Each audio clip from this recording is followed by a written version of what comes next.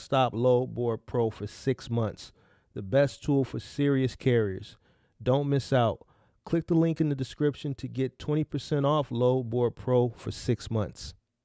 Need capital to grow your business or cover unexpected expenses? Rock Financial has your back. Whether you're looking for a flexible line of credit, a fast cash advance, or tailored working capital solutions, Rock Financial makes it simple to get funded, often in as little as 24 hours. No hidden fees, an easy application, and real support from people who know the business. Ready to take your hustle to the next level? Tap the link in the description to get started with Rock Financial today. Wish insurance was this easy? With LogRock, it's like magic. Real coverage appears when you need it. No tricks. Get covered now. Click the link in the description.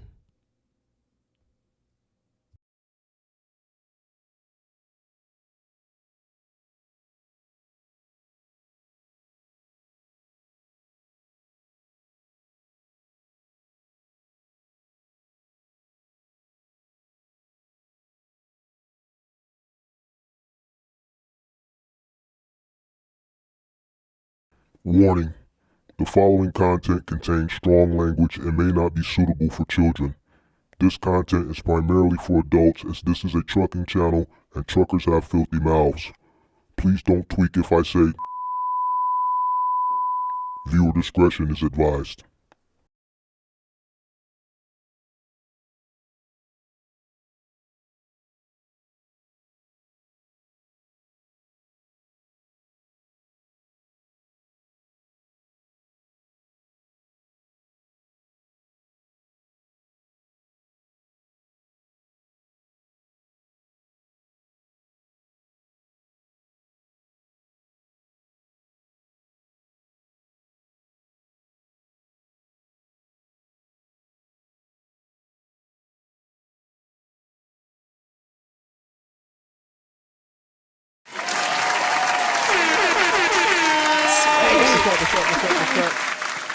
Come on in, make sure you guys hit the like button, subscribe to the channel, turn on all post notifications. How's everybody doing this Saturday afternoon? Hope everybody is doing well. We're going to have a continuation, part 3 from yesterday, because I think it was Casey. Casey Cardwell had something to say. So we're going to respond to that, and we're going to keep it going. We just going to keep it going. Listen, every response, I got a response for. I got a response for everything. Good, bad, and ugly. Let me just pull it up. My bad. I didn't have it pulled up. And then we're going to get into it. How's everybody doing this Saturday afternoon? Hope everybody's doing well. Come on in. Make sure you guys hit the like button, subscribe to the channel, turn on post notifications. Guys, if you need working capital for your business, Rock Financial is the solution for you. Working capital, business lines of credit. There's a link in the description below for Rock Financial for all your working capital needs and solutions. Also, if you need commercial insurance, another sponsor to the channel, LogRock. You coming into the business, obviously you need commercial insurance. Turn up your volume. Why do some people say the volume is bad? Some people say it's great. Listen, I'm gonna turn it all the way up. So now if it start peaking, I don't want to hear no complaints. Is I'm good or is it not good? Is it good or is it not good? Good or not good? Just say good, not good, or could be better. Good, not good, or can be better. It's good. It's good. Quest says it's good. I think with certain earphones, I think it maybe it's okay. Well, all right. So good. All right. So guys, if you need commercial insurance, LogRock is the solution. Guys, there's a link in the description for LogRock, semi truck, box truck, cargo van, giggers. LogRock solution, renewals, shop around. Link in the description for LogRock for all your commercial insurance needs. How you guys doing? Good afternoon. A lot going on today. We got Mexican Independence weekend. We got big fight tonight. Who you guys got on the fight tonight? Who you guys got on the fight tonight? I'm going with Bud. I'm going with Bud. What y'all got going on for the fight tonight? Who y'all going with? Who y'all going with? Bud. Who y'all going with? Bud. Bud. We got HCP says Bud. Box Truck Mitch said Bud. Quest says Canelo. Who y'all got? Who y'all got? Who y'all got? You know, what about the prediction markets? Do y'all think Netflix is going to get it right? Or you think it's going to be buffering? What y'all got in the, anybody betting on the prediction markets? Y'all think Netflix is going to get it, or you think it's going to be an issue like they had it when they had the Tyson versus what's the other guy named Jake Paul? Or do you think they fixed out the kinks? You know, this is new to them. This is new to them. You think the kinks going to be fixed in comparison to the Mike Tyson fight on how it was buffering? You think it's going to be smooth tonight? What y'all think about that? Or y'all think we're going to be sitting there steady trying to hit refresh? Or y'all ain't thought about that? Y'all ain't thought about that. Well, nonetheless, let's get the show on the road. How's everybody doing? Good afternoon. Happy Saturday. Shout out to Valise in the building. Shout out to Valise. Shout out to everybody representing the MGM gang. Shout out to ACP Picks. Shout out to Urban Lloyd. 5-star Marks. Time for you to handle your business because obviously people can't leave well enough alone. Yeah, I was going live and, you know, I started getting the screenshots. Listen. That one guy that I got the screen, like that guy is he's just an envious, jealous person. Not the content creator, but the person who is starting shit. He's envious and he's just jealous. I don't know why. Never met this guy in life, but he just has time to worry about me, right? Only thing I can contribute that to is just envy and jealousy. For you to go and just everywhere you go, you just talk about me and you're worried about me sitting at my desk in the house. When people who are in the field and they're worried about a guy who's in the house, and this is what I'm telling is just envy. Because the object is to work so that you can be in the house.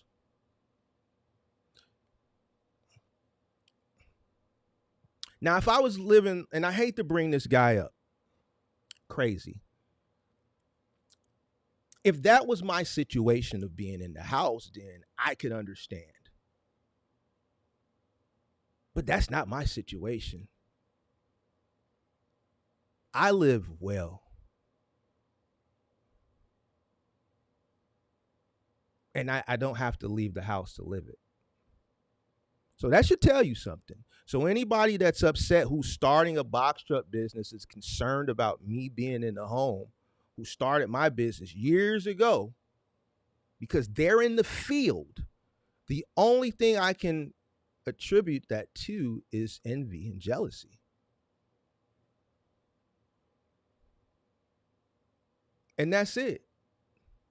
And that's all. And I appreciate it because it lets me know that we're doing something right. You are looking at content and trying to learn so that you can build a life so that you don't have to do labor for the rest of your life. But it is what it is. We appreciate it. Let them keep worrying about Big Mark, and Big Mark is going to continue to do what Big Mark is doing. So I listen, you know, the MGM gang going to put me on game. You dig what I'm saying? A lot of times people just take shit too serious. They don't understand when people are toying with each other and just, you know, having, you know, light little fun. You know, motherfuckers take shit serious, but, you know, that just tells the tale of their life. It's miserable. It's misery, bro. Motherfuckers out here angry. So it's just what it is. Bobby, turn. Okay, we got that. ACP to everybody saying it's good. It's good. It's good. It's good. It's good. Standing on biz. Mark, is it smart to put your MC on your business cards? I wouldn't. All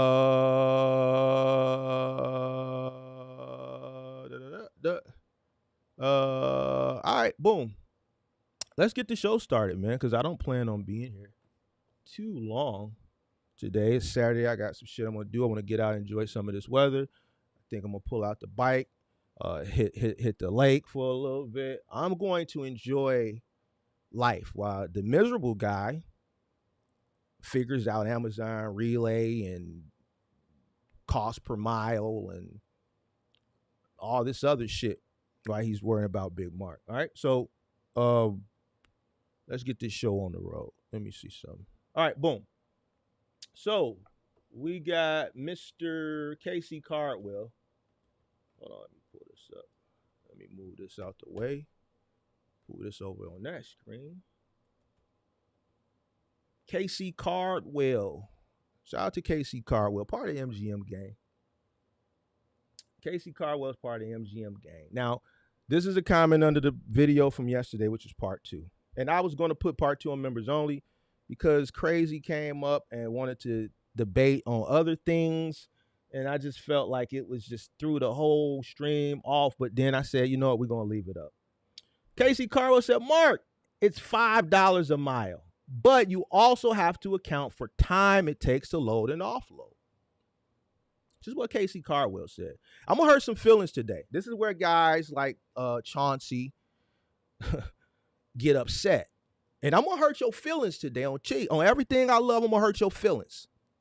Purposely. Because y'all need to stop fucking with me. Y'all going to leave me alone. Y'all need to worry about the business that pay you because Mark is straight. But let me help you understand something. This is why people don't click the link because it's easier to say dumb shit from the chat. But then when you have to come up here and articulate yourself with a motherfucker who you know is intelligent and smart, you don't want to do that on camera because you're going to look crazy. And I ain't talking about KC. With all that time on that $150 load, you could have booked another load for more profit. Patience on the board is key.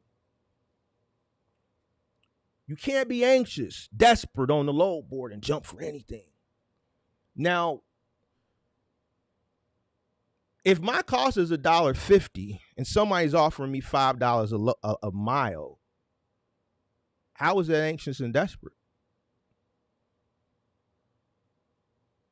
That's $3.50 a mile. Profit. How is that anxious and desperate? What it sounds like to me, Mr. KC Cardwell, is you looking for a home run every single time. See, we can have the debate. We can go back and forth, but I'm going to win. That don't sound anxious and desperate to me. $3.50 a mile on a short run that you can do a whoop, bam, thank you, ma'am. And I'm going to get to the whole time perspective in a second. Sounds like profitable. It sounds like a profitable run to me. What it sounds like is you're looking for a home run every single time, and that's just not how business works. To me, that's not anxious. To me, that's profit. To me, that's not desperate. To me, that makes sense. On a short, quick little hitter quitter. Now, my response is for middle mile, what's the formula for time? Because see, here's the thing. My response is always going to be a logical response. I don't base my responses. I don't base my debates off feelings and personal. You see, a lot of guys like to get personal with me because they can't articulate themselves in their debate on the topic because they really not responding with logic. They're responding out of envy and jealousy. And I'm not talking about Casey Cardwell.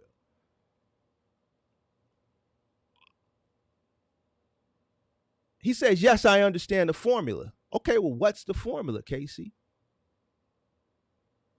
You say you understand it. I asked you, what's the formula? Would you take a load that was 2 miles paying $20? You're getting $10 a mile, but it takes you 2 hours to do. See, here's the thing, Casey. When you decide to run middle mile, you're running on a rate. And in that rate, time isn't a factor. It's not a variable. And I'm going to explain it to you because there's probably some people that are thinking, and I'm proving to you why these middle mile guys are so angry. You never see moving guys. You never see final mile guys. You don't see guys angry. Even the cargo van guys that run over the road. They're not angry like these box truck middle mile guys. They're just angry.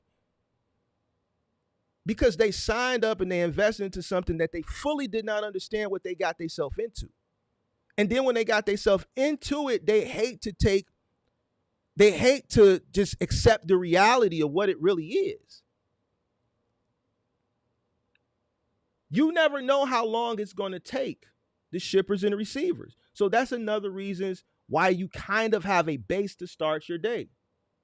My response, that's the trade-off for selling transportation versus transportation with labor. I'll explain in the next slide. Here we are.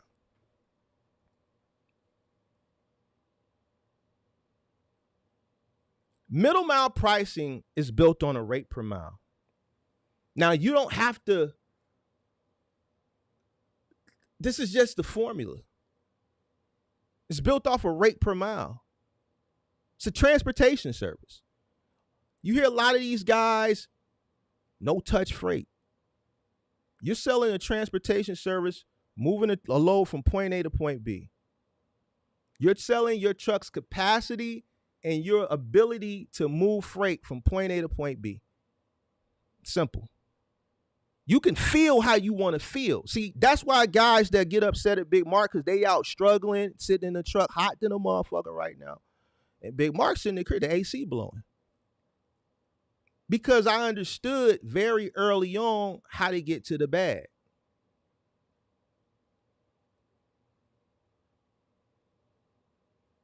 I try to explain to you how to get to the bag so you can sit your punk ass in the house with the AC blowing and still make money, but you just want to be hard-hit.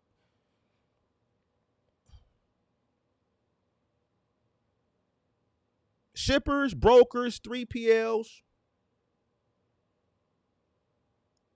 pay you strictly off miles and market rate. Not how long it takes you to sit. Not how long you're going to be sitting in traffic and all this shit that you guys are concerned about. That's not your lane. You are selling a service of transporting something from point A to point B.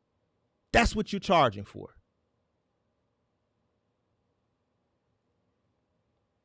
If you want to be paid for your time, you're in the wrong industry.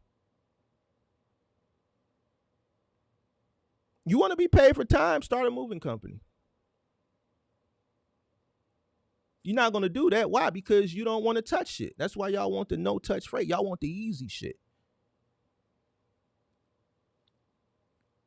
You want to charge a person for your time, start a service industry where you're charged for your time, like a moving company.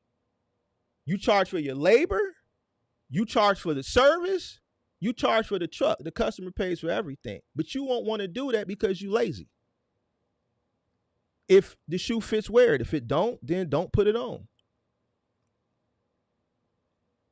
The most I've ever charged for labor was $100 an hour per man. And guess what?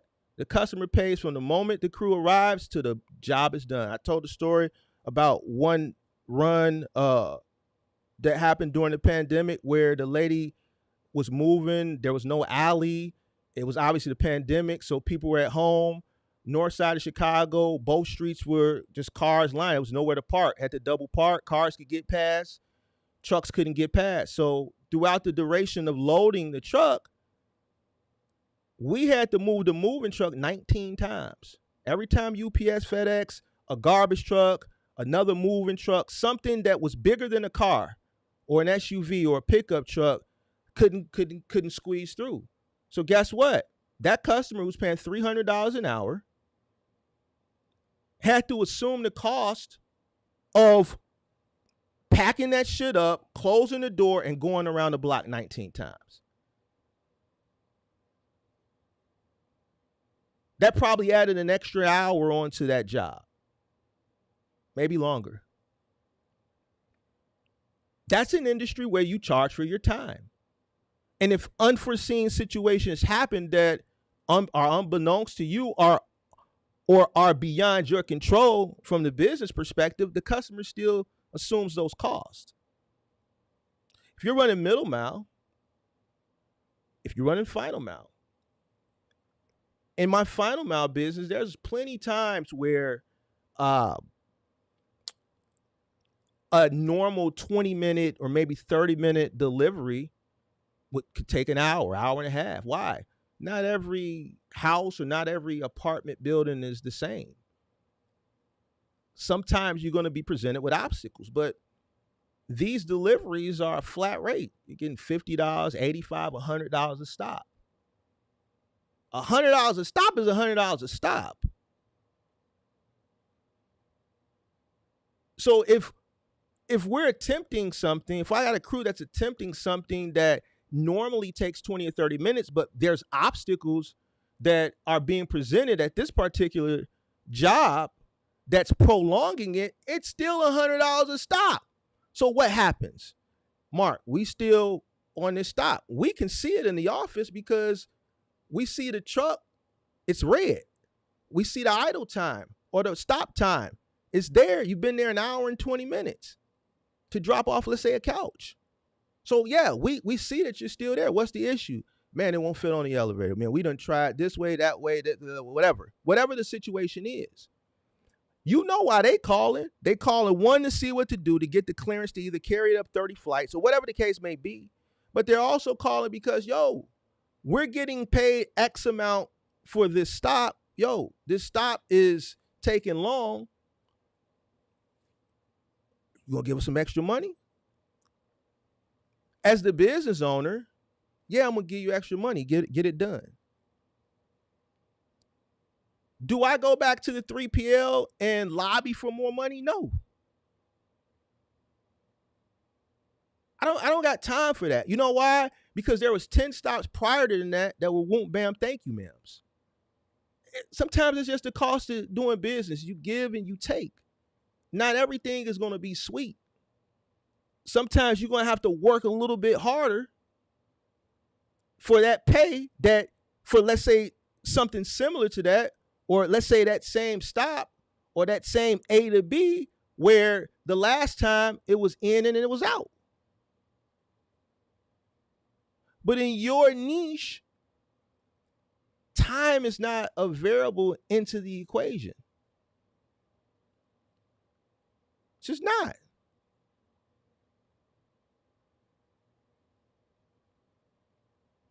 So the understanding of having a minimum understood, like I had to explain to the guy yesterday, you see, he stopped responding because I broke that shit down so eloquently. Yeah. I got a rate on the final mile side, it's $100 a stop. I got a minimum, let's say on the moving side, X amount of dollars for the labor plus the truck fee, right? But if someone calls me and they privy me to my competitor's quote that they got, I'm not going to hold to that minimum and lose that customer. And I understand my margins. I'm going to beat my competitor. I'm not going to lose business for 50, 40, 50, 60, whatever dollars when I'm still profiting. Because also I'm factoring in what a lot of these guys don't understand is customer acquisition.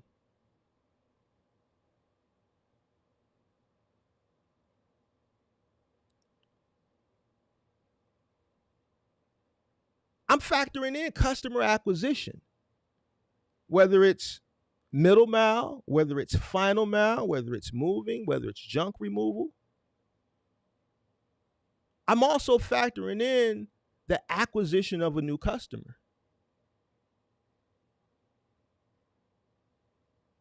This is why, and I'm getting messages now, guys are envious and sitting in their truck sweating and hot. I'm sitting at home.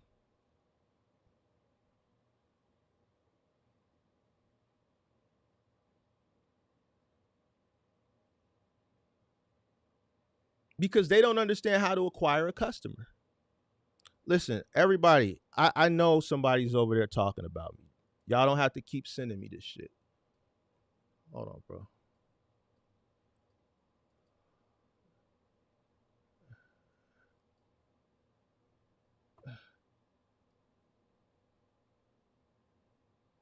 I don't have to keep sending me this shit, bro. I don't care.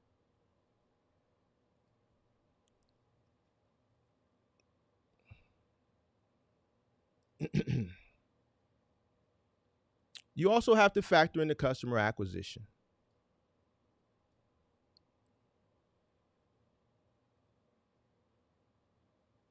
You don't see loading time built into the shipper's RPM formula. That's just a part of the trade-off.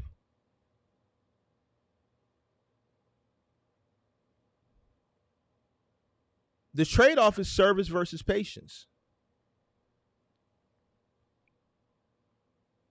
Yes, waiting too long at docks can eat into your day. That's why if you run middle mile, what? Listen, all right, bro. Y'all, okay, bro. I know he's talking about me. Let me get through my lecture. And then we'll go cook up. You know, Big Mark ain't ducking no smoke. Big Mark ain't ducking no smoke. Hold on, y'all. Y'all, man. Y'all just, what the fuck is going on over here, bro? What the fuck? Y'all see I'm live. Hey, y'all fucking with me, bro. About a motherfucker who ain't.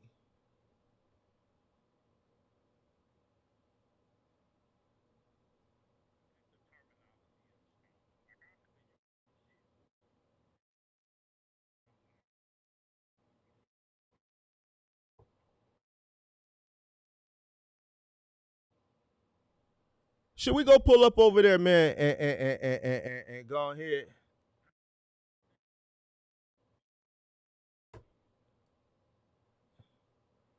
This what y'all want me to watch, man? See, that's the part they won't tell you. This what y'all, he over there talking. So important, but they and don't nobody know it. Tell this nigga to drop the link, tell people, man, if you tell the nigga to drop the link. Rate, tell the nigga to drop the link, bro. Then your cost per mile wouldn't even matter. Tell this nigga to drop the link. It wouldn't even be a topic of discussion because you doubling up. I told him, double up. Tell the nigga to drop the link. They can't even understand that. They don't understand hood terms. They don't understand technical terms. They don't understand nothing. But since y'all keep messaging they me try and to shit, put out and the narrative that they try to push. That's why I say people play the dummy role. They clearly understand what's being said, what's being put out here. They turn it around, try to play games, try to confuse you in order to push a narrative and make them look one way and throw you under the bus. Then they turn the cold part where the chest part come in. Then they turn the whole thing around and say, I'm trying to help you. I threw you under the bus to try to help you. That's life. That's what you facing out here on a day-to-day basis. It's people like that. And they want you to keep coming back and having a conversation over and over. No, Kurt, you get out of here. I'm finna block you. Uh-oh. It ain't no conversation to be had. Uh-oh. Uh-oh. Keep coming around me and you a hater. Your whole temple be twitching. When I be talking, I looked at your face. The last time I was talking, your whole temple twitching. Boy, you a hater. Boy, you got hate your blood. Get away from me. I rebuke you. Oh, shit. Oh, my God. This is whole crazy. temple be twitching when you talking to me and you want to keep having conversations. Get out of here. This what y'all want me to coming see, around man. Every time I go live, he come over here, try to ruin my live. Nobody wants you over here, Kurt. You an undesirable individual. Like, stop coming over here and during my lives trying to put things in disarray. I don't want to talk to you. We had enough conversations. We never gonna see eye to eye. We nothing alike. We not the same. Bye.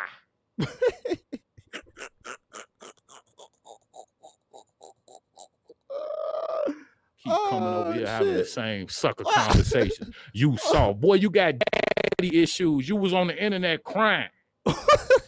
We all had to laugh at you. This what y'all want me to watch, man. This is the only content creator we seen on the internet. Y'all interrupted me. Y'all about his daddy at 50. This is live too, y'all. Let's get back oh my to god. Topic of discussion. Oh shit, man. This what y'all wanted me to watch, man. Crying. Calling people soft. This dude, he a funny guy, man. Literally crying. No, Mark. No, Mark. Take this down, Mark. No. You on the internet crying at 50.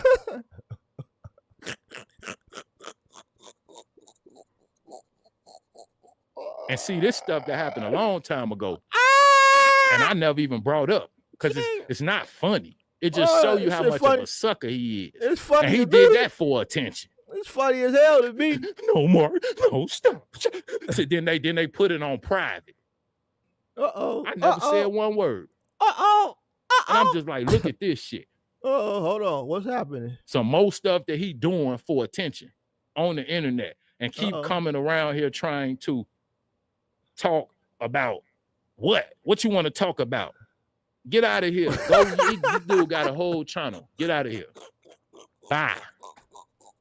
Back to the topic at hand. Just to kind of catch y'all up, it's been a bunch going on. I did not even watch. I didn't even know the dude did nothing until I saw part of Mark Live, and he mentioned he did something. And the dude so irrelevant, I still didn't go watch it. I ain't seen 1 second of it. If you look at any of my browser history, I ain't even clicked on that man's channel. Why? Because he's irrelevant. Kurt. He didn't watch it. He didn't watch it. I don't watch him. This shit funny as hell. So the only I'm glad y'all stopped me because this is funny. If y'all would have made me stop my lecture and this shit wasn't funny, then I'd have been upset with y'all. Shit on Mark channel. Nobody watch him. But it's been 4 or 5 different live streams. So Kirk is in the chat over there right now. Based around what's going on in my day-to-day operations. That's why I addressed it. But this is all a play and a setup. And that's why we gonna finish strong. But he comes over here because Amazon Relay is usually the bigger live streams. And that's not true. Informational. Midwest, that's not true. Now I know you and Kirk going back, but that's not true. Podcast, he won't. That's not true. Because that's for that. But if I try to do some educational, now you just got Kirk. You got Kirk a minute ago, but you just told the story right there now because you know Big Mark. Whatever reason, because once again, I told you he's irrelevant in the space. Mark the biggest now. We can't deny that. That is what it is, and y'all don't go back and forth with this dude either. Let him.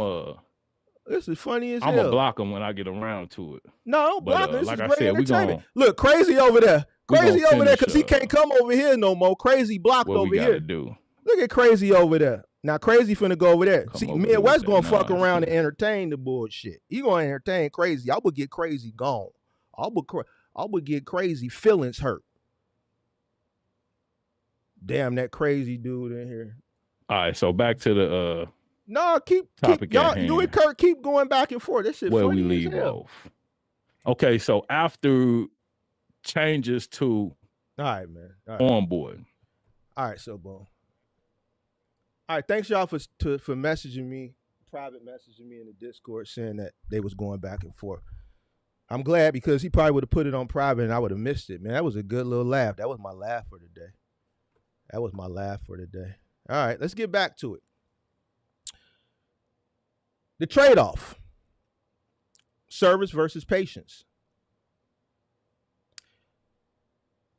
If you're running middle mile, yes, there's going to be times where sitting at docks can eat up your day, but that's what detention pay is for. That's what detention pay is for. But there's no formula for time per load. There's no formula for that.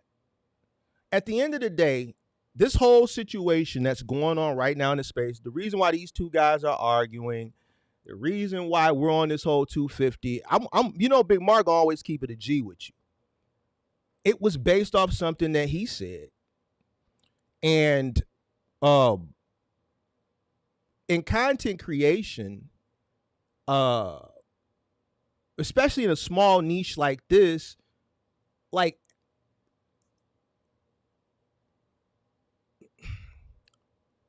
listen, the people that watch me, y'all send me shit all the time that people make content based around what I'm talking about. I know this. But the reason why it doesn't bother me is because I understand who's pushing the space for. It's me. And I'm not saying that to toot my own horn. It's just the truth. I make the most content. I'm the most consistent. So if I'm the most consistent, I'm coming up with topics and then people are responding or they're making content off of my topics.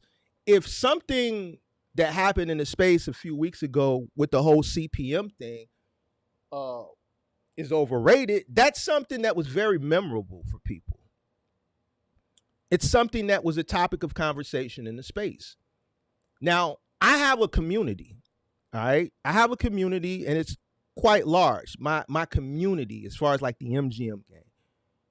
And I have a Discord that has grown significantly.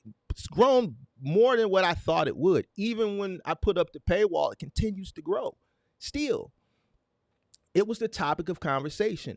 It's still the topic of conversation. So where I think, and this is just me speaking, I don't get personal. I've never gotten personal. What he has to understand is that in this small niche, if you say something that is very memorable, I'm just going to say it politically correct, then it's going to be discussed. Content may be made around it. You can't get upset. The day I say something that is wrong, or the day I make a forecast and it goes the opposite way, I already know what's coming.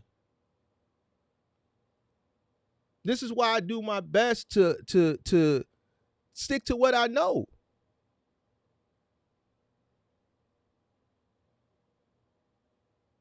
A lot of people tell me, Mark, your channel can grow. Start talking about this, start talking about that. I can't dominate it. So why would I talk about it? I can dominate this.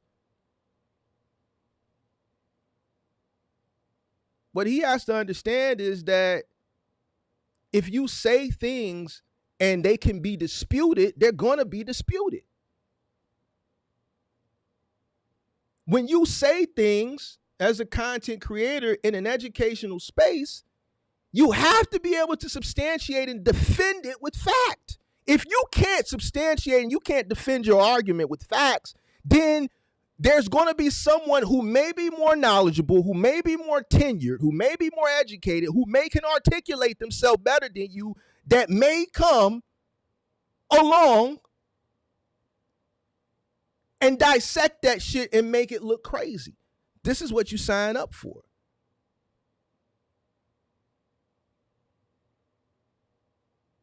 At the end of the day, what people have to understand is it's educational. Like, we don't have to fight over this dumb shit. It's okay to have educational debates, right? Because it's healthy. It's educational. Everybody can learn from it. What happens is you have ignorant people like the guy in the chat who eggs the shit on and then motherfucker explode because they don't know how to keep it cool. See, I understand there's going to be people in the chat that really are here for no good, like Crazy and Chauncey. The motherfuckers just want motherfucker to crash out like he just did. They don't really want nothing.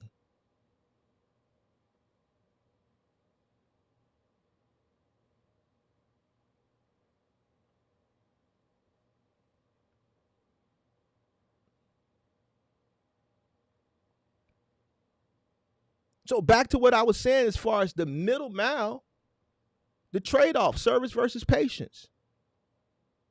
You're trading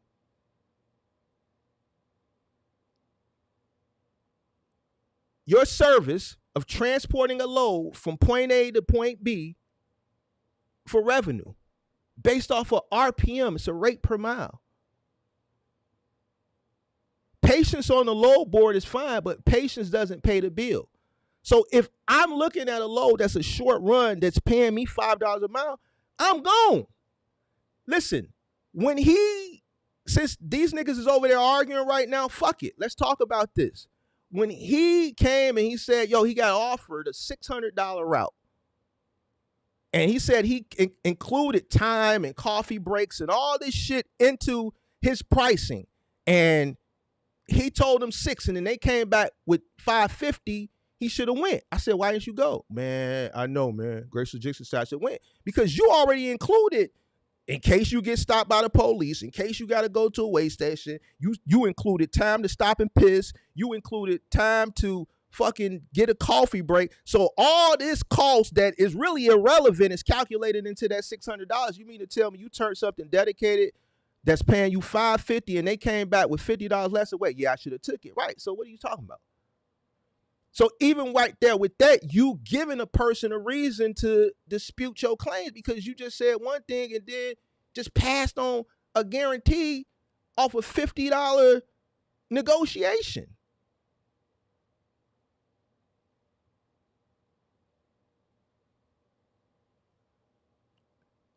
Why? Because you're looking for the home run.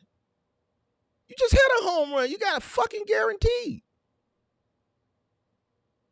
that you've already calculated your cost with the cherry on the top, and you lose it for $50 fucking. Now you regret it. So while they over there arguing, here I am, like, yo, you said this, bro.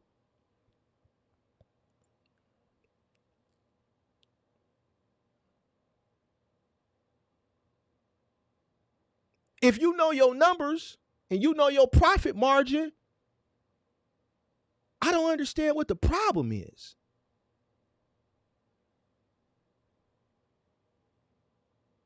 Why does time matter? Here's why time does matter. Hit the like button, subscribe to the channel, turn on post notifications.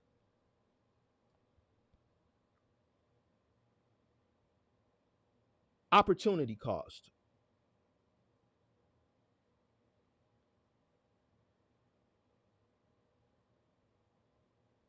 If a load is going to tie you up, let's say you go to a dock to load or unload and it's going to tie you up, let's say for 6 hours, opportunity cost. Then yes, you got to weigh that. The thing is a lot of the times when you run a middle mile, you don't know. You can't foresee the future. This goes back to what I'm saying. It's like you're going to win sometimes you're going to lose. It's just the cost of doing business. There's going to be 100 times where you ran and it was whoop, bam, thank you, ma'am. But then it may be those few times, few and far between, that yeah, you may get hung up. But that's not the formula. That's just a business decision. Me personally, I'm not sitting on my hands when something is right in front of me that's profitable. If my cost is $1.50, I'm making 100% revenue if the rate per mile is $3 a mile. So if someone is offering me $5 a mile, what? I don't understand why people are arguing, why people are fussing, why people are cussing each other out.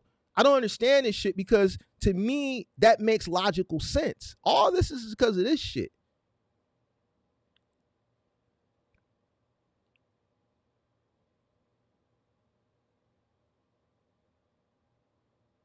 You know what smart business owners do? Listen, y'all, please, y'all steady messaging me. They over there acting up again. See, y'all know the MGM gang be on it. MGM gang, the best game in town. Oh, y'all telling me that Kirk already put a live up? Midwest is strapped in a box. Oh, Lord. So Kirk finna go live? Jesus Christ, bro. All right, man. What time is that live going? Y'all done fucked up my little live today because these two niggas over here acting a goddamn fool. 6 o'clock. I'm going to be busy somewhere. Smart operators balance their RPM, their load time, market patience, realistically, is there better freight out there?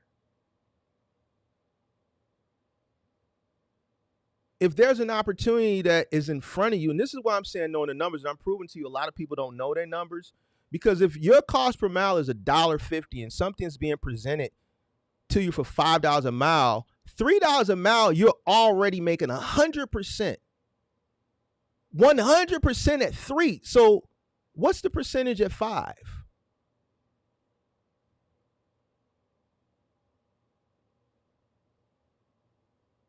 This is why these guys that are over there complaining, I swear for God on everything I love, that's why they bitter on everything I love. And when I say, yo, come click this link, they won't click it because I'm going to hurt their feelings. They don't know how to make money. They're fucking old, and they're just trying to figure shit out. And I ain't talking about Midwest. I'm talking about the motherfuckers in the chat that egg this shit on. You're bitter because you can't count.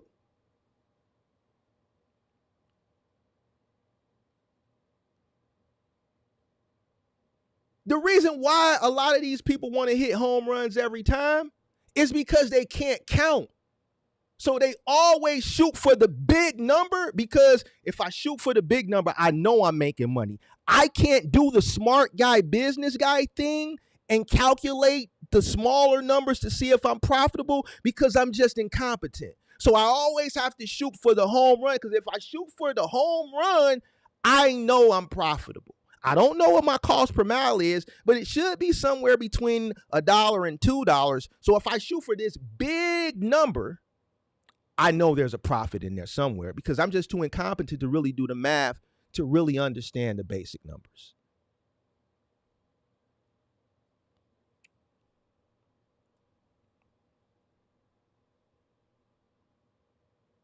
Middle mile, you're selling transportation capacity. That's it, and that's all.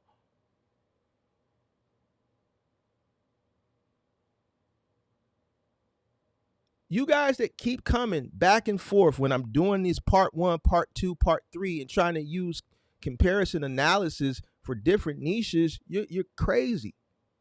You can't mix two different business models. Middle mile is just what it is. You're just selling transportation capacity. That's the formula. RPM. This is what you signed up for. Because there's other things that you could do with the box truck, but you don't want to do them for whatever reason. You don't want to touch shit. You don't want to lift shit. So this is the trade-off for not touching and not lifting. You're trading labor. You're taking labor out the equation, and you're selling capacity on your truck. That's it. That's the trade-off.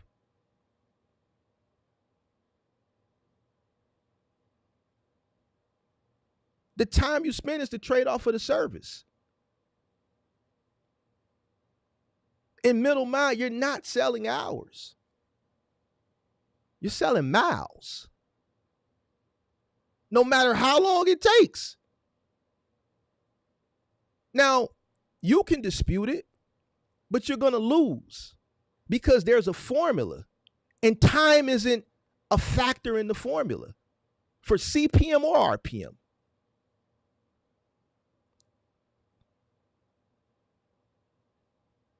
So if you come to dispute time when you calculate your cost per mile and there's no formula to calculate time into the CPM or RPM, why are you disputing this? This goes back to what I'm saying, logic. See, my response is always going to be based off logic.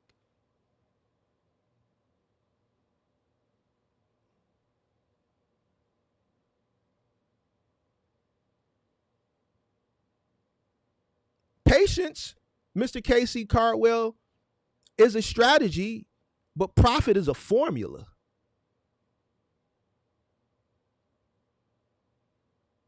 I'm not chasing patience. I'm chasing profit.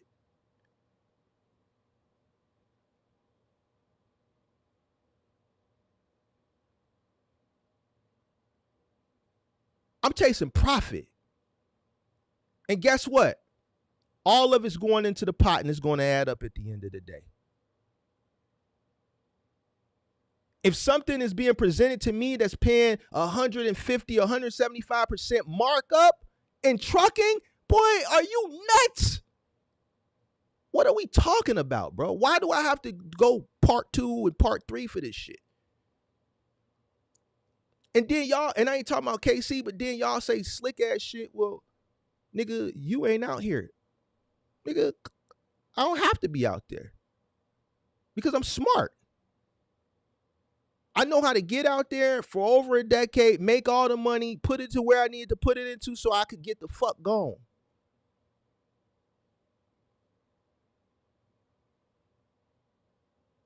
If y'all want to continue to chase home runs every fucking day, continue to try to chase home runs every day. But I guarantee you one thing, you ain't going to hit one every day. I was talking to a young man this morning in my Discord, and I gave him a play to increase his customer base. Different niche in trucking, but what I'm talking about right now kind of parallels. I feel like he's looking to hit home runs. He's pricing himself. I don't want to say he's pricing himself out of the market, but I think he could acquire more customers if he set his price at a better rate. And I was able to prove it to him. Everybody that has this home run mentality, you're playing a short game.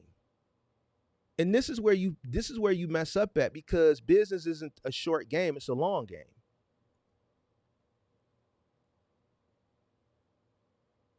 This is why so many people come into this industry and they fall out of this industry.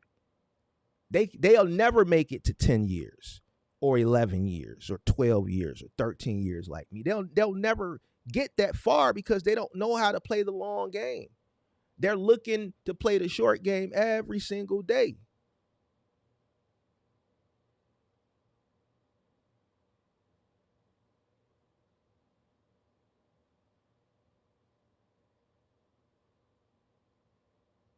Every day.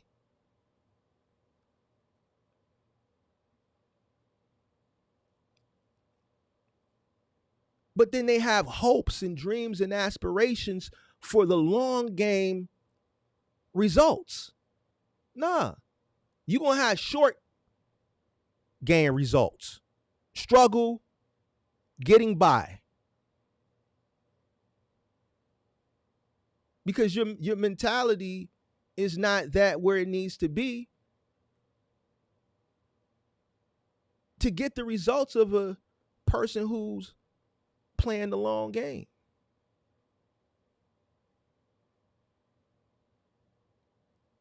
Life is a long game. The game of life is a long game. But if you play the game the wrong way, you're going to get short-term results. And life is going to get cut short. And there's so many variables that go into it. Eating right, working out, so on and so forth. There's variables that go into business for long-term success.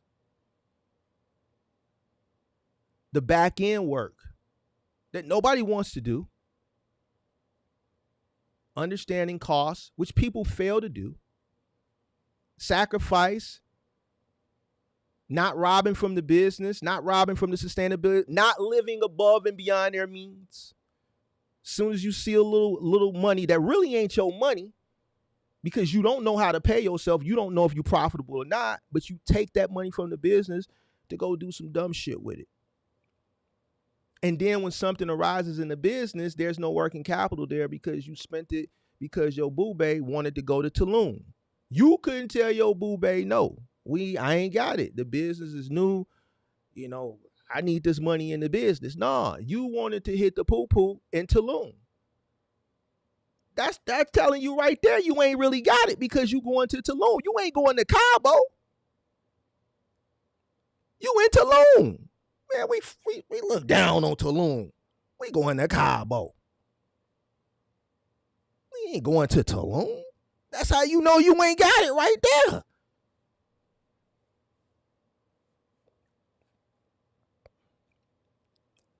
Because if you had it, you would be like, nah, babe, we ain't going to the Tulum. We going to Cabo. You ain't got it. That money need to stay in the business. And you need to tell her no. And then she say, yo, well, bye. Some of y'all ain't got that in you. You ain't got that in you. You ain't going to put the business first. You going to put that poo-poo first.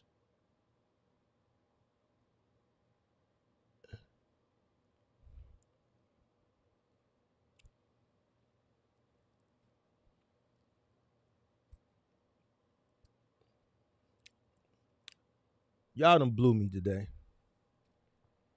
Y'all blew me. Well, not y'all, but this shit fucked up my life. All right, I'm going to take a few questions. I'm going to get out here. Shout out to Starboy Alex. Shout out to Chicago Bear. Hey, man, these cats is over here tweaking. Shout out to Box Truck Mitch in the building. We're going to take some questions. I'm going to drop the link, too. I got some time. I got to get out. His fight night. I got some other shit I got to do.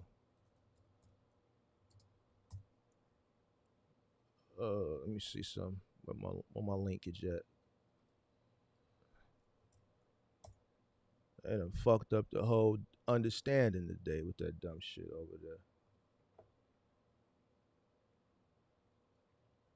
Pin message.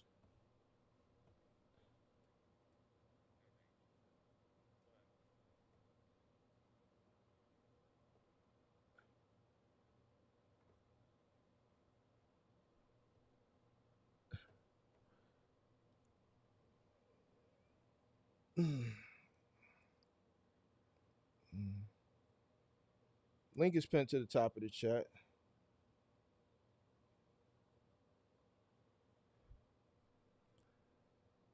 I know my haters are in here. Haters, y'all got y'all link y'all phones and shit together today? Y'all want to talk? Maybe I could put you on some money. Put you on some money play. Help you get some money so you can stop being angry.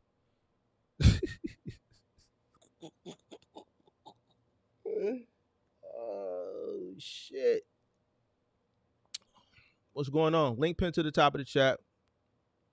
Shout out to Drew. Drew says Kirk got a box for real now. Man, them niggas ain't boxing, man. Them niggas take shit too serious, bro. None of them niggas on. Kirk ain't on shit. Midwest ain't on nothing. The people that's gassing that shit ain't up on shit. I think people just take shit too serious, bro. People need to sit down, do whatever they do. Have a drink, relax, chill, bro. This shit ain't that serious, bro. It ain't that serious, bro. You gotta know where I'm good as. I know where to draw the line. What they don't seem, neither one of them, Kirk too. They take shit too personal, bro. I've never mentioned nobody. They mention each other's pockets. They going personal. Like, bro, I don't do that. Because if you got to go personal, that means you don't got an argument to stand on. And it's gone too far. Shouldn't have to go that far. Like, neither one of these guys know each other, bro. So, I'm not going to never let nobody,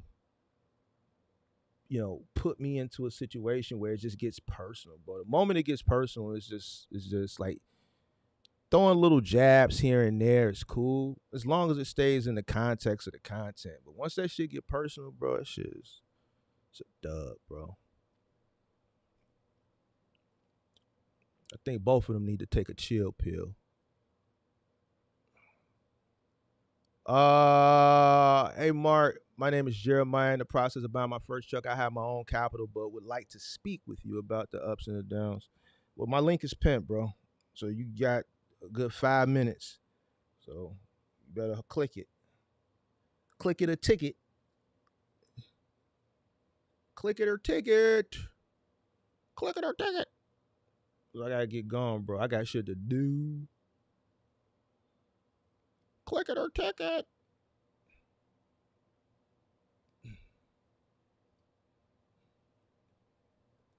Who's Buddy? Buddy is Jeremiah.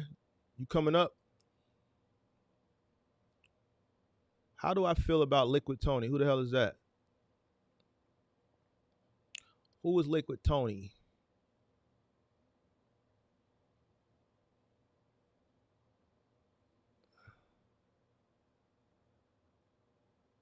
Who is Liquid Tony? Did I read this? Kurt got a boxing. Them niggas ain't boxing.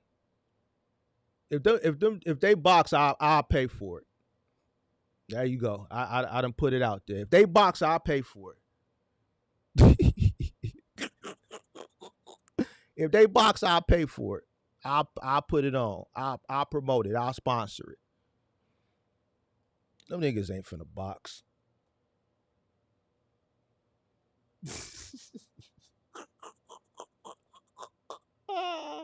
They ain't for the box, man. If they box, I'll put it up. I'll put it up. I'll put the money up.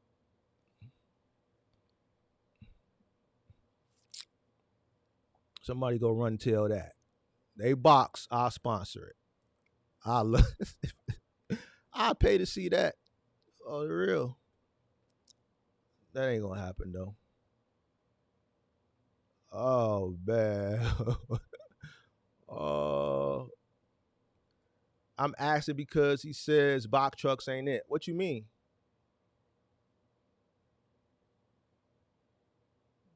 I don't know who he is, and I don't like people that say box trucks ain't this. It's probably because they didn't have success in it. Like normally when people say things, it's because they failed at it. That's just the truth. That's just the truth behind it.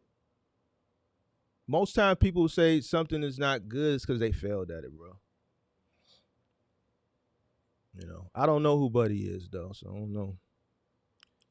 Kirk is in the building. Kirk, man, you over there, man. They done stopped my live, man, because they said you and Buddy was over there getting into it, man. What y'all tweaking on, man? Y'all done fucked up my live. Because y'all over there getting into it, man. Kirk over there in Midwest, so I had to stop my live to share the screen and see y'all going back and forth, man. What y'all on, family?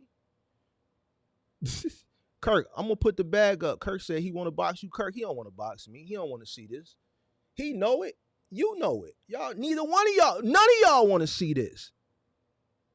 Y'all going to be in for, Kirk, y'all, neither one of y'all want to see this. None of y'all, none of my, you my guy, but my guys and my foes, none of y'all want to see these hands. And I'm telling you this is because I know. I ain't talking shit. I'm 100% no. You don't want to see it. I don't care what size you are or you're bigger. You don't want to see it.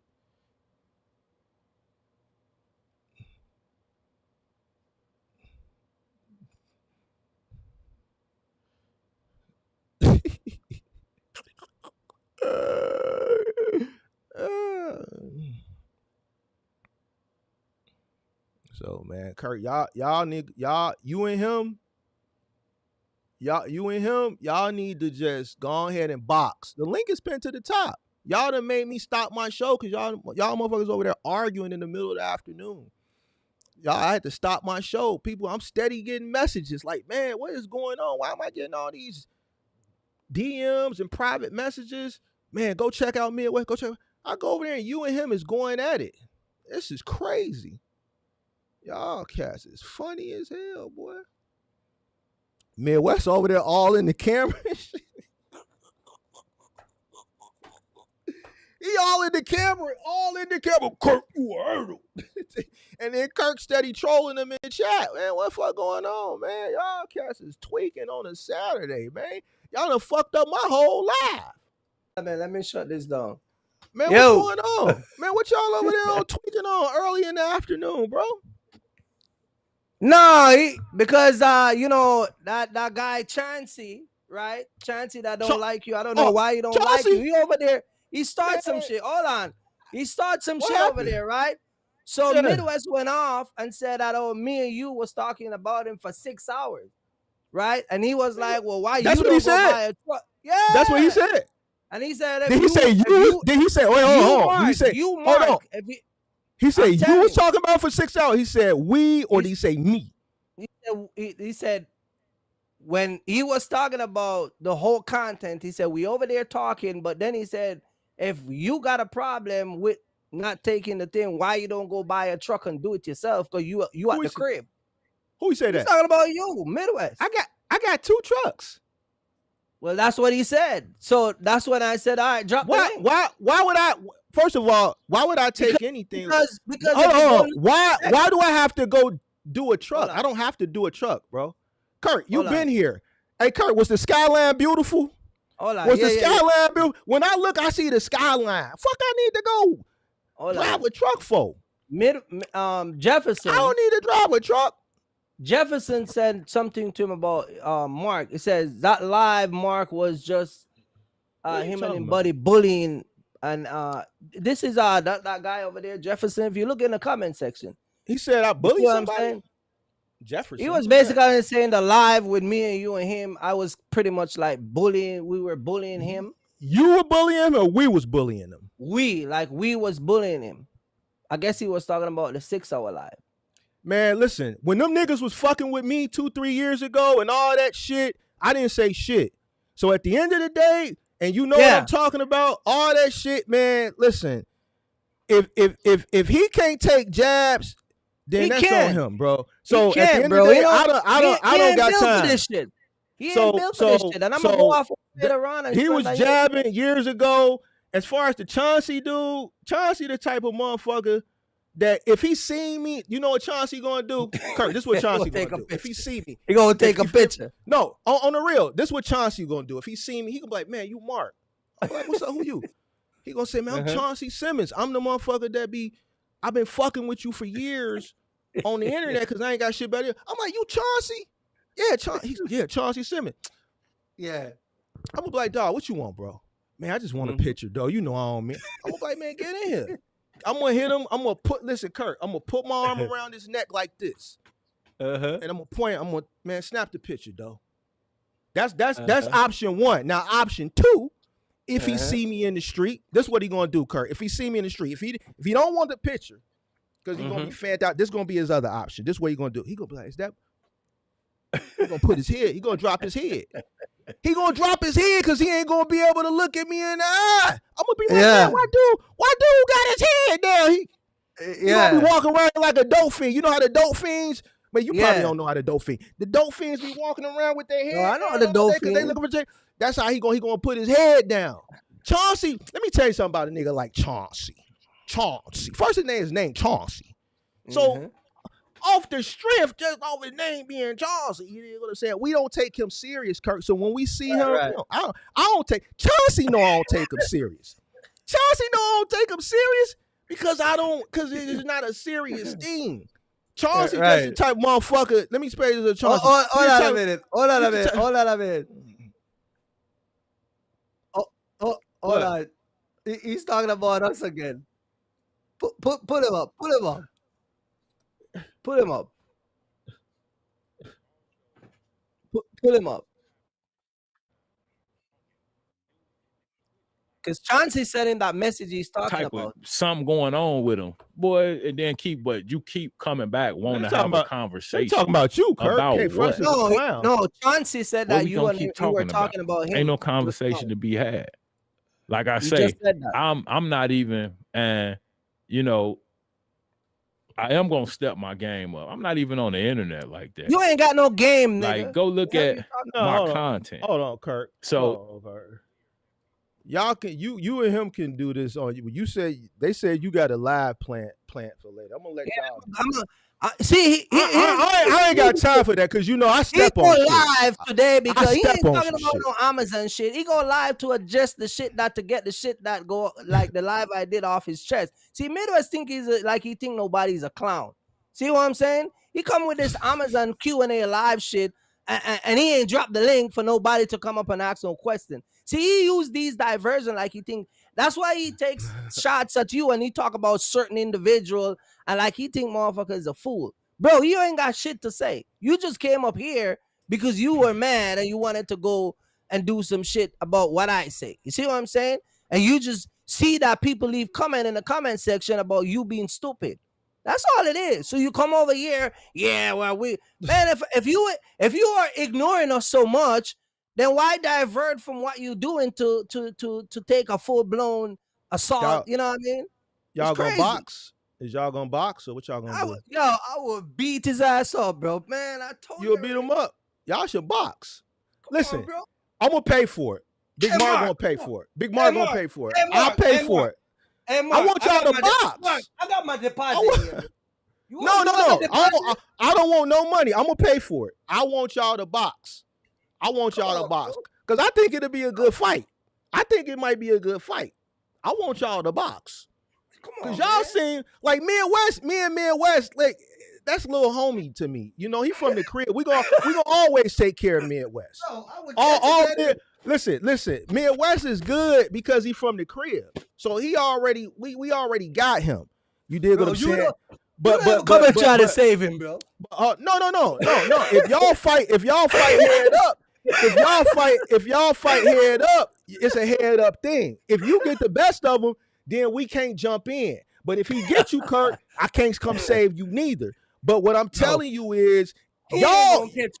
So me and his thing ain't like you and his thing. You and his thing is kind of like me and his thing. Some like y'all thing is personal, bro. Like y'all got to go ahead and box. I need y'all to box. Y'all got to box. I'm ready, bro. He don't really like you. I can see it. So let's go. Like you, Kurt. Now, let's go. Now, I'm gonna go ahead and put it up. I'm pushing the promo because I want to see y'all box. Because we need y'all to box. I want to see it. Because I'm selling the tickets. It's gonna be on my channel. I'm selling it at $25.90, $24.99. I'm ready. I'm gonna put the money in. You think you can handle it? I'm ready, bro. All right, I'm gonna text him. I'm gonna text him and see if he gonna box. Text him and let him know. But he want to fight you. He said he want to fight you. Yeah. He don't want to fight me, bro.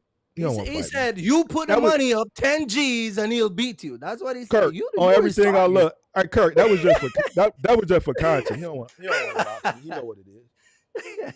He ain't gonna box you. He'll box you. He ain't gonna box you. Man, he's hot now, bro. Look at him. He's hot. I ain't watching him. I'm on here with you. Y'all niggas is over there. Y'all fucked up my live.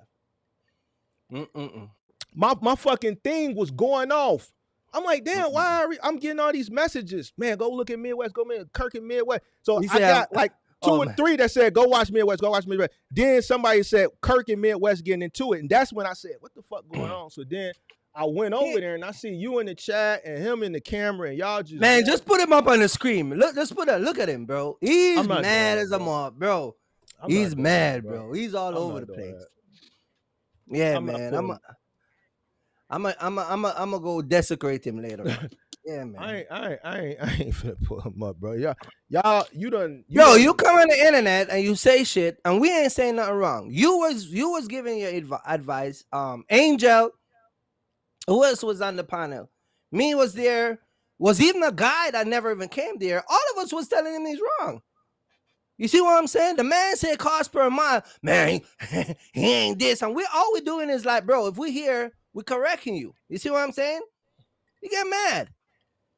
You see what I'm saying? And then you said that he's stubborn, and he came on the channel and said, yeah, I'm stubborn. So what? You know what I mean? So you're not willing to learn. You know what I mean? And then you wanna come and talk about me. I'm gonna show you why I don't need a bunch of truck, dude. I'm gonna show him later on why I don't need a bunch of truck. And I'm gonna show him later on why I would never be in his stage. I would never be as angry as him. Is y'all gonna box? Are y'all gonna box? That's what I want to know. Is y'all gonna box? I want to see the box. I want y'all to box. Yeah, I'm ready. I'm gonna put the money up. Don't worry about it. You want me to send my share? Because you know how much you gonna do?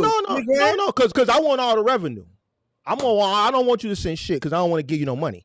I'm gonna pay so I can make all the money because this shit gonna be funny as hell. See, I'm. He said that. Oh, you guys are telling me to take 400 trips. You guys are fool, bro. When you do what time they say you doing a live? You doing a live later? As soon as I get rid of you and get rid of him, I'm gonna go live. So look, when you go live, make sure it's great. Like pull out all the stops so he can be real angry so then he can come back and go live. Cause we gotta build it up. And then what I'm gonna do is I'm gonna come in, I'm gonna set up the match. Somebody said drop the link. Stop talking. I want him to drop the link. Let me tell that. Look at him over there acting a fool, bro. I'm not watching that, Kurt. I'm watching you. Let me tell him to drop the link so I can go over there. You know what I mean? Kurt, well, yeah, do whatever you got to do to make him mad so then he can make you mad so then I can come in and just make all the money. Because I want to make some money. I want y'all to keep going at it because I will make me some money off of this guy. Yeah, y'all keep on with this dumb shit. Hey, Mark, keep this dumb shit going on. I'm gonna make me some money off this shit. Because y'all take this shit serious. I'm finna make me some money off this. Hey, Mark, you see what? Go on, show us your little whatever. Oh yeah, Kurt. I think you could get him. Yeah, Kurt, you got it. You gonna get him? Oh, Kurt, go get him. Yes, sir. Yeah, Kurt, you might get him. I think you might get him. Kurt. Man. Yeah. I'm gonna get it, man. Put the money up, bro. We got it. We got it. So this is what I need you to do. Keep talking shit to make him mad, because then I want him to come back and make you mad, and then I'm gonna promote the fight. I'm gonna pay for it. I'm gonna fly you to Chicago. I'm gonna book the gym, the ring. I'm gonna take care of everything. But I'm gonna get 100% of the proceeds now. I'm coming in at 135. Now, Kurt, listen to me, Kurt. I'm not gonna. If he beat your ass, I ain't gonna jump in and help you. What? All right. If he beat your ass, if he fuck you up, Kurt, listen to me. Cause the last time you got mad because you was 1-on-1 and you got mad there. I'm like, Kurt, that was a 1-on-1. Like, why you mad at me? If he fuck you up, Kurt, we gonna make sure, because me and Wes won't never tell us where he from. I don't know where he from. He say he from the crib, but I think he might be from suburb. So if he is from the crib, hold on, Kurt. If he from the crib and he come with some guys, I'm gonna make sure they don't move on you. Don't worry about it. You gonna walk out the same way you came in. Hey, Mark, you may not walk out the same way you came in. So you can use it as a thumbnail. But I'm gonna make sure you don't get jumped. Bro, take a picture of it so you can use it as a thumbnail. All right, hold on. Hold it. Got it. You got it? All right. I got it. Yeah. That's what you want me to put on the flyer? Put on the flyer. Now, Kirk, if he fuck you up, it's all good. Handshake. Because he got home field advantage. I don't know where Midwest might be one of the moles. I don't know. He might be from the suburbs. He might come by himself. But if he come with some guys, I'm gonna make sure you don't get jumped. Oh, me? Make sure you. No, we bring my Philly guys. No. You cool. I'm just telling you. Just don't think because me and you cool. I'm gonna jump in and help you if he get the best. If you get the best of him, then it's the same thing. I'm gonna make sure it's fair because I ain't got no dog in the fight. I'm just trying to make some money out this shit. You dig what I'm saying? I'm a hustler. You dig what I'm saying? I ain't take y'all two niggas is got personal, and since y'all niggas ain't finna kumbaya, I might as well take advantage of the opportunity and make me some money. Hey Mark. He's one of your Chicago native, right? No, watch, man. No, he's from Chicago. I'm gonna fold him up like a chicken, bro. When I'm done with him, he gonna be like fucking church, bro. Hey, bro, Kurt. Listen. Hey, Mark. Hey, Mark, set it up, bro. When we gonna do it? A month and a half, bro? I'm gonna talk to him. You know, he might be a little, because, you know, he's stubborn. I'm going to be like, Midwest, you want to fight, dude? He might not even talk. He might not even respond to me, Kurt. He might not even respond because he probably mad at me. So I might have to pull up on him. I know where he at, Kurt. J. Cole. You know, Big Mark. No. I might have to pull up on him. I might have to pull up on him and be like, Midwest.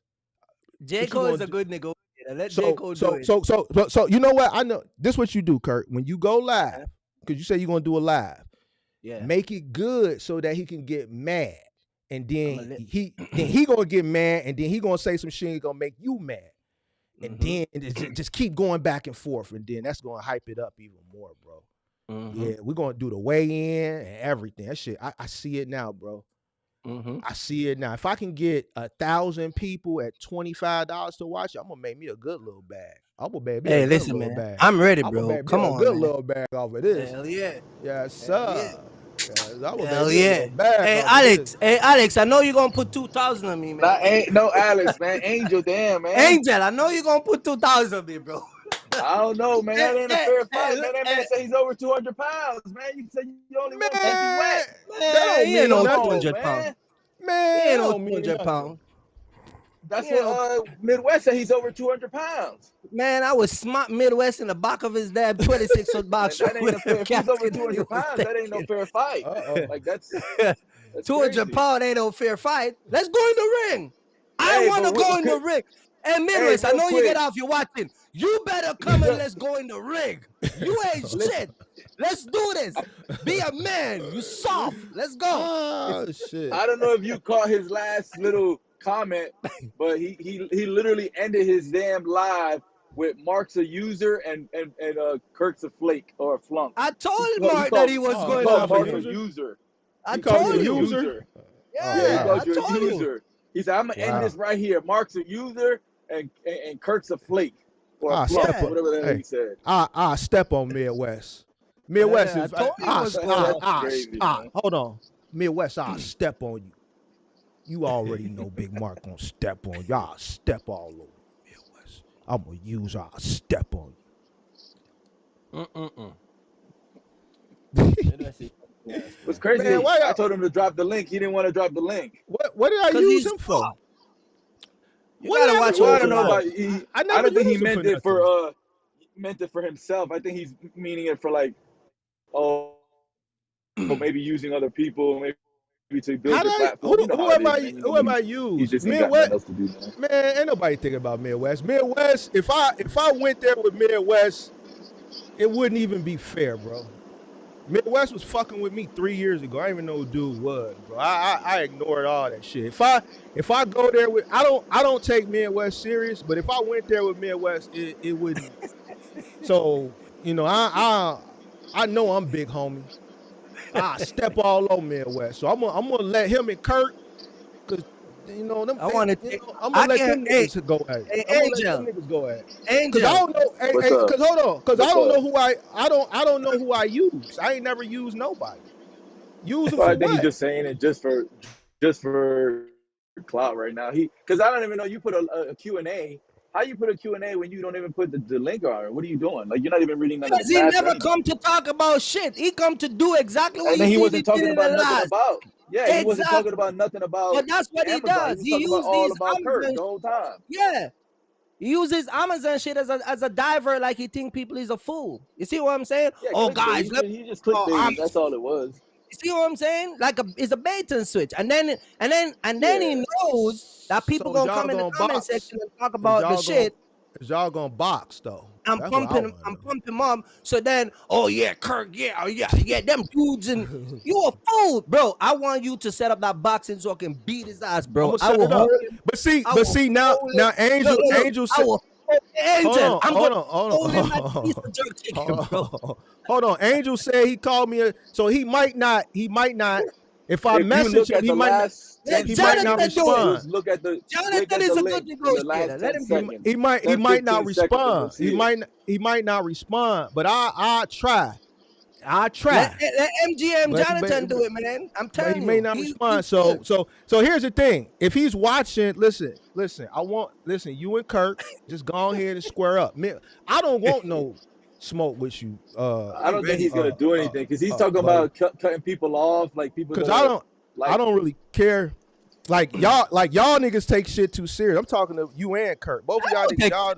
Hold on. Y'all niggas done you another one, bro. Here's the thing. I can prove to you. No, here's the thing. I think it's gone long enough because that shit that y'all had back in, what was it, January and February, I don't renew like, cause I woke up and you know the MGM game, they always gonna keep me, you know. They was like, man, Kirk and Midwest was going at it like at 4 a.m. I'm like, what y'all talking about? But And then when I went back, because back then he said, "Oh, I got some secret." Hey, Kirk, if I hear your dirty laundry, you be dead. Hold on, Kirk. Hold on. What'd you just say? Did you call him a B word? Huh? What'd you just call him? I don't call him a bitch. I don't know if I call him a bitch. Oh, I don't. that's what it sounded like. So look, so whatever that shit that y'all had back in the day,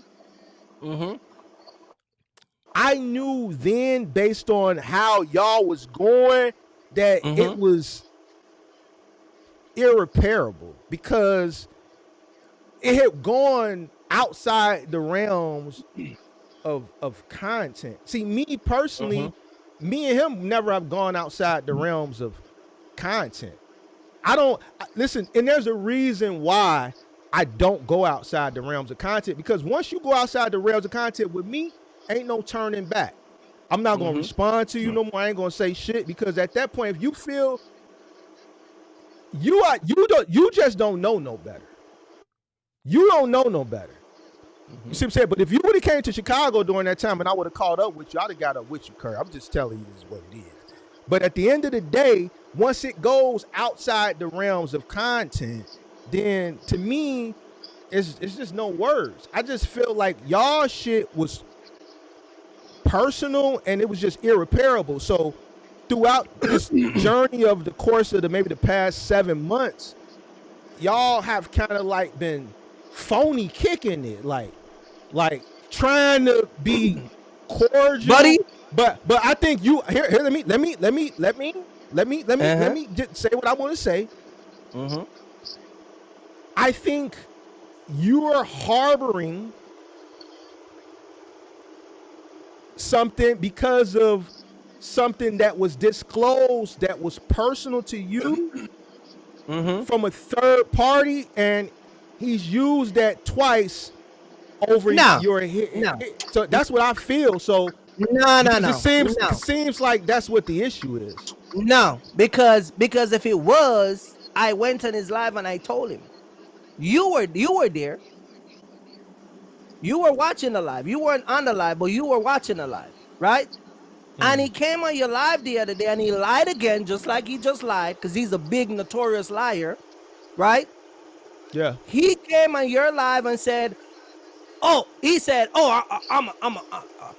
boy gonna get with you because we got your secret, right? That's what he said. And we're like, what secret? But I addressed him for that, right? Because I think you talked to him and like, yo, what secret? That's phony. And I said to him, how is it a secret when I told you what it was? So let me say this. I'm at my house, Midwest. You want me to tell everybody what you quote unquote have as a secret on Mark channel? Say that shit say that shit for your shit, yo. Say you crazy as hell, bro. And then he came back. He came back. Listen what he did, Angel. He dropped and then he came back and then he said, oh, Kirk, tell everybody the secret. Tell everybody the secret. Why you want everybody to know the secret when you already know what it is? You see what I'm saying? The thing that gets people mad that this is the problem that you have. You're a good dude and everything, but you get under people's skin when you start bringing in money. When you start bringing in money and then calling people broke, that's my talking point. That's the whole point of me calling you broke. But that's where he's upset. He's upset right now because he just mentioned that as well in the live today about these niggas don't know what I got. They don't know. Bullshit. Everything. Stop right there. Because he came. I'm just telling you what he said. Okay. Hold on, Kirk. Did he say these niggas or did he say Kirk? Because I've never got personal with Midwest. Never. I don't think he's using a name. He's just using. They don't know what I got. He came on this platform and said mentioning names. Mark. I know the 150 about the 150 that you told him to take that one day. And then he didn't take it or whatever the hell the case was. The 550? No, but he admitted he should have took it. The 550. The 150. The 150. The little short 30 mile. He was mentioning about that. And he was like, I'm gonna go watch this live, bro. I'm gonna watch this live. Here's the thing. Hold on. I'm gonna let you say. I'm gonna watch this live. And if you say y'all niggas, like certain things, if I know I've never said nothing personal about them, I'm not going to take y'all niggas as a shot at me. It's just, you know what I'm saying? I'm just going to let that shit like go. Y'all cats, y'all gonna do it. Y'all two niggas just don't like each other, and that's cool. I don't give a fuck if he like me. I don't. Me personally, I don't. He said somebody said. But here's the thing. Well, yeah, you could tell he doesn't like Kirk at all. And that's fine. And that's fine. But I know, and everybody that watches content knows that I've never said nothing personal. So if he said y'all, I'm not going to use that to just go at him, because I know, he knows, and everybody else knows one thing about Mark. He doesn't get personal. I pride myself on get personal. So Kirk called him broke. Kirk mentioned finances. I just stick with the content. That's what I'm saying. Kirk gets to the finances and all that stuff. So no, I won't look at. Hold on, I'm gonna let you talk, Kirk. If when I go watch it, if he say y'all, I'm not gonna take it as a personal thing. All right, boom. That's that. Now let's go. Right, I'm not gonna do it. Right, because I know I didn't say nothing. So I know he's operating out of anger right now. Right. But he should not allow a motherfucker to get him to that point. So I'm gonna go watch it to see what y'all saying. But like me personally, I'm just fucking with him, bro. Like I'm just fucking with Midwest because Midwest was fucking with me. Exactly. So see, what he gotta understand is in January he was fucking with me all January. Then I did that live stream in February. And he got the fuck up off of me. But see now, if I fuck with him, it's a like I don't take it personal, because if I see Midwest in the street, I ain't gonna do nothing but show him love. Why? Because that nigga ain't never caused me no harm. That nigga ain't never got personal with me. You see what I'm saying? Now if he say y'all, I'm just gonna take that out of anger and fear. If I ran into Midwest in the street right now, I'm gonna dap him up. Boy, you good? You straight? You good? And that's it. Now, him and Kirk, I understand what's going on because there's some shit that happened behind the scenes with personal information. And I'm going to let Kirk talk, but that's based on information that Kirk divulged to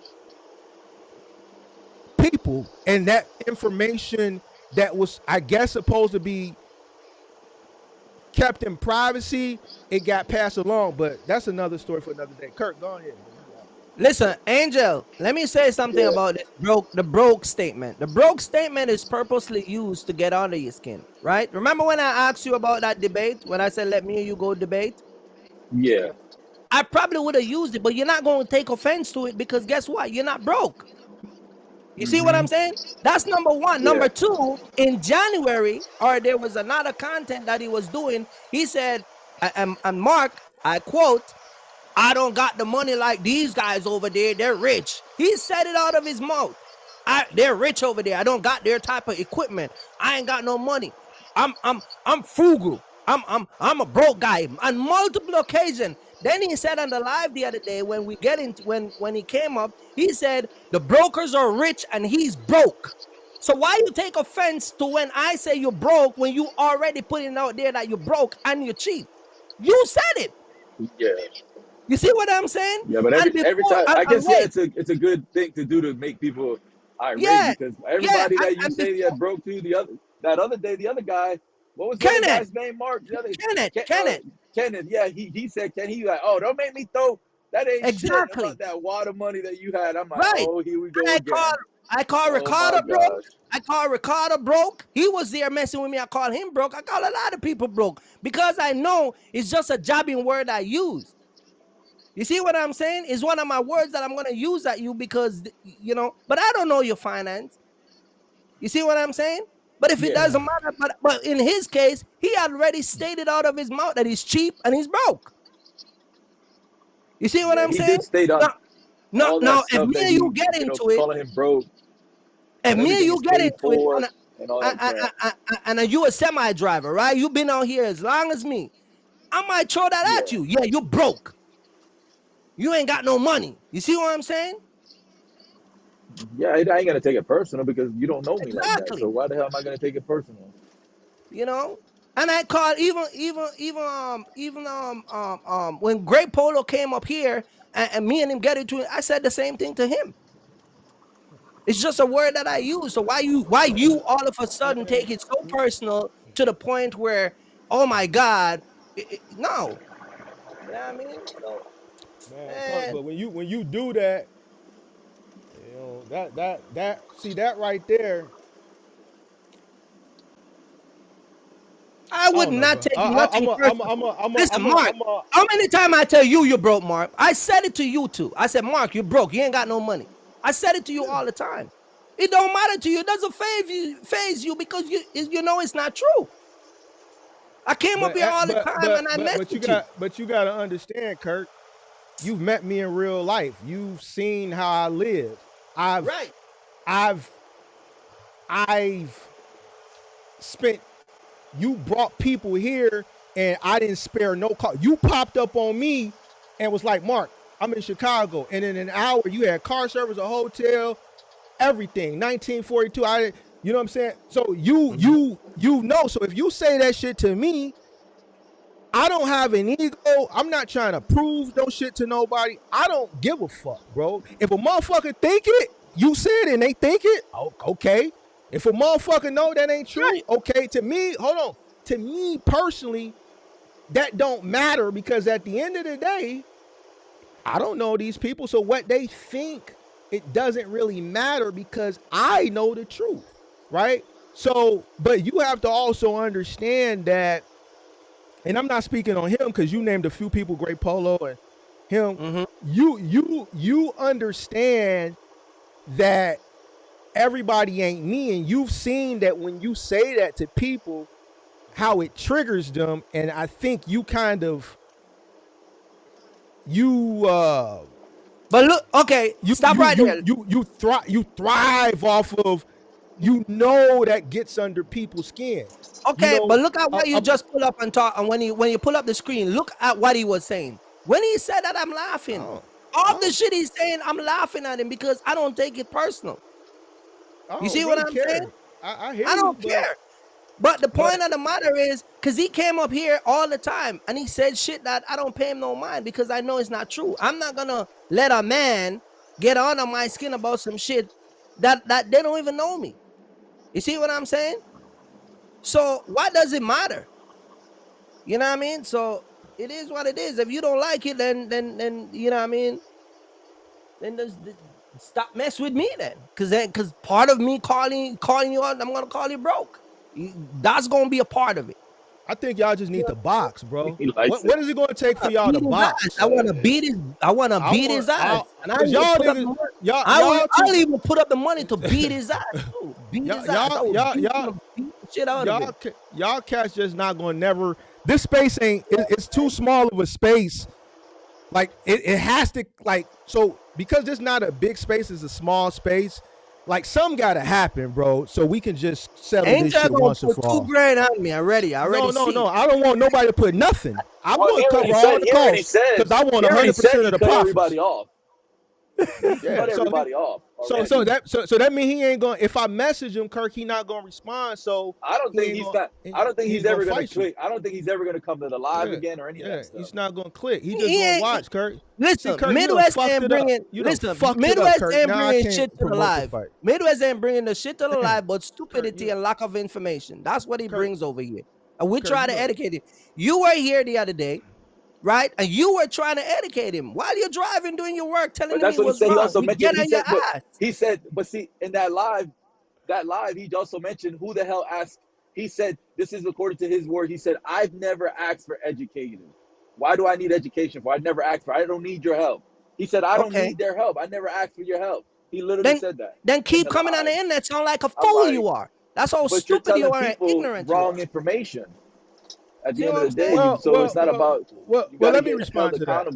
Let me respond to that because I didn't watch it live. So, if he said that, my humble response would be, whether you asked or not, if a person wants to. Here's the thing. Sometimes with being a leader, you may have to insert yourself in a situation where you may not be liked because of it. You may have to. So, for instance, if he says something that's misinformation, and I see it's misinformation, I can correct him. He may not want me to correct him, but I'm gonna put it out there and say, "Yo, this is this, this is that, this is that. You was wrong on this," and then show you how you were wrong. Yeah, he may not want to receive the information, but I reached out. He may not like me because of it, but I saw he was doing something wrong, and if I could correct it and I can give them information they could do it better, then I'm gonna do that. To me personally, if I see somebody doing something wrong that I have no quarrels with, no quorums with, and I don't offer advice or I don't offer, to me, that's sucker shit. Because I see you saying something or doing something wrong and I know it and I don't offer advice. Now, people from the outside are going to look at it from different ways. You're going to have ignorant people that are going to say, oh, he's trying to little boy him, or he's trying to bully him, or he's trying to son him. But then you're going to have other people who are more intelligent and more educated saying, you know what, he offered him advice. So it's all how it's perceived. You're going to have people who perceive it from an intelligent perspective. You're going to have ignorant people who going to look at it in a negative way. But at the end of the day, if you see somebody doing something wrong and you can offer them some advice where they can do better, then offer them the advice. If they don't accept it, cool. If they hate you for it, cool. At the end of the day, you did something, you took the time, and you went outside your day to offer something to somebody that could ultimately help them. I just think that in this culture, and I'm going to say this, and I've talked about it plenty of times, that, and this is just black people, and I know crazy watching, we have an issue with just taking advice from each other. We are the most arrogant. Are we arrogant? No, hold on. He said you're not an OG. It's we when we look at each other, we don't look at each other as, you know what, this person can offer me value, because we feel like we all equal. And I hate to be honest with people that we're not. We're not all equal. You may have something that to me is value that I don't have. I may have something to you that's value that that you don't have. I think we could all learn from each other. I learn from people every day. Me, I'm not a prideful person, an ego person. You said he said I'm a user. You know what? Okay, because if you have something that could make me better, nigga, I want it. So if nigga, I'm probably the least egotistical, prideful person I know, because I'm trying to consume as much so that I can get more. All right? I don't have no issue. I don't look at the next person because he has skin color the same as mine, and nah, you can't tell me nothing because you look like me. No. But here's the thing. Black people, we'll look at, and we'll look at people from other ethnicities, especially white people, and if a white person says some shit, we take it at face value because they white. But when a black person that looks like you can say the same fucking shit, it'll get shunned upon. That's the issue. That's the issue in our community, right? That's the issue in our community. And we ain't gonna never get better until we lose that shit. Everybody in our ethnicity group is not fucking equal. There's shit that I learn from black people all the time that are in different fields, that have a different level of education, that know shit that I don't know. And if I was fucking egotistical and I was fucking stubborn that I didn't want to consume what the value that they have because they have the same fucking skin color as mine, I'm a fucking fool and I would never grow. All right? So that's the issue. That's the issue, and that's the problem.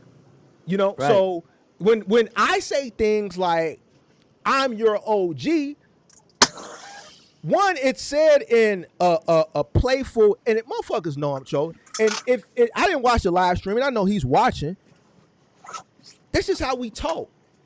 If he's really from here, we talk and we play very aggressively. It's no harm. I have no qualms with him. You dig what I'm saying? I've said it yesterday and the other time. Y'all, I want him to win. I want him to be successful. But if I have something of value that could help him, then yeah, I'm gonna give it to him.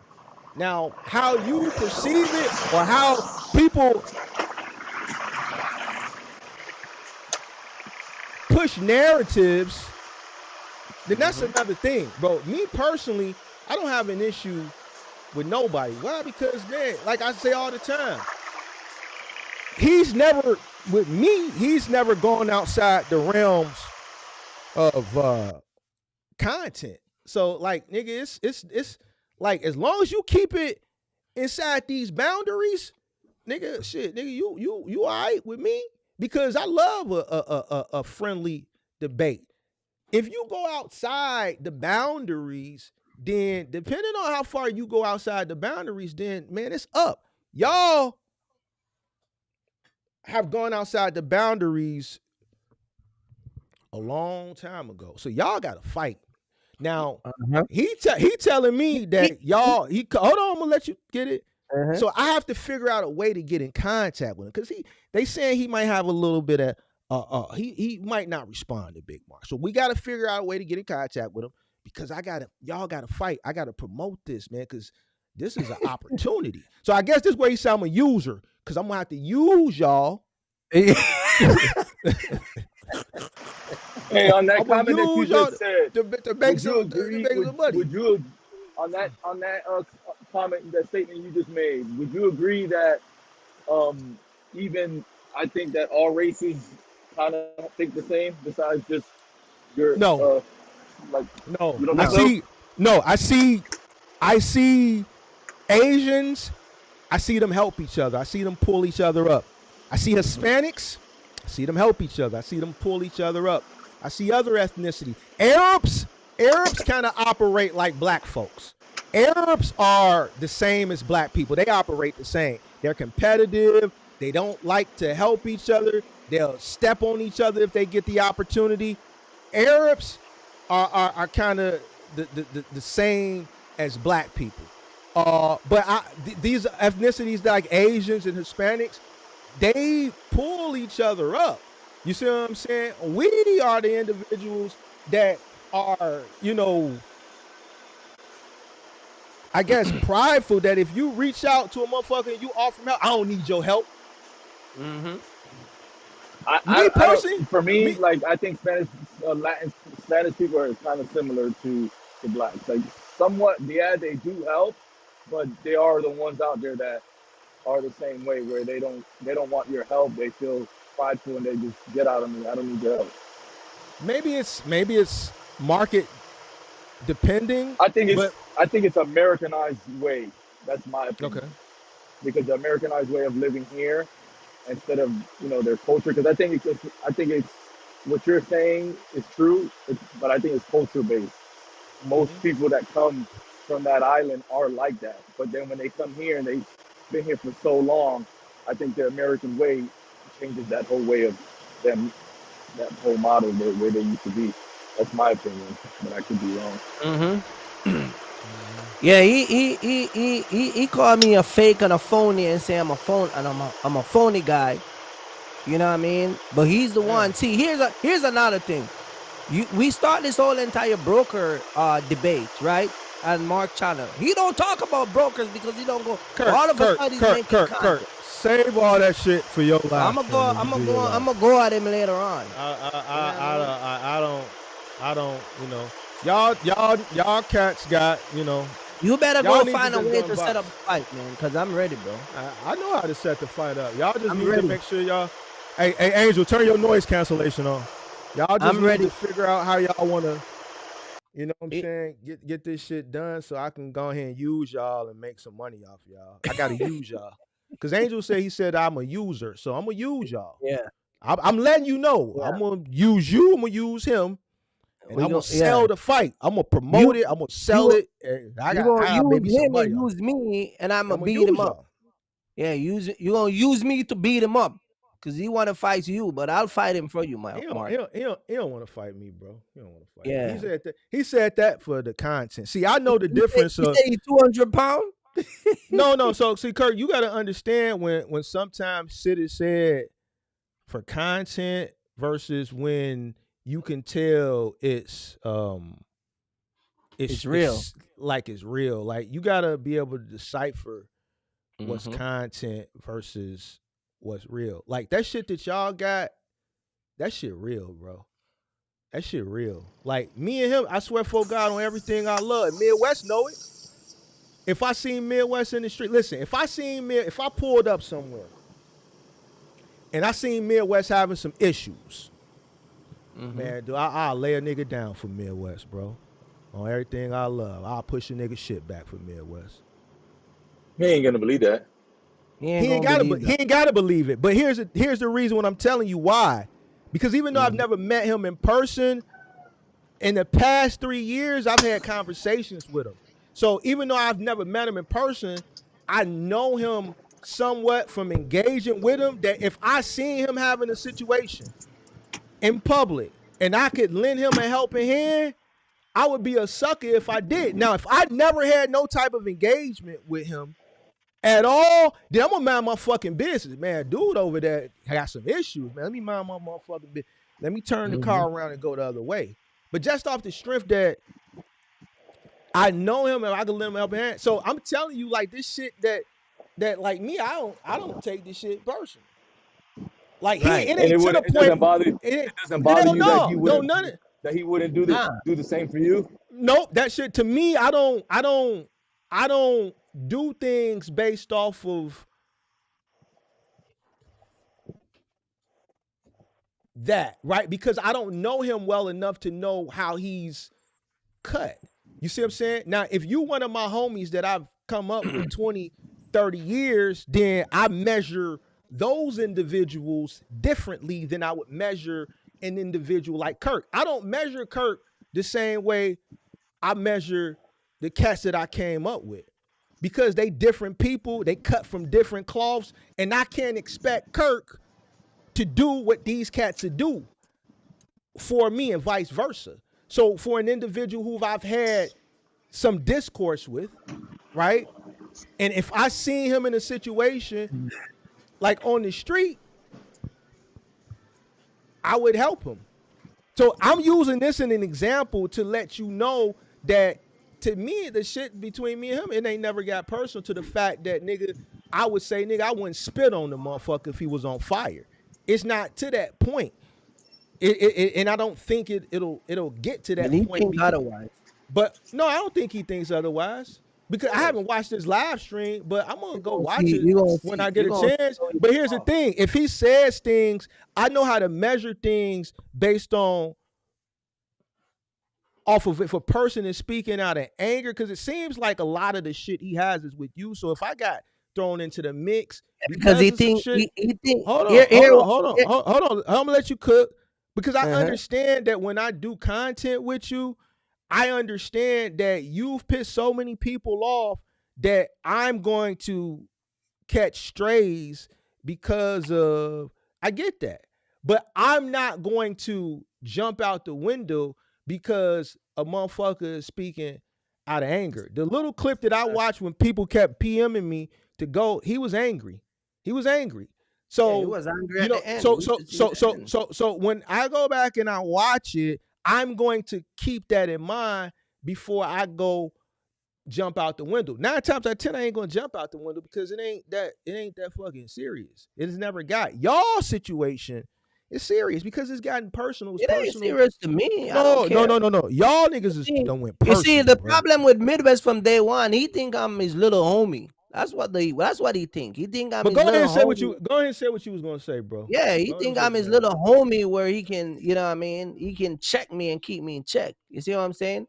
It's educational over here, and you getting mad because, bro, you getting mad for information that can benefit you, and in the grand scheme of things, you're complaining like subscribers. Like, I don't care if you're not getting load from brokers. I don't care. I'm not on the internet making content and making myself look like a fool. Like, I'm not doing those things. You see what I'm saying? So if you come around people that have Bud. the knowledge, I got Bud. You know what I mean? And people, you know what I mean, are giving you the information. If you think you're too big for it and whatever, you know, then it is what it is. But don't jump on me because other people were talking and they were voicing their opinion. People in the comment section was calling you stupid. But you gotta be for me. And this is why when I go live and talk about him, I don't hold back. You see what I'm saying? Because you somehow he always find the strength to answer what I say. You see what I'm saying? There's people in the comment section calling him a fool. Someone said, I can't believe that he don't know financial literacy. You don't go off of that person. You see what I'm saying? But you think you like I'm your little homie. You see what I'm saying? And that's why I keep telling y'all all the time. You see what I'm saying? So you better set that fight up so we can fight. You see what I'm saying? So I can beat the shit out of him. Angel put $2,000 on me and I'm good.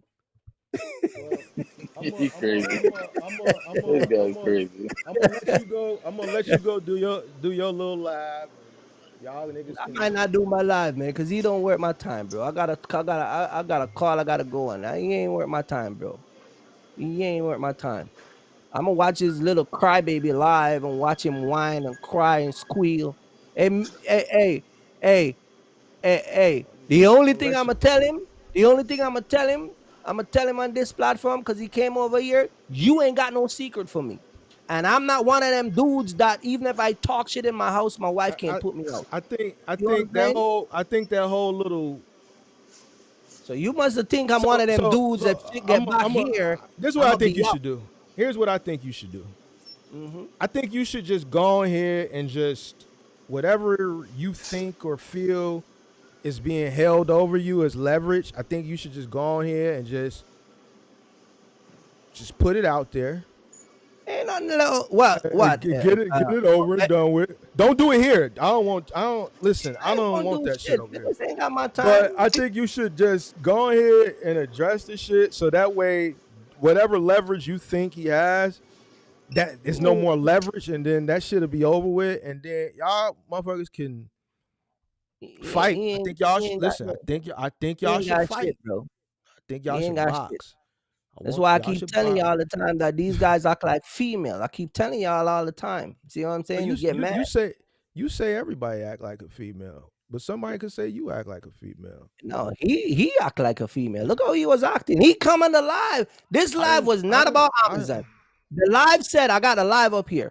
Live Q&A, everything Amazon relay. Kurt, you was you no knew. Listen, Kurt. See what I'm saying? Kurt, like, you come on, man. After you did that live the other day, he was gonna respond. You just knew. But he said he never knew that.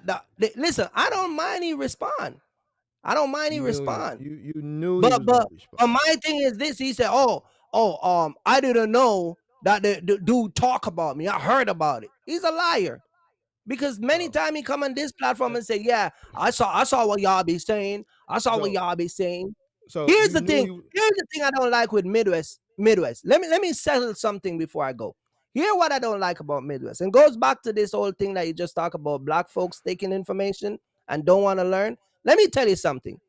Midwest is like so many other content creators who have came in the pandemic, go through the phase of the pandemic, and then realize that the shit that they were telling people and the shit that they were consuming, that they're wrong.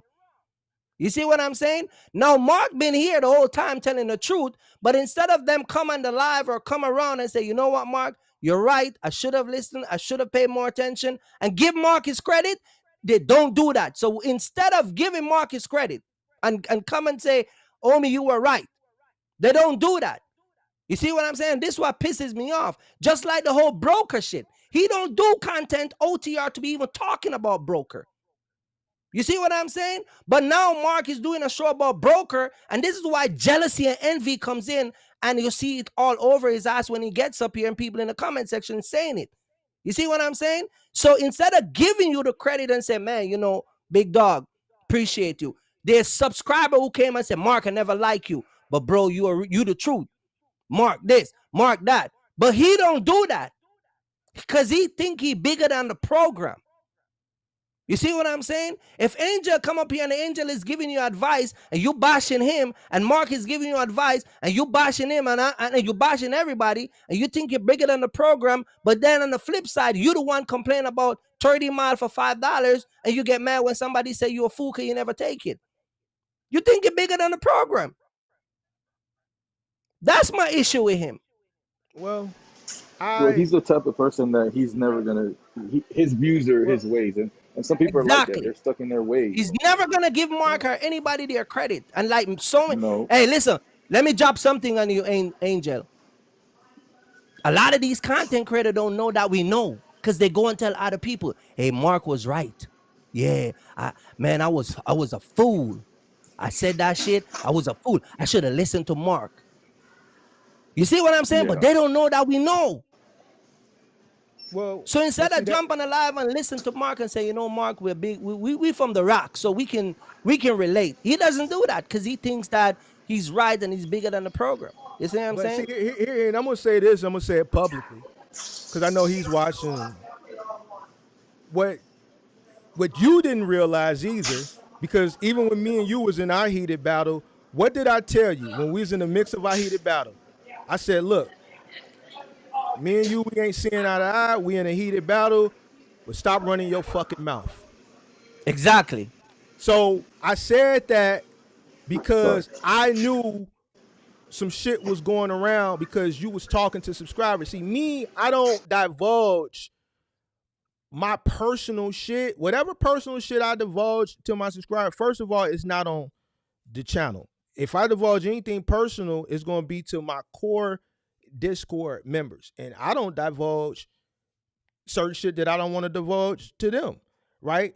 So what content creators like you didn't understand that I already knew off bat, because just the way I was raised and where I come from, when y'all have these conversations via phone, because I know he does and I know you do. I've never talked to a subscriber on the phone. The shit that y'all divulge to them, it doesn't stop there. None of these subscribers are going to be loyal to you, because if I have a contract based off my resources that I can give them to put them in a good situation, they're going to use that as leverage to get in my good graces so that they can get something from me. Now, ask me, how do I know this? Because it happens all the fucking time. So what y'all have to understand is that when y'all have these chitty patty conversations offline with subscribers, it doesn't stop there. Like, people have come and divulged people's personal information all the time because y'all give it to them. And then they use that as leverage. Why? Because they trying to get something. They know I have resources. They know I have connections. They will throw you under the bus to acquire something that's going to put them in a better situation. What I don't understand is, for all these guys to be so cut and this and that, why they don't understand this shit. Why put yourself in a vulnerable situation? Why do it? Now, to answer what you said as far as, I know what you're talking about. You're talking about the Amazon situation. And I've had this conversation in my Discord. And the reason why I never had it publicly is because what's known don't need to be explained. 3 years ago or 2 years ago or whatever it was, when I was calling for the Amazon shit, the people that's been watching the content, they seen the flack that I was getting. Some of the people who still watch were part of the people who were giving me flack. A nice percentage of people have come to me and say, yo, you were right. I apologize. Content creator, no. Why haven't I taken advantage of the opportunity to gloat? Because I don't kick people when they're down. Now, I'm not saying he's down or anybody else is down, but I don't have to stand on a soapbox in certain situations and say I was right. Why? Because there's a bunch of people that were watching content at that time, and they seen those battles and they witnessed it. So I don't have to come in that situation and say, yo, I told you so. I just let it go. I let it go. One, because if I do get into a heated battle, I don't want to give all my leverage away. I'm patient. I know how to play chess. I'm never going to, lead with emotion. I can sit in the cut, let a motherfucker throw darts, and I can just sit there and just, all right, bet. Soon as buddy or whoever get outside their body, listen, we can go there, because what's known don't need to be explained. That's why I don't never have to do it as far as like what you talking about, that Amazon shit. I ain't got to do that. Motherfuckers already know what it is. You see what I'm saying? I've been hollering that shit. And him, like, at the end of the day, I hope everybody figures their way and they successful. Like, I don't have no qualms with nobody to the point where I just want them to just fail and do bad. But I don't expect a motherfucker, certain people, to be like, yo, you was right. Right. Because it goes back to what we said earlier as far as like ego. We have an issue with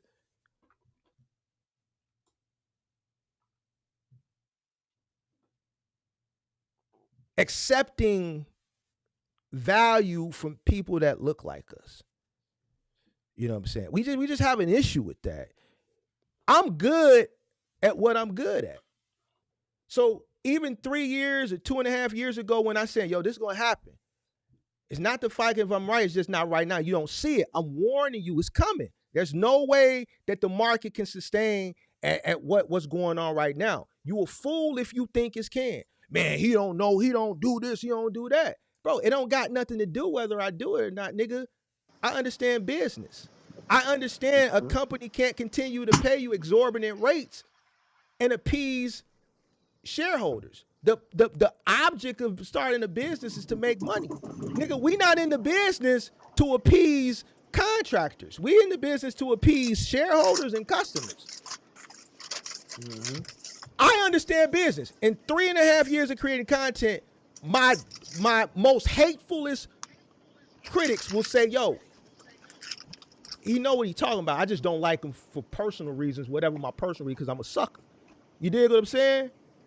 Right. But everything I've come up here and talked about is coming to fruition because I understand business. The gig people, same shit. Now I fuck with the gig people a little bit harder because that's a supplemental thing, nigga. If you running a gig to fucking build a business and think you gonna motherfucking cover life, nigga, you's a retard to me on everything I love. You's a sucker. So I fuck with them a little bit more because you shouldn't be basing your livelihood on a gig anyway. The gig you are retarded. Now an individual who is trying to build a business, you know, based on a box truck to build a business and to, you know, use the business to in turn build a good quality of life. I know the fact that I was right on the Amazon call. I don't have to make a content or a live stream in that particular situation to come back and gloat. Unless you give me a reason to. I haven't had a reason to, but I don't expect him or anybody else to say, yo, I was wrong. I know we had some debates in the past on this and you ended up being right. I don't expect a motherfucker to do that. You know, I don't. You know, so it's just what it is. It's me personally, if I'm wrong on something, I'll come and stand on it. I'm different, bro. But I don't expect that. But I also understand where frustration comes from too. So if I can tell a person is frustrated, I'm not gonna, you know, kick a person when they trying to figure some shit out or they going through a transitionary period on some shit that they misjudged. Now I might jab at you on some other shit, but I'm not gonna kick you on some shit that you was, really basing your shit on, unless you give me a reason to. So I don't expect nobody to. I'm out of here, man. I ain't going. Okay. Dude, don't waste our time, man. I ain't going. I think y'all cats should just box, bro, and just box and just. Angel say I should leave it alone, so I'm gonna leave it alone. I ain't gonna waste time. That's what I believe. Because I don't believe he's gonna box you. I just don't see it. I just don't see it. I don't believe they're gonna box either. I'm just fucking with both of them right. And then after that live that he said he doesn't. He was saying some shit about little bro. Like they think that I'm a little bro. I ain't no little bro. I'm a big bro. All right, so he was taking a lot of things personal. Like he was, and I'm like, where the hell did we people are thinking that you're a little bro? Like he said give me the analogy of that. Yeah, like I'm trying to think. Yeah, I'm like now these look. niggas, they were like, oh, they think I'm a little bro. I ain't no little bro. I'm a big bro. Like, and I'm like, what are you talking about? Now, if he said that, now I ain't watched it. I'm gonna go watch it.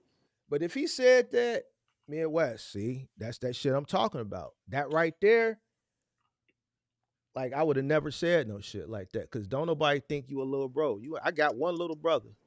Me and you didn't never come up together. What is he meaning by that? Like what, people are like sunning him or something? Is that what he's meaning? I think he.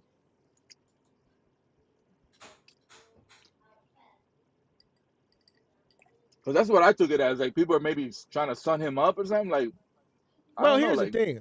I can't speak for him and Kirk, but he younger than me. So in my eyes, he always gonna be, from where we come from, he younger than me. So how old is he? I don't know. He got it. Me and West is very, like, even things that you like wouldn't expect the purpose of. Nah, he 40. He got at least to be 40, 41. Bro. He in his early 40s. So late, he either late 30, he like 40, probably about 40, 41. But, at the end of the day, he's younger. He got to take the ego. If he said that, I didn't watch it, but if he said that, like, you can't look at, like, he's definitely done took the shit. Bro, ain't nobody looking at you. You are younger. And you have to understand, and I'm gonna say this, and I'm gonna be done with it. You gotta pick and choose your battles wisely. The first time I seen him was because somebody sent him something. He was talking about me. This was years ago. I never even knew who Buddy was, and I got a little channel, and I just don't understand why this guy is talking about me.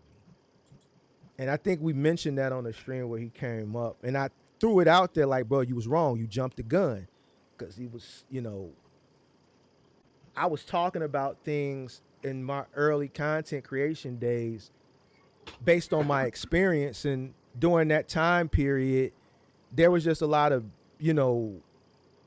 what they were calling at that time fake gurus in the space, people that were taking advantage of the opportunity to sell very exorbitant mentorships and courses, people that weren't involved in box trucking, never been in box trucking, or had been in box trucking for a short period of time. So what I can say now in hindsight is that back then, coming into content creation, everybody was on the chopping block.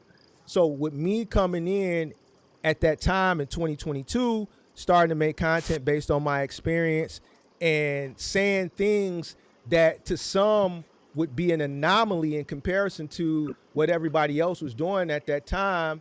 Yeah, some shots was thrown, but I just didn't respond to this shit, right? Because he had a channel that was bigger than mine at the time. I'm steady putting out content. I'm trying to figure this content creation thing out, and he was saying some shit that just wasn't true. As time went on and as my content continued to evolve, I started feeling more comfortable, and I started divulging and showing more and more and more receipts. And that's when I said, when he came up, like, you know, you jumped the gun. He said, man, Mark, we passed that. The reason why he didn't dispute it is because he knows what I'm talking about.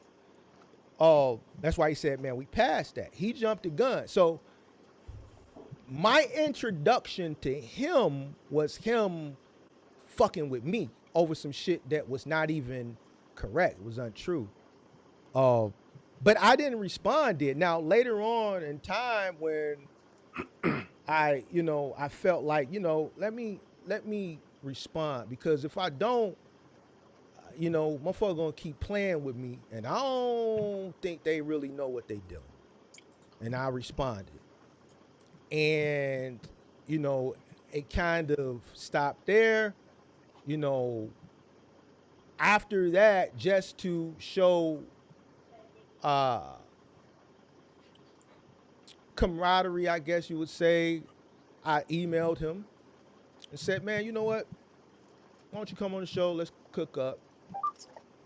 We did another stream. I emailed him because I didn't have his phone number. I just used the email that was on his channel. So I reached out to him.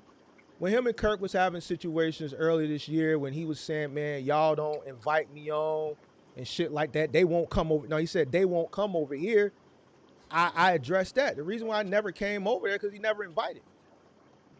Right. I never responded to that, but that was a narrative that he said to his audience that, and they could take it like I'm not supporting him. Bro, the reason why he came over here is because I formally sent him an email invite. He never formally sent me anything. So I'm not going to pop up somewhere where I wasn't invited to. I formally invited you. I never put content out and mentioned that. So I just feel like there's a lot of things that have gone in between with me and him that you would never know unless you really pay attention. I just let the shit fly over because this shit ain't about nothing to me. Now, their situation, I think, is very tumultuous because of, and I'm going to keep it a buck, Kirk can be very, very, very annoying, but also because of a lot of chatty patty shit. There are individuals that watch their content that have befriended both of them, and information has been divulged and it has gone back and forth between both parties. So now that said parties are into a tiff, there's leverage based on shit that has happened in one's personal life that's being held as leverage, and it's just, it's then got messy. I think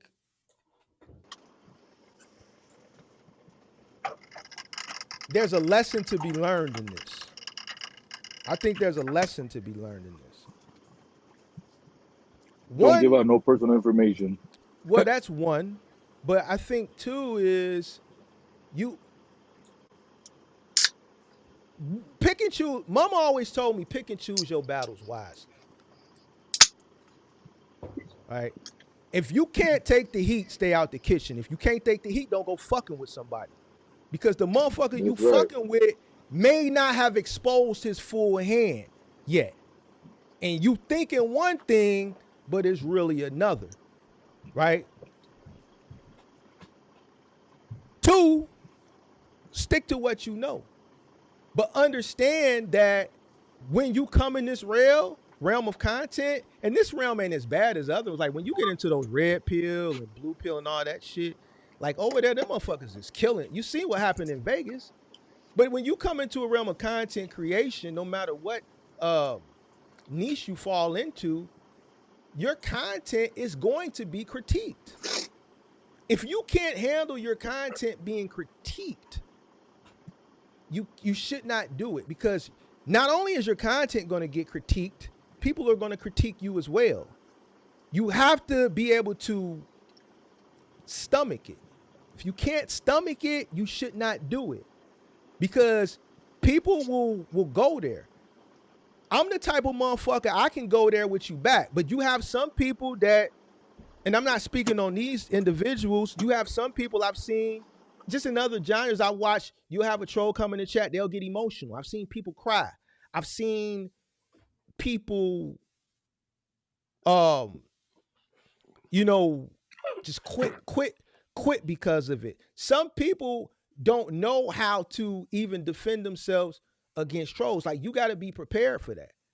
Me, nigga, I can. You wanna fuck with me, nigga? You gonna get what you looking for with me. I'm gonna troll right back with your goofy ass. So that's another thing. I think in this space, people should just keep their shit in the realms and the boundaries of content, bro. It's education. Everybody can learn from each other. If you disagree with somebody, disagree with them. To me personally, I think it's healthy to disagree with somebody if you strongly believe that your argument is right and you can substantiate it with facts. There's nothing wrong with that. But and I don't want to speak. I hate to speak on this, but this is a great example to parallel something on. The guy who got unalived the other day, Charlie. I never knew of this guy until the other day, right? Because I don't watch that type of content. I'm not really involved. I didn't know of this guy until the other day. I've been educating myself on him lately since that has happened, and he ultimately was unalived because of his views. Mm-hmm. Regardless of what his views are, nobody should be unalived because of their views, regardless of what their views are.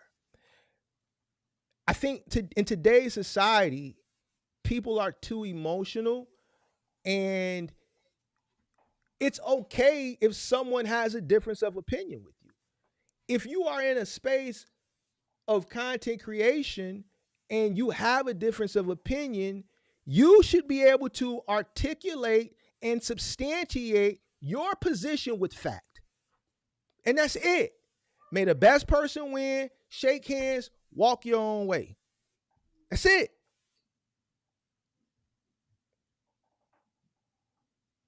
When I say shit, everything that I talk about, even 3 years ago with the Amazon, yes, it was very, to people, a lot of people were upset with me. A lot of people said I didn't know what I was talking about. I was under a lot of fucking scrutiny. And I doubled down on this shit. Why? Because I know what the fuck I'm talking about. I dealt with the scrutiny. Kurt, you remember the whole peak season shit. They all was at me. Peak season came around. What happened? Nothing. Dry. Exactly. Did anybody come and give me my subscribers? Did content That's creators what I'm saying. against me did it? Hold on. Let me finish. I was the sole person out here saying this shit, and everybody else was saying otherwise. Did I change my position? No, I doubled down on it and I stood on it. If I would have been wrong, you know what my black ass would have did? I was wrong. The reason why I could go against the whole space is because I knew I was right. That's when my viewership started to go up. Because the one guy who was just getting started, who missed all the pandemic shit, who came in at the tail end of that, he was the guy that was right. And everybody else was wrong. I stood on that shit. I took all the scrutiny. I took all the backlash. 3.5 years later, what they always say about the cream, Kurt, it rises to the top. Exactly. There's no way that my content creation in this space would continue to grow if I would have been putting out misinformation. The reason why people watch me is because there's value here. I think people, if you're going to say something, and I'm directing this directly at Midwest. Everything else was just in general. I'm going to direct this at him. You have to be able to substantiate it. and keep it in the confines of the content. Stand on that shit. Don't get personal. Because, nigga, ain't nobody out here robbing nobody. Ain't nobody crawling through no window, harming your family. This is educational. It's an education. Keep it inside the realms. And if you're wrong, okay.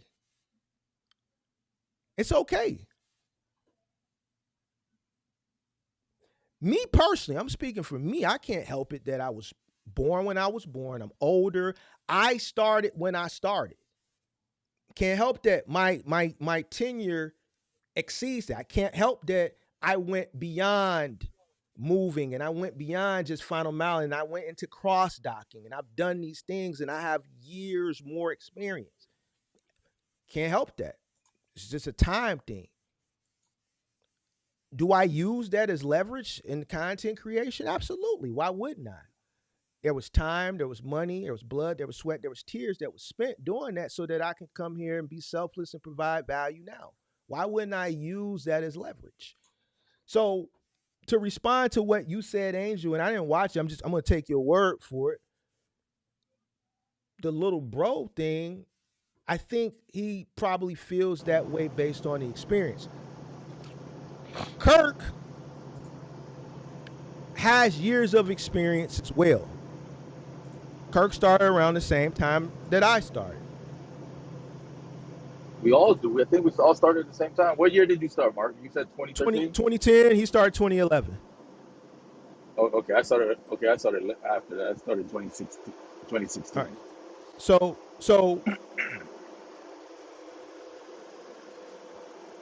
I would hope this isn't a.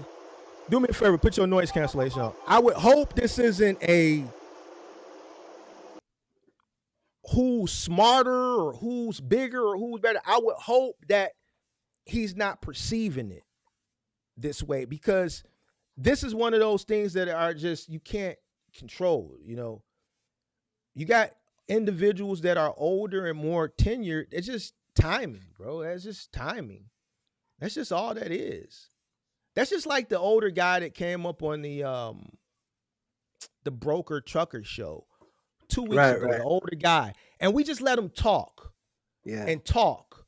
And talk. Mm-hmm. And nobody interrupted. You know the guy who was the older white guy. He came up and he said he was in it for 30 years. The whole panel did what? They shut the fuck up. You know what? Quiet. Because that was a mutual sign of respect. We just let him talk. After 30 or so minutes, I interjected because I knew he was just going to continue to talk and talk and talk. But within those 30 minutes, there was a lot of value that was dropped. Mm-hmm. Even Isaiah shut the fuck up. Why? Because we're older people and we give people our respect. Times have changed. I get disrespected from YNs. Motherfuckers will be in my comment section, especially under that 5,000 video, and they'll say, yo, you a hating ass nigga. That's the only video they seen. Ain't watch no other content. Only one person that said something crazy that I responded to, and I challenged them. I said, go watch some more of my content and then let me know what you think. One person did it and came back and said, I apologize, OG. I watched more of your content. I misjudged you based on this one video, this first video that I clicked. Right. Younger generation now, even some older people, they don't respect elders. They don't respect people with more tenure. They don't respect. I challenge anybody to go watch that Broker Trucker show from 2 weeks ago. And when that seasoned trucker came up and he announced himself, the whole panel for 30 minutes shut the fuck up. In unison, we let him talk because in unison, we all gave him a sign of respect. We had to. Because he paved the way for all of us. He has fucking 30-some years. He got more experience than me and Kirk combined. Who are we to challenge him? I don't challenge respect people of tenure, especially if I'm consuming what they're saying and it makes sense. I just listen.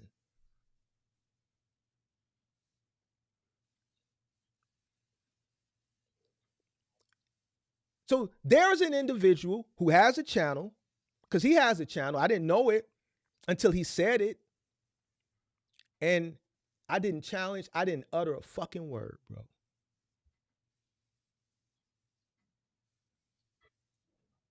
So if he said that, and I believe he did because you said it, and I don't take you as a person who would say things to start confusion. I challenge you to just show a little respect to the people that came before you. That's it, and that's all. The reason why I can't speak for Kirk, I can be selfless, is because of the time that I put in. I can show you how to make money. You can listen or you don't got to listen. You can spend time hating. There's people that they rather spend time worried about me being at home because of anger, because they're in the field. And then what I'm starting to realize and learn, Angel and Kirk, a lot of the people that are worried the fact that I've exited successfully aren't the YNs. It's the older people. The older people, that comes from envy. So now then what I do is I challenge them. When I was 30 years old and I was getting my feet wet in this business, what were you doing? In 2010, what were you doing to the fact that you're envious and jealous now? What were you doing that you waited till your 40s or your 50s or your late 30s to get your shit together? Mm-hmm. See, that's the conversation that I want to have. Because even with that, I would aspire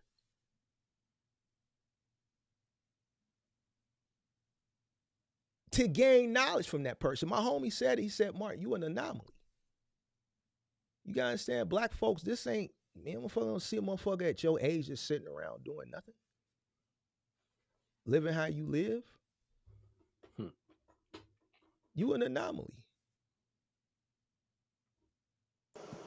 They've been watching you for 3 years. They would have been thought you fell off by now. That's what they really want. They're waiting for you to fall off. And it ain't happened yet. That's what they cheer and root for. Cause any motherfucker that say that shit, it ain't nothing but hate. If a motherfucker can cover the cost of living and spend discretionary,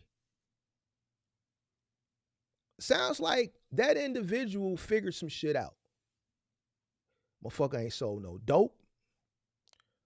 Motherfucker ain't robbed nobody. Motherfucker ain't did shit. Motherfucker started with one pickup truck and built something beautiful and made a bunch of sacrifices. And even with that, Kirk, with the NWLU situation. Yeah. Got hate from that. At least he was honest with his hate. Mm-hmm. People will look at you because, and I'm not talking about Midwest, I'm just speaking in general, because this shit just need to be said, bro. I've been keeping this shit in.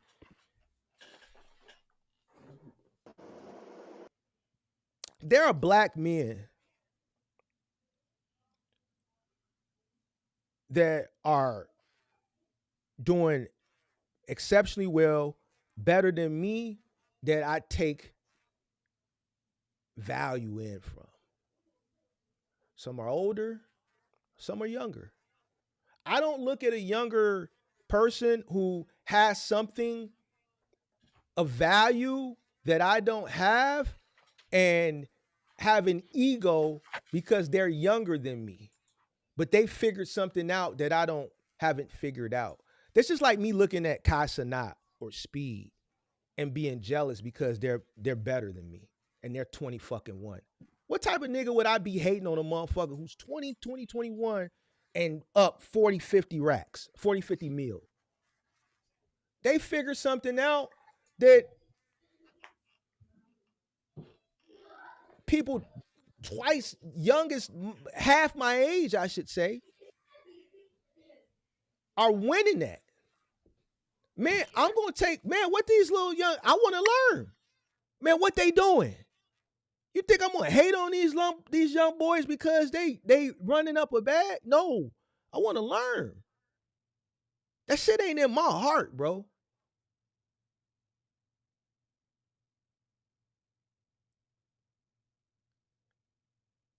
I'm gonna, regardless of your age, your background, if you got some value that I can obtain, nigga, I'm not looking at all that.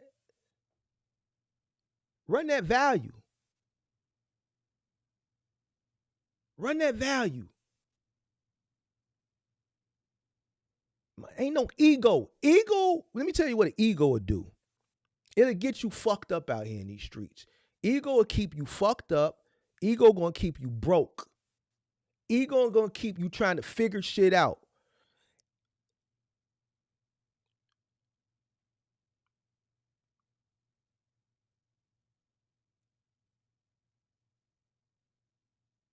I learned this shit 20-something years ago.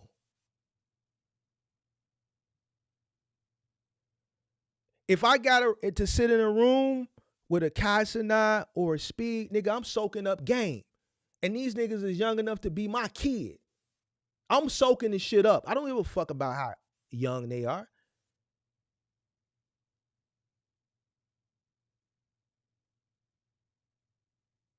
I don't care that I have more life experience. They figured out something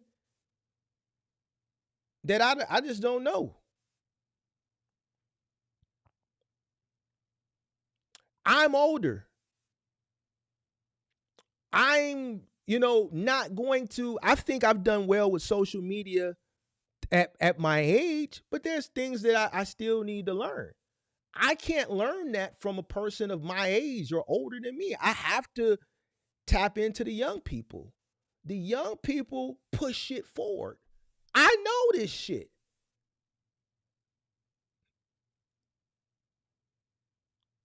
Where the trade-off comes from is I got life experience and I got more business experience. So we can trade one for the other. I can help you here. You can help me there. I can help you with life. I can help you with investing, the money that you're making. The trade-off is, how do I do this? All right, Mark, I'm going to help you, man. You got the clip farm. All this clip farm shit they be talking about, all these different ways that they do shit. I don't know shit about that shit. This is the value that if I got in a room with them, this is the exchange. Fair exchange ain't no robbery.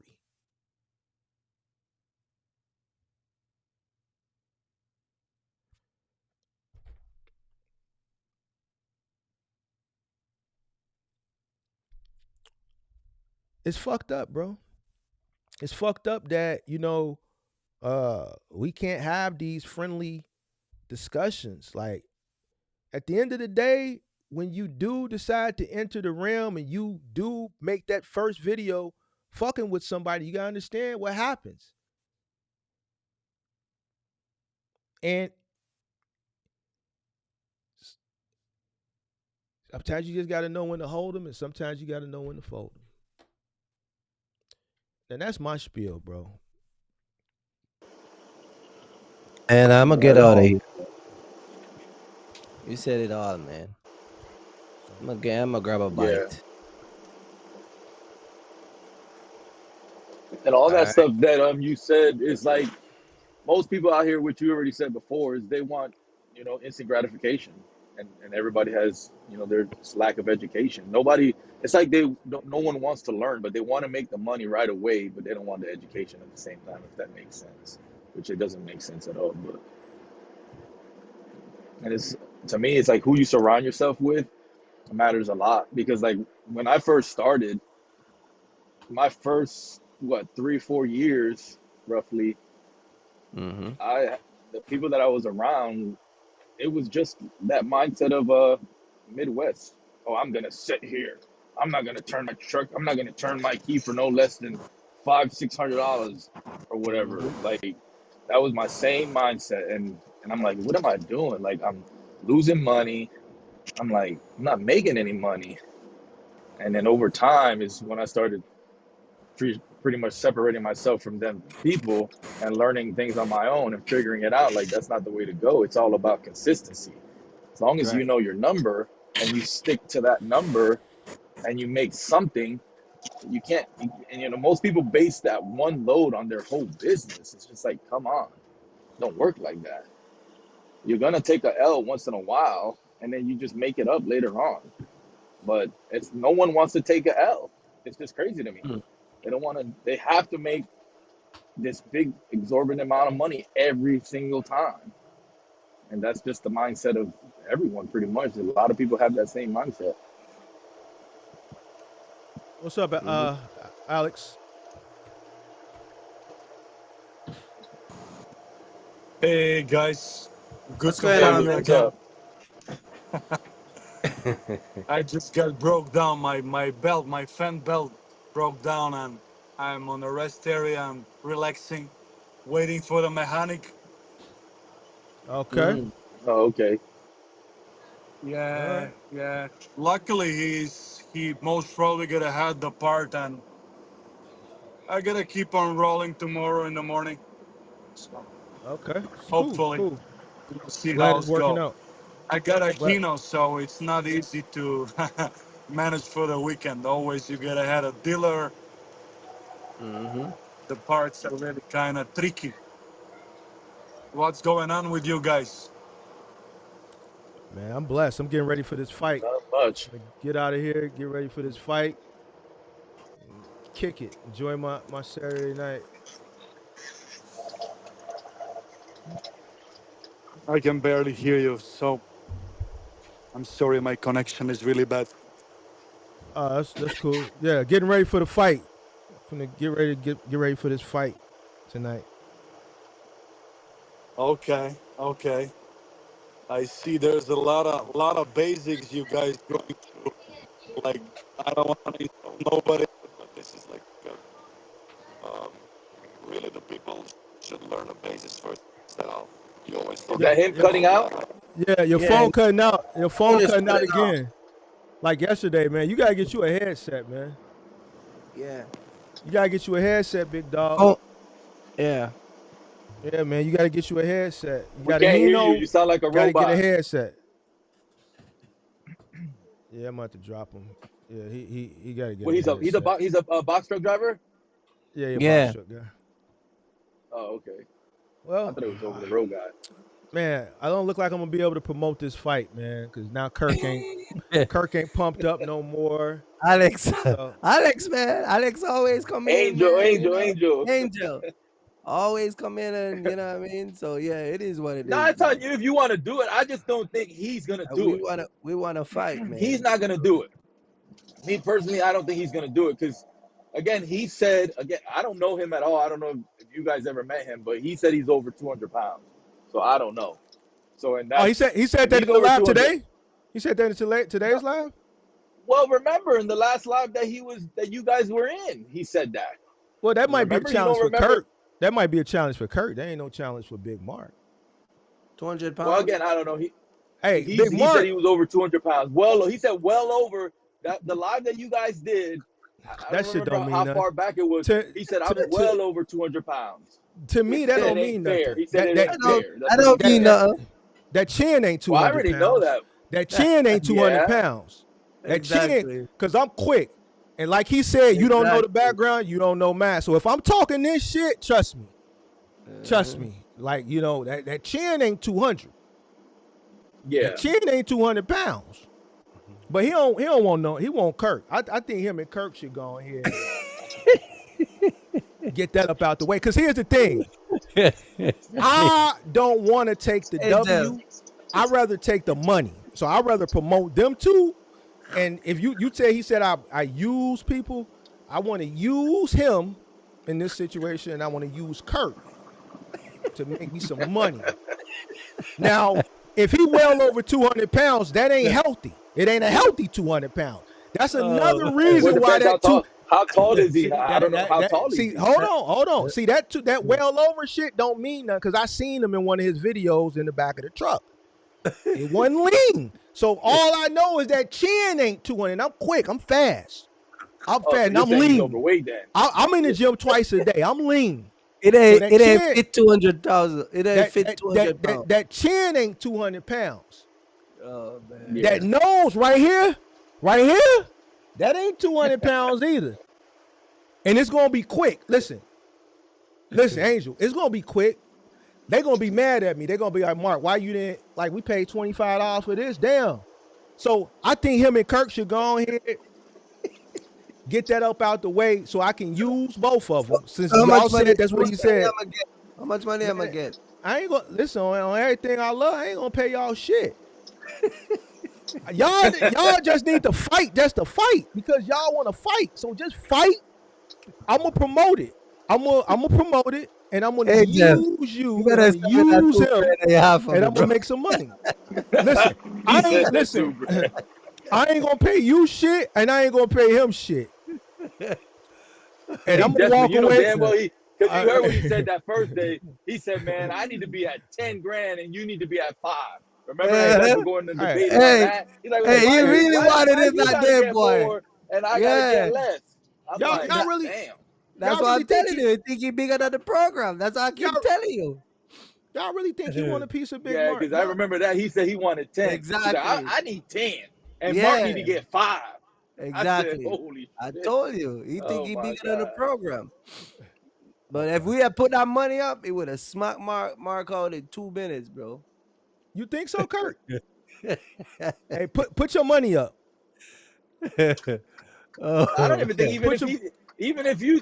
I'm gonna be honest. Even if you threw the 10 at him that he would get 10, he's still. I don't think he's gonna do it. He's Kurt, not gonna do it. Listen, I'm gonna keep it a buck with you. He would have to lean up. So he would have to take some time away to get in shape. Yeah, because if he's well over 200, he doesn't. Right. He doesn't have the speed, the stamina. Right. Exactly. You're saying that you're doing two workouts a day. Like, I'm doing 2 workouts a day in preparation for a marathon. So like my win, like I'm already there. Listen, my VO max is nasty, Kurt. I wouldn't even waste my time. My VO max is nasty, Kurt. How much is your VO max? My VO max is at 43 right now, 43, 44. And you gotta realize I'm what 45 is that years VO old. max? What is that you're saying? Man, that's like your cardio. It's like your cardio strength or something. I didn't know what a VO max. Where do you get that from? How do you measure that at? Your watch measures it for you. On your iPhone watch? The Apple Watch. I think you gotta have a. I got an Ultra. I got an Ultra too. So I don't know if the standard iPhone. I mean the watches measure it, but the Ultras, they measure all that shit. So like your VO max, like. It measures like your cardiovascular strength. So whenever you do an outdoor activity like run or like walk, it got to be an outdoor. It measures your cardiovascular strength. So it tells you like how strong you are as far as your cardio is concerned. But you know, by me running, like I ran this morning 3 miles. Like it is nothing to me. And what you got to understand is the more you do it, like my beats per minute is going down. When I first started running, like I was like 170 something, 180, man. My shit down to like 150, man. So like all that shit, that 200, like I don't give a fuck about that shit. At the end of the day, I know I'm in shape for it because I train anyway. So all I need to know is what that chin. I need to know what that chin hitting for. that chin and that nose. See, Kurt, you don't know how to talk shit. That's why he fuck with you the way. He don't fuck with me the way he fuck with you, Kurt. He don't fuck with me. Like, he get real tough and bullyish with you. He don't fuck with me like that. Because you don't know how to really talk Joe, we gotta shit. let this guy go, man. You don't know how to talk that shit back. See, I talk that shit back. Like, man, I'm going to touch that chin. That chin. I'm going to tap that jaw. And then, see, because he knows he's going to... You see me before you came up, right?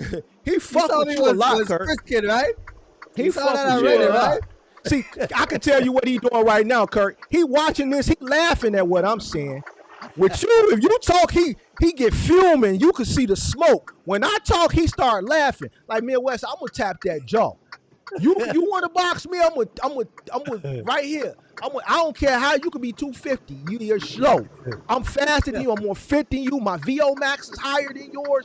My cardiovascular strength is yours. I'm gonna get in. I'm gonna toy with you, and then I'm gonna go for that jaw, and I'm gonna go ahead and be victorious.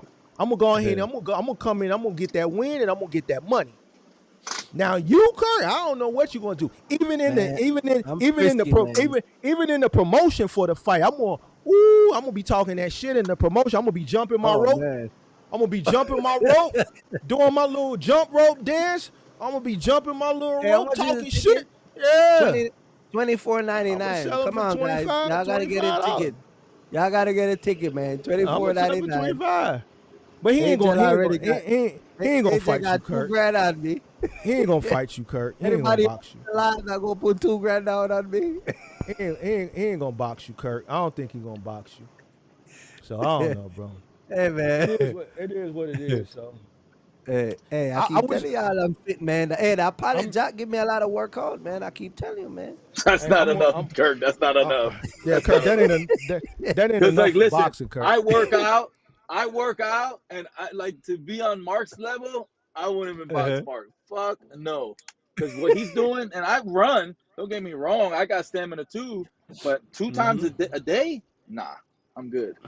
Like, and I'm probably stronger than him, but not when it comes to the hands and all that stuff, because that's a whole different ball game there.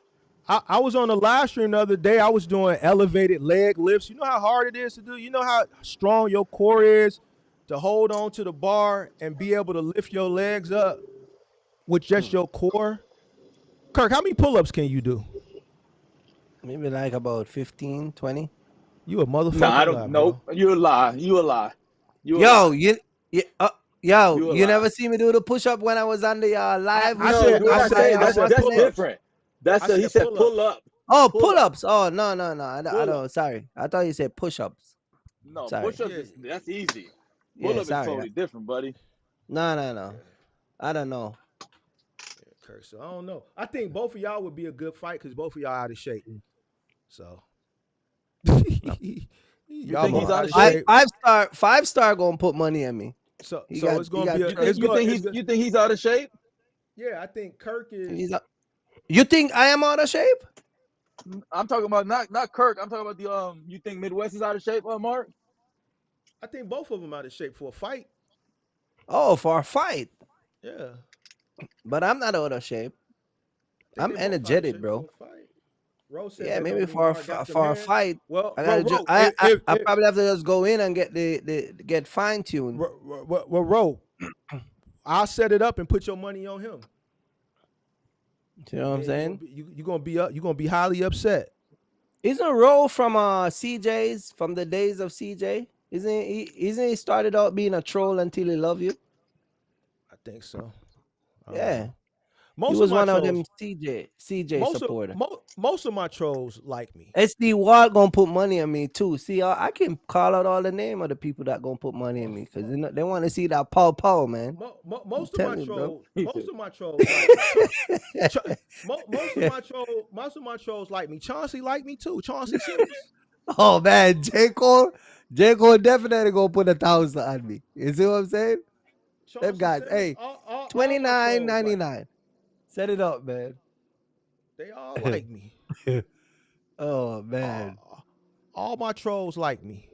Hey Mark, go do your thing.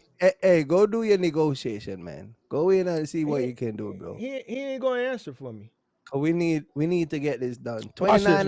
You gonna do when you go watch that live, you see how he is. He took a lot. You gonna do that paper, man. You gonna do that paper personal. And see, that's why I can't take him serious, because was it personal with just Kirk or personal with both, or was it one-sided? I want to say the way it's like it's both sides, because he mentioned the stuff about like how y'all talked that one time, and people got on him, and the education and blah blah blah, and like I said, the whole little bro and big bro, like that to me is just in general, like it's just stupid to me. Like that no one asked, he didn't ask no one for help. But what's crazy is that he was just there the other day laying down whatever he asked, I guess both of y'all, about the y'all said y'all were gonna hook me up with the broker or whatever. I guess Kirk had told him that, and I said he didn't call.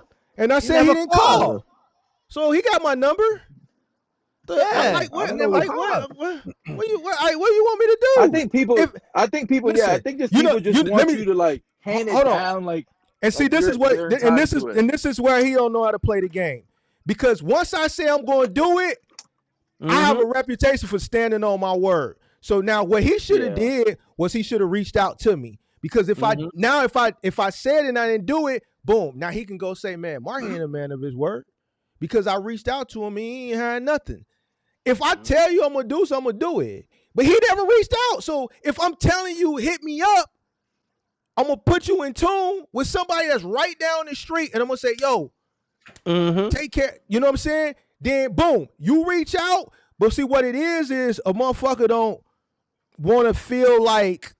See, I told you. Hold on.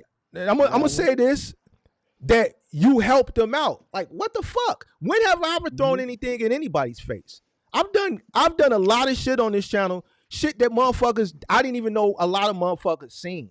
It was a motherfucker came up like the last calling show and said, man, I didn't like you at first. I knew you was a real nigga. You reached into your pocket and put a motherfucker in a hotel. Well, when I did that live stream, I didn't even have the following that I have now. So somebody to go back and that's just start watching my channel, to go back and watch content from 2 years ago, to see me do that, you see what I'm saying? When have I ever brought that up or threw that in that motherfucker face or anything like that? Never. So if I say I'm going to do something, I'm going to do it, and I'm not going to be a person who throws it in your face. Why? Because to me, once I do it and I say I'm going to do it, if I bring it up to you, even in a heated battle, and see, this is where he don't know how to play chess, because he could have looked at the situation like this. If I do reach out and he look out for me, he put me in tune, I know he's not going to throw it in my face if we get into it later, because him and Kirk was into it. And clearly he got some shit that Kirk even said, that even in a heated battle, Kirk gave Mark credit, because Kirk said, man, Mark could have buried me with some shit that Mark got. He didn't even do it. So he don't even pay attention. If I say I'm going to do something to me and I do it and I hold, I'm like an Indian giver and I hold it over your head, to me, that makes me a sucker. So, but if I say, yo, tap in and you don't tap, like, I'm not going to come looking for you to, yo, hit me up. Hit me up. Shit. Like, bro, so he didn't hit motherfucker up. Just like, hold on. I dropped my email and he never emailed me too. Just like he said, yo, matter of fact, let me just put this shit out there. Just like he said on his live stream, bro, man, I'm already come on their channel. They don't never come on mine. I'm gonna put this shit out there. The motherfucker never came on your channel up until that point when he said that, because the motherfucker never invited the motherfucker. So I didn't like how he said that, but I didn't go make content about it and get in my panties about this shit. I'm like, nigga, motherfucker ain't never been over there because you never formally invited a motherfucker. I formally invited you on my shit. I sent you a fucking email. So if I say, yo, tap in with me, I said, I got you. Fuck is you talking about? But man, I'm not stressing that shit, bro. Like, I ain't, like, man, bro, like, it's all this is because of Kirk. a lot of shit is because of Kirk. Calling people broke and all that. Oh man, see what you do, bro. listen, man. You know, it's like with doing shit with Kirk. I already know I'm gonna catch a lot of strays and I'm gonna have to step on a lot of shit because of Kirk. But it's just certain shit I'm not going to even entertain, man. You know, like, you know, if I publicly said tap in with me on that fucking stream, like he should have I would have. All right, I'm gonna tap in with you. Mm-hmm. Cause if he do got what he say he got, it's gonna benefit me. I'll be grateful. I know he ain't gonna throw it in my face because he's already exemplified that in another situation that was way worse. And but then again, if he don't, man, I got the leverage there. Y'all remember when he said he was gonna look out for me? Man, I reached out to that motherfucker. That motherfucker didn't do shit.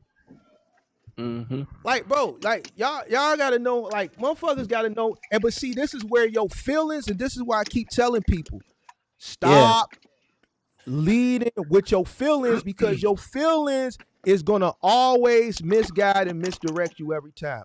Always lead with logic. Take your feelings out the way, because your feelings is gonna have you playing checkers out here, and I'm gonna be playing chess.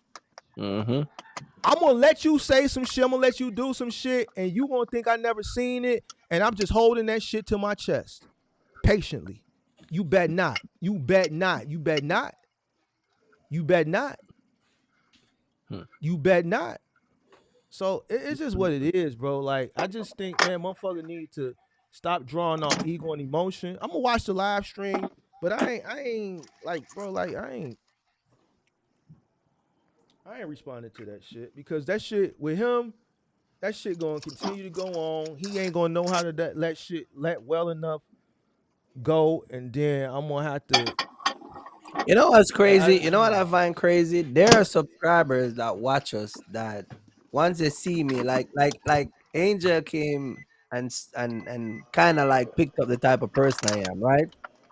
Because even the other day with old Kenny broke situation, he was telling Kenny that he's just saying that to get under your skin.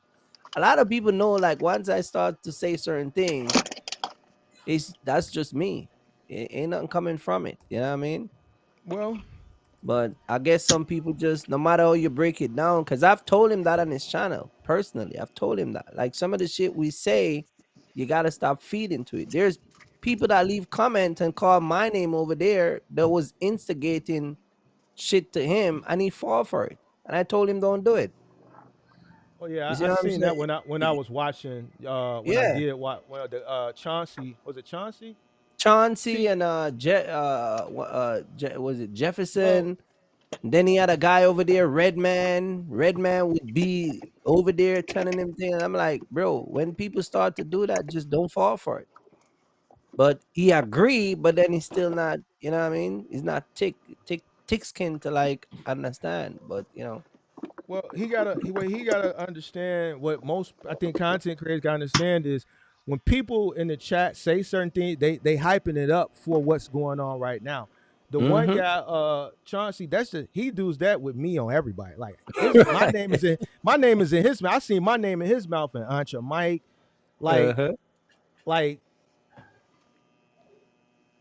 But it's to create a tension amongst it. Like, Mike don't fall for it. Like, he the type of motherfucker that's gonna fall for it. But then what happens is, if I jump out the window and I come with the mask to step on some shit, the motherfucker who's in the chat that's coercing and pushing this shit, this motherfucker ain't gonna do shit to help you. They can't help you. They can't save you. Because if I come, I'm coming to step on some shit.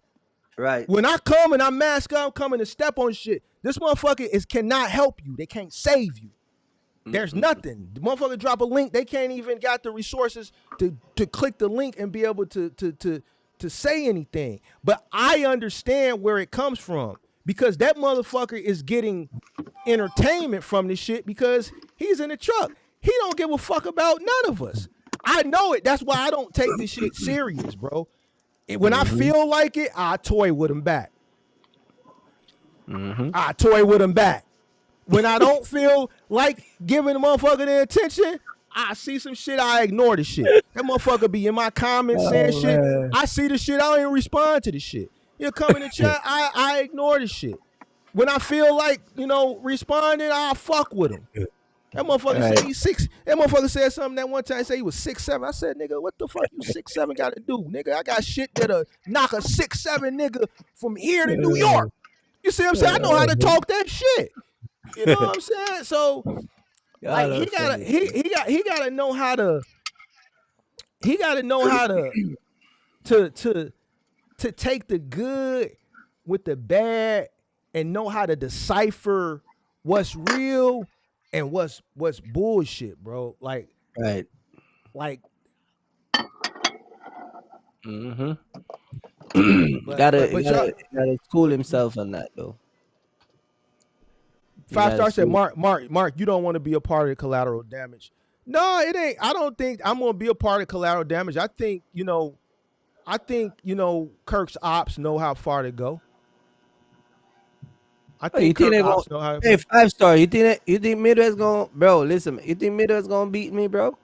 Come on, man. No, he's saying you don't want to be part of the collateral damage. I don't think I'll be a part of it. I think you set it up. You set it up, man. You're the Don King, right? As that's concerned, I think his ops know how far to push it. I think they know just, play with Kirk like that. Don't play with me. You know what I mean? Because the thing what make it worse for me is because I got time on my hands. So while you gotta stop, you gotta sit there in agony while I'm cooking up. And you just gotta sit there and accept it because I got the time. See, Kirk know better than anybody. Oh man. Kirk thought he had me on the ropes that one time. He was doing a live stream. He was talking this shit. Somebody said in the chat, hey man, Mark got Kirk in a casket. Kirk was in the midst of his live stream. I already had Kirk in a casket. You know why? I didn't think y'all were ever gonna talk again after that. Because I knew Kirk was gonna create a live stream because I play chess. So I had already had my thumbnail person. I paid for that thumbnail just in case. If it never used it, would just been a waste of money. But I said, yo, if he ever decides he want to get froggy, I'm gonna be ready. Kirk was in the midst of his live stream. Before that live stream was over, somebody said, man, motherfucker Mark got Kirk in a casket. Motherfucker was like, whoa, that motherfucker moved quick. I'd already had it prepared. But see, that goes on and that battle goes on and hen, right? And that's what I'm saying. Like he couldn't stomach that. Well, here's why it ended. You know what I'm saying? Here's why it ended, and I'm gonna keep it a buck. You and his battle never going to end. Because Angel said to leave it, so that's it. No, Kirk, because I know you. No. Hold on. Angel ain't Kirk. Can't Angel, me or nobody can't stop. Angel, and I'm gonna tell you why. Listen, Angel the guy. If that man say something else crazy about you, they just talking about Kirk is a coach kid. Yo, this guy, man. You gonna respond. The thing what me and your shit ended is because there had to be somebody who, like, they just had to be like. I'm looking at it like, yo, like this shit really ain't about nothing. I feel like you just took it. Before that, I just felt like you felt a certain type of way with the whole when the motherfucker said something about the weird shit, and ever since then, you talking about the comment? Yeah, and I'm like, man, Kirk, like you can't let that shit. Like, motherfuckers gonna say shit. These motherfuckers are in the comment section. We don't know who it is. These are motherfuckers that are in a comment section, bro. At the end of the day, you can't get in your feelings about what motherfuckers say. Just let that shit fly over the head. So it was already tension because of that. But at the end of the day, after everything was all said and done, I'm just like, man, this shit is a dub, man. I'm just gonna make peace with him, and we can just get past this shit because we can provide more value doing content like the Wiseman and shit like that. Wait, so Angel was watching from those days? Dude, I've been watching Mark for a while now, man. And I don't watch it just like I told you just because of the box truck. It's because of the more of the business, because he speaks like knowledgeable about how business works. I did watch it from the box truck perspective at one time. I wanted to transition, well, when all the crap was going on, but you know what's crazy? Even though all of that was going on back and forth, man, the people, man, there was so many people support getting back to do the wise man. Man, it was crazy. Because the wise man is gonna be more value than it was like value, educational and all that stuff. But you guys were providing educational stuff, man. If I would have, and I'm gonna use him as an example, with being like his mindset, then no, it would have never happened. Me, I don't, even when you went outside the realms of the box, I judge people differently. The way I would, if he did that shit, what you did, I would take it a lot more serious with him. Me, with you, I just think you don't know no better. With him, based on what I consume, he would know better because he wouldn't want me to do the same thing with him. So if he said some of the things that you said, I'm sorry, it's Midwest, I would have took it way more serious with him. It would be no words, bro. Me and him would have no words. Why? Because I know he knows better. So I have to weigh people differently, right? And I don't weigh y'all the same. I wouldn't weigh like a person like Vic or like the Boxer Cup or some of these other people. Like I weigh everybody differently based on what I'm a good judge of character. Now, because I didn't take those things personal, and it was obvious because I never responded from a personal perspective. I kept it in the realms of the content. I was able to I don't want to say rekindle because it sounds like fucking like a relationship. I was able to mend the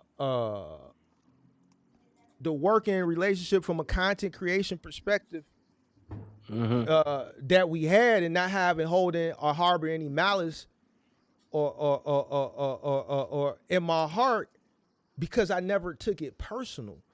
Like I don't get personal. Like, and even because I met you, like I could have, man, bro, when you came here, man, I showed you love, man, I did this. You never even heard that come out my mouth. Because that's personal, and also it's like, nigga, you supposed to did that from a good space, but now we into it, you want to throw that in my face. So it takes a lot for a person, even when a person is going outside the realms of content, to still keep it in. Because the moment I go outside the realms, then everything that I stand for is out the window. Right. Man, Mark, you for 3 years in your harshest battles, you ain't never went outside. You let this motherfucker get on your. My community gonna hold me accountable. And if I do that, they have every right to hold me accountable, and I gotta accept that. So I just think y'all two motherfuckers, y'all just need to go ahead and box. All right, man. Hey, Midwest, stop. Hey, Midwest, stop tweaking. Stop tweaking, boy. You tweaking on Can you, Mark? Can you see? You tweaking. Stop tweaking, boy. Can you see if he's watching you or no? Man, he watching, bro. He watching. He watched me. Of course, Mark can see if you watch. If he's watching now. Hey, you say the last part of the video. Why you don't pull it up, Mark? And the link is still pinned to the chat. Because I'm not gonna pull it up, because I'm gonna watch it in my own personal time, because if I pull it up on here, then everybody's gonna critique it, and I just don't got time. I don't got time for that, because the little part where I did watch, he was going off, and I could tell he was he was angry, and he should never get angry, bro. And the link's is still pinned to the chat. You're in Pennsylvania. This nigga is in. I know where he's at, but I ain't gonna say he's way outside of Chicago, 815 type shit. You dig what I'm saying? And Hey, what is Sage channel? Sage Outcast. Sage Outcast is right there. Yeah, that's his channel. Yeah, he got a couple channels. So you know, if he can't debate you, I feel like what really he should have did was just debated you. If he lost, he lost. If he won, he won. Like, I just feel like, you know, the best way to beat a person on information is just out. Yeah, but how do you win? How do you beat somebody like that, Mark? By substantiating everything you say in your content with facts. And the audience is going to listen. The people that watch my channel ain't stupid. The motherfuckers who call remember, he's not agreeing to nothing you, me, Kurt, and he was saying about the rape per mile. Because he's ignorant. He's ignorant, and he's ignorant based off of his ego. So that's all that is just ignorance. And I'm saying that because it could be anybody. It's just ignorance based off of ego because he feels like this is a competition. It's not a competition. It's not even close. Like y'all said, he said, man, I should go buy a truck. Why the fuck would I buy a truck and I got two? I got two trucks sitting. I don't gotta buy a fucking truck. And even if I didn't have a truck, why would I go buy a truck to prove something to him? See, that's the thing. I don't have to do shit. I already did it, and I'm here. All that shit that motherfuckers say is based off of ego. Get that ego out the equation. Get that ego out, man. Take that shit up off your heart, bro. Get that shit up off your heart. You see what I'm saying? So at the end of the day, yeah, he watching. If the best way to dispute that, if I was him, I would have clicked. I would have came on that show, and the argument that they had, or the dispute as far as the information is concerned, I would have supported. Well, he should have supported his stance and his position with fact. So, and I'm gonna say this, and me personally, I don't give a fuck. If a motherfucker want to play with me, come play, and we can go there. You already know I'm with all the smoke, if it makes sense. If a motherfucker challenging your information, he should have came on his live and stood behind his information and supported his information with fact. That's it. If you don't do that and you take it somewhere else, to me, that tells the tale. Anytime when motherfuckers used to play with my information back there, I would go live and I would double down on my stance with fact. I got a laundry list of content. Anybody that's watching will say, yeah, he's telling the truth. Look at the shit that I've had this year. CJ, CDL Shorty, Midwest. Who else? Who else have I went back and forth with? Every single thing, I supported everything, or I disputed everything, and I was able to substantiate everything with fact. I never went left field or right field. There's jokes in the mix of that. I might have hit the button a few times, obviously for the entertainment. Yo, goof ass. Shit like that. But I'm coming with information. Say y'all say y'all do be trying to sun people like he said. Mark trying to provoke. So he's saying that I'm. I'm trying to provoke him to do a live stream to come back and substantiate people providing education, man. Kirk against fact. No, I'm not trying to provoke anybody because you can't provoke me. If I go watch this stream and based on what y'all saying, if it's not worth me responding to, then I ain't gonna respond. I don't give a fuck what Chauncey and the thing saying. I don't care what nobody else saying. He said somebody else said something. It ain't gonna provoke me. Why? Because I'm a man and I don't move off of hype. I move off when the time is right or when I need to say something because it matters. If a motherfucker ain't got their foot on my neck and I need to go ahead and show a motherfucker like, Bub, I ain't nobody to play with, then that. If a motherfucker just gonna throw a little jab here and there, I understand that come with the territory. I ain't tweaking on that. So I ain't provoking nobody. Now, what I am provoking, Ro, is that they fight. That's what I'm provoking. I think they need to box so that I can set it up and I can make money. Man. Now I'm provoking that. The man said you trying to you a user. Now,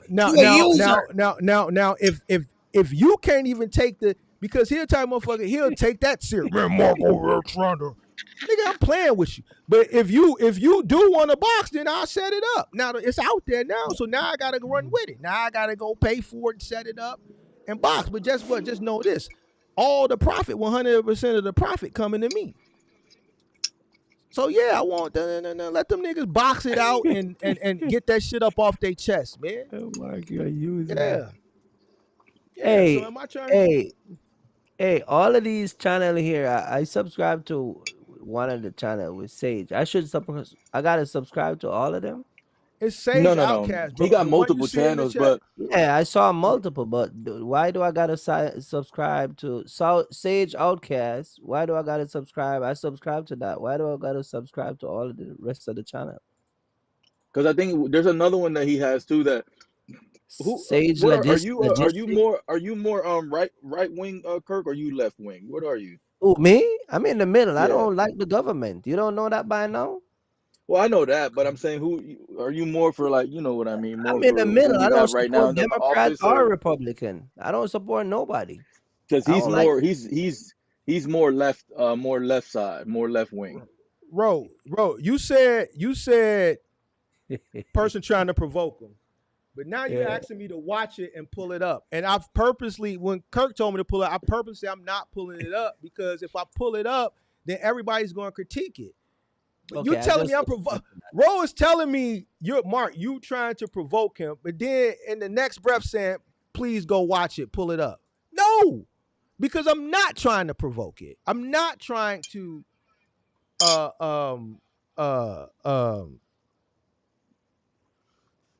provoke it. I want these two to have an intellectual debate. I want them to be able to substantiate their claims or their position with facts.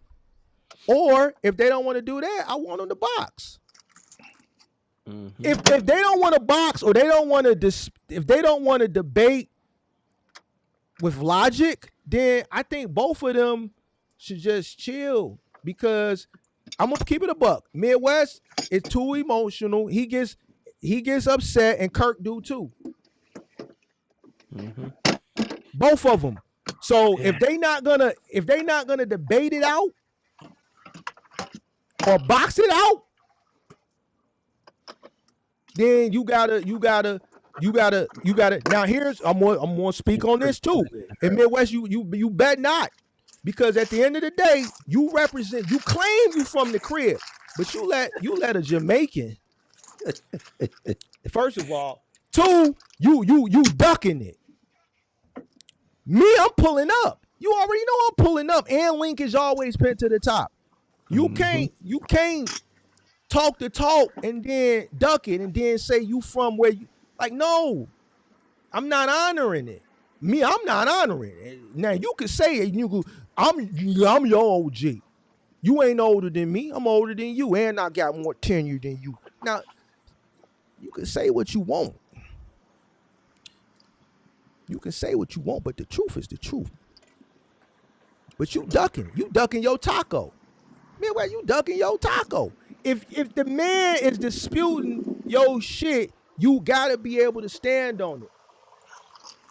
But you have to articulate your stance with facts. So if he in a video Kirk did the other day, and he said what he said, then the way you come back is you come back and say, yo, this is why I said what I said. Pull up your chart, you articulate yourself, you support your claim. Boom. May the best man win, because it's an educational platform. I don't understand how something as simple as like a CPM argument or RPM argument in trucking gets to the fact where you a hater, you this, you a this, you a that, you a this, you a that. Because when you say you a this or you a that, that's personal. I'm holding you more accountable than I'm holding him. We still don't know where you from, Midwest. You claiming the rack, but we don't know. You might be from Dalton or Matson. But if you gonna claim it, you gotta stand on it. And outside of that, you as a content creator, if you saying it, people are watching you. You have to be able to defend your shit.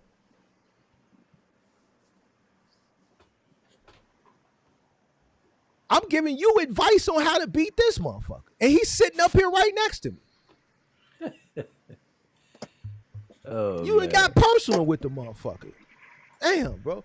Bro says about content, right? Pull it up. Let's look at the content. The flight come on at 9. We got time.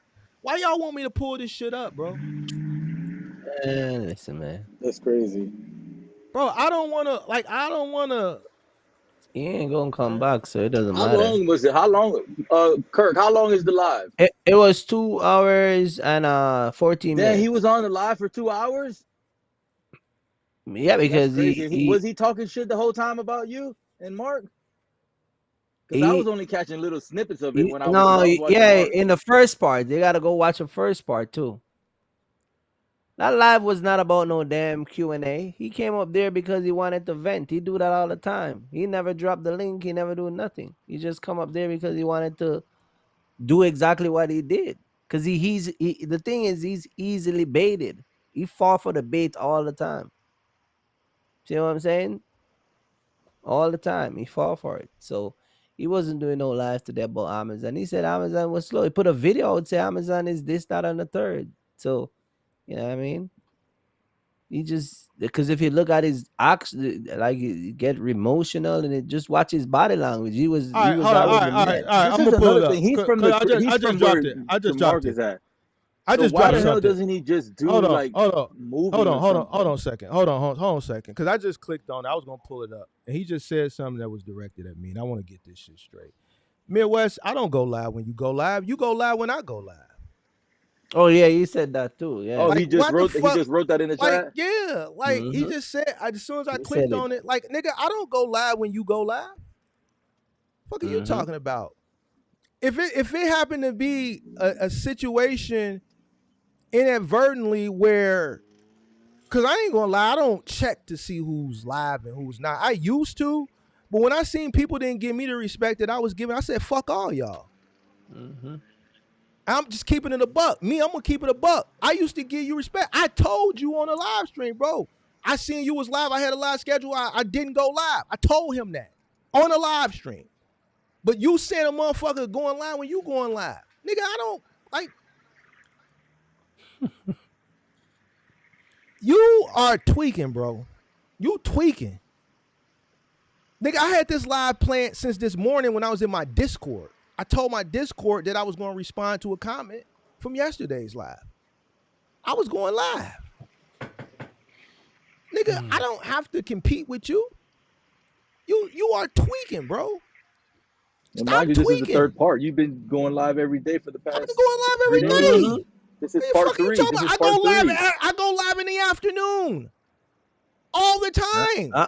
I'm calling you and don't even realize you're live. I'm calling you and don't even realize. The last 2 live streams, I'm like, Kurt, why are you calling me? Somebody tell Kurt this.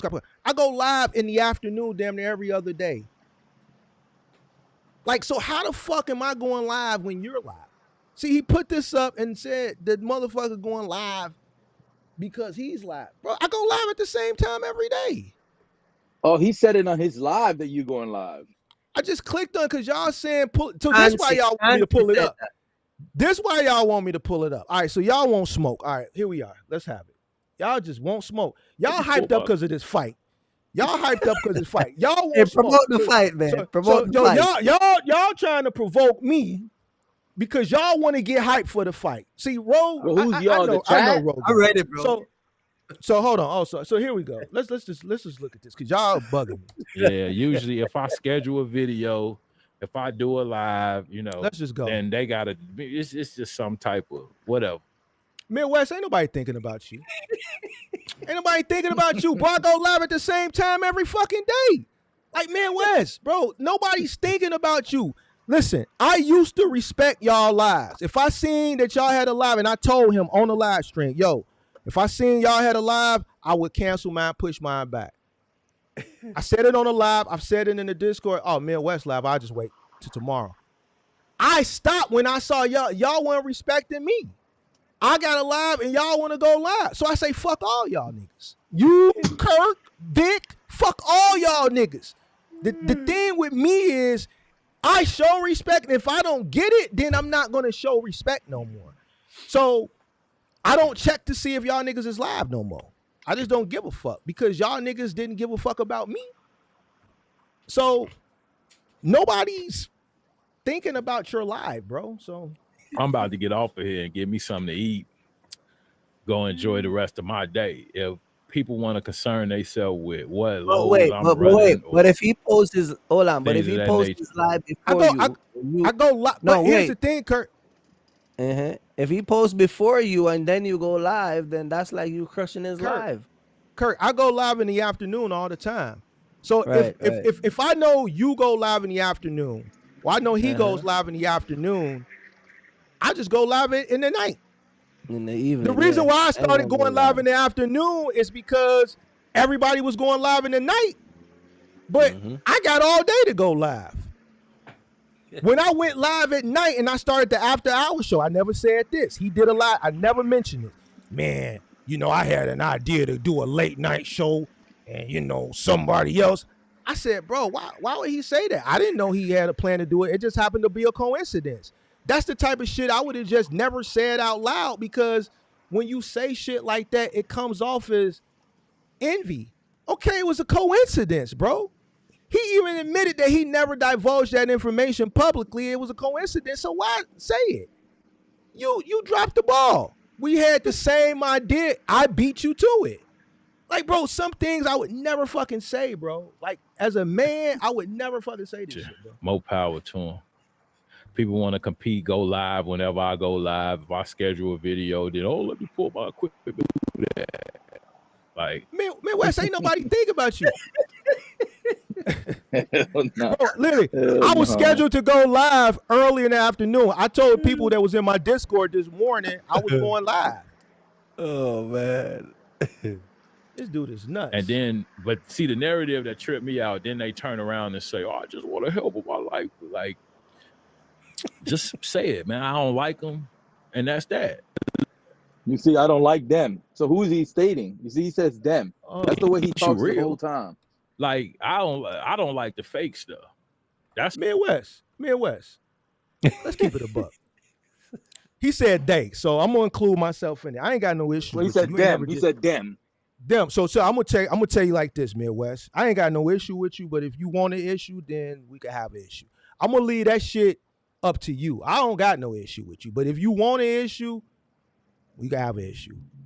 And depending on how you want to go about it is how I'll respond. I don't got no issue. I don't got a problem. But if it's a problem, then no problem. I don't have an issue. I don't know how many ways to say it, bro. If I had an issue, you would know it. I keep my shit inside the realms of content. If I had an issue, Midwest, and you know this.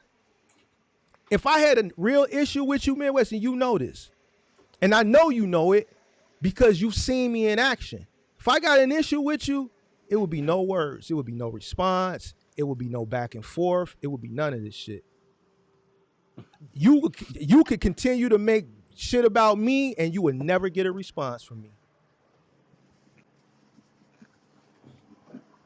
There's no issue. I swear to God on everything I love. Listen, it's no issue. Now,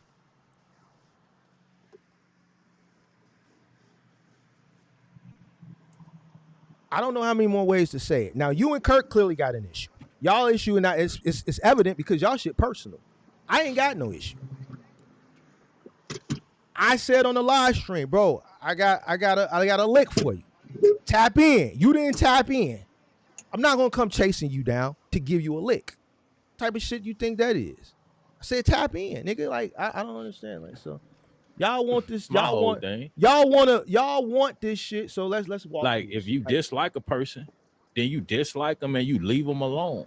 That's the adult thing to do. You don't keep trying to fake kick it with a person. Keep having fake. Now I don't know what he's talking about as far as you. I've never tried to kick it with you. I've never invited you anywhere. I've never hung out with you. I never did none of that. So conversations with a person when you know deep down in your heart you feel some type of way, or you see this person. I think he's just talking in general because you got so much hate in you towards a person and jealousy, and then you Midwest. I don't know as far as, but I think he's talking about me. No. I think he's talking about me. Oh, okay. Right. I think he's talking about me there because I came up on his live and I came up on and I invited he's talking about you. On we share live together. So I think he's talking about that part. With the fake part. You turn around and try to say, "Oh, just try to look out and help, homie." Oh, I thought he was talking about me then. Okay. You could tell that to a sucker. Well, my bad. I thought you was talking about me. Like you can't tell that to Rose said both of y'all, but I don't think it's both of us. People with common sense. You can't tell that, you don't, and you see it. And I ain't the first person that's seen it, and it's happened multiple times. Like I'm talking, the dude sitting there twitching like some type of something going on with him. Boy, and then but you keep coming back wanting to have a conversation about what? He talking about you. Me, right? Yeah, that's what I'm saying. When was you twitching? You got like a. He says a lot of stuff about Kirk. He said something about he saw Kirk's like brain, his side of his head twitching. Wait till I don't know when he says it, but he said you could tell he was saying. So he said something about he saw his head twitching. Like stop making me laugh, bro. I said, what the hell? You making up? I said, hey, let us watch a video, man. Wait. This guy making up stuff because I'm like, you can't see somebody's head talking about he's twitching on the side of his head. Like, bro, this guy hears something else, man. But go ahead, man. Go ahead, man. Hey, Jeff, man, Go ahead. Wait. Kurt, what type of twitch you got going on, bro? You on crack or something, dude? Nah, y'all see. You be doing this, Kurt. Man. You never take the $5.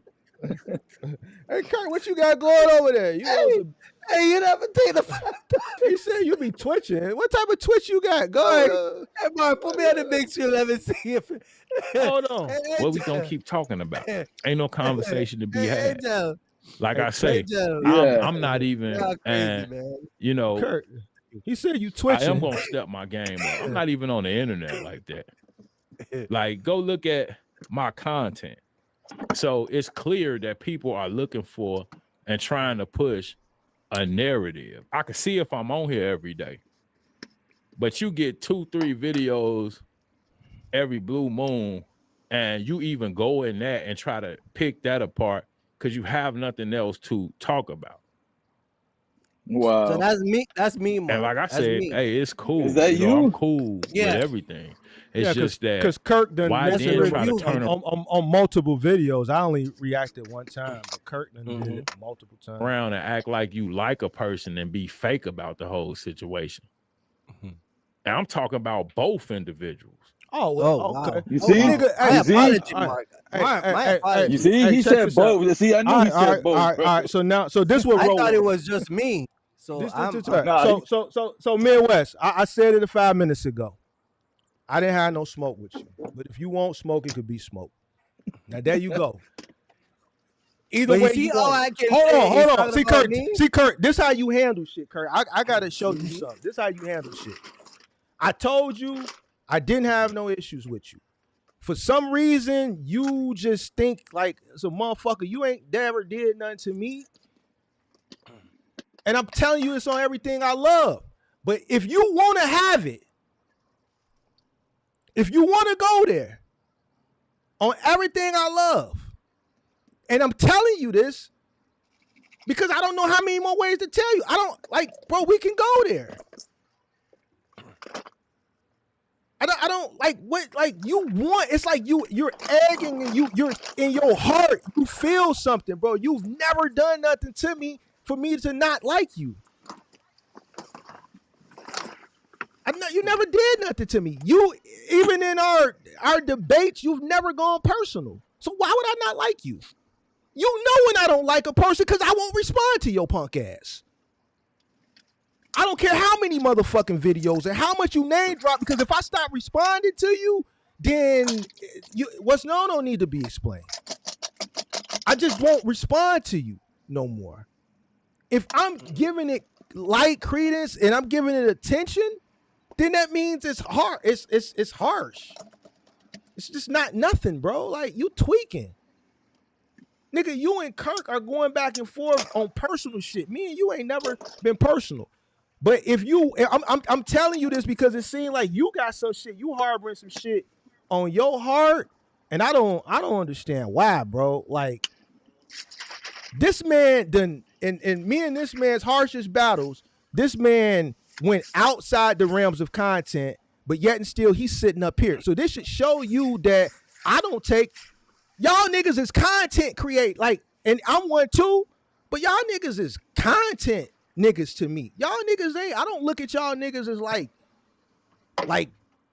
serious like that. Y'all, I don't look at y'all as like a threat, bro. Y'all are like box truck content creators like everybody, like anybody else. You're taking something based on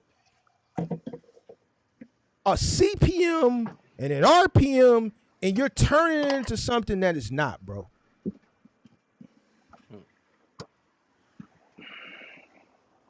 You let motherfucker get inside your head because he said it right here, and other motherfuckers. So he's having conversations offline.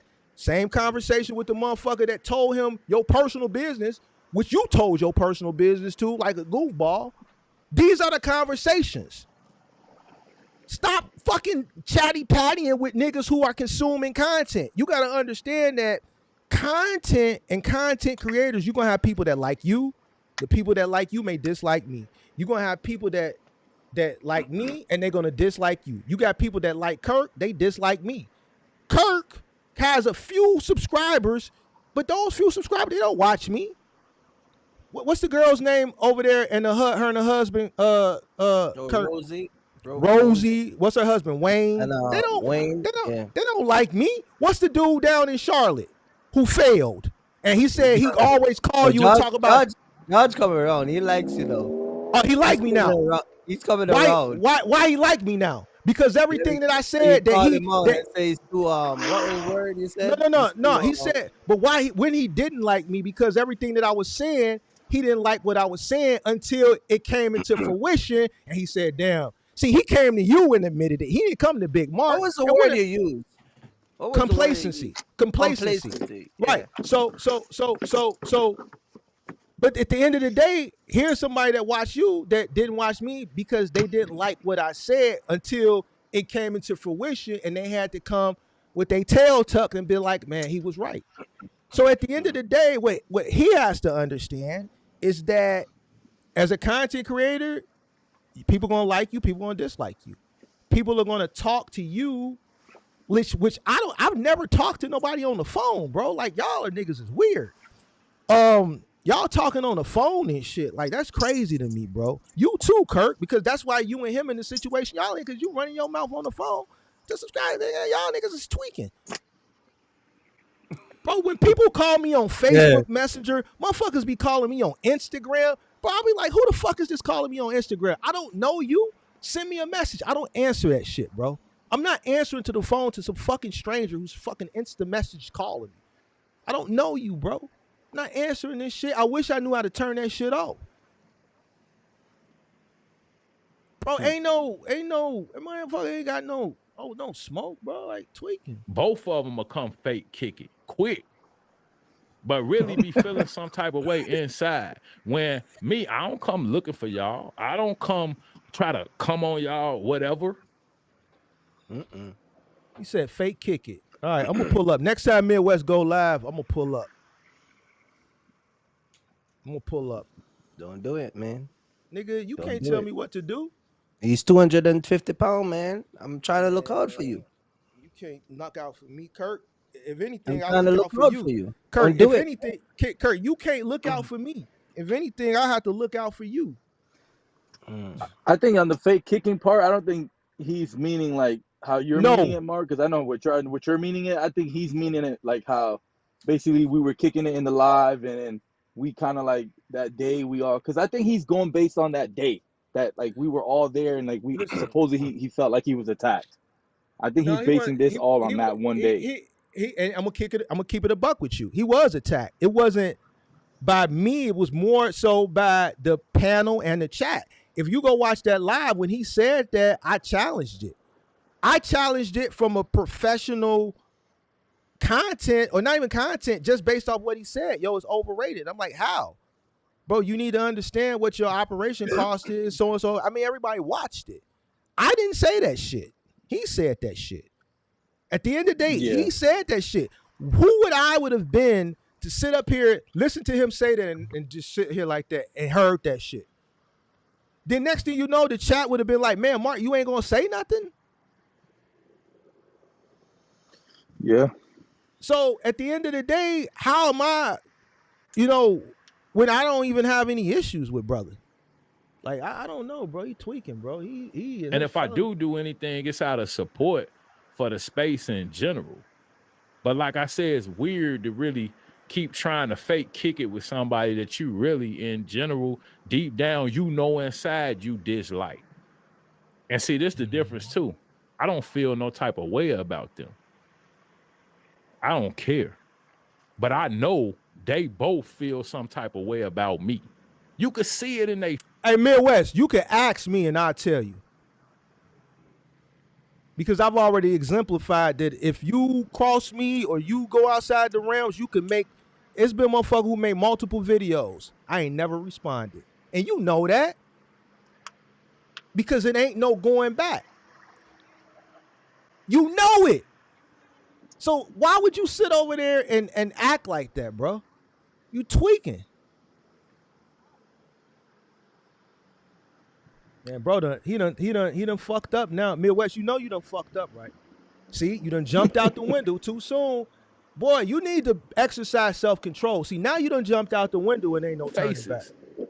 It could be a conversation, but if you really go back and look, you could see the hate that they be trying to hide in their gestures, in their faces when we talking.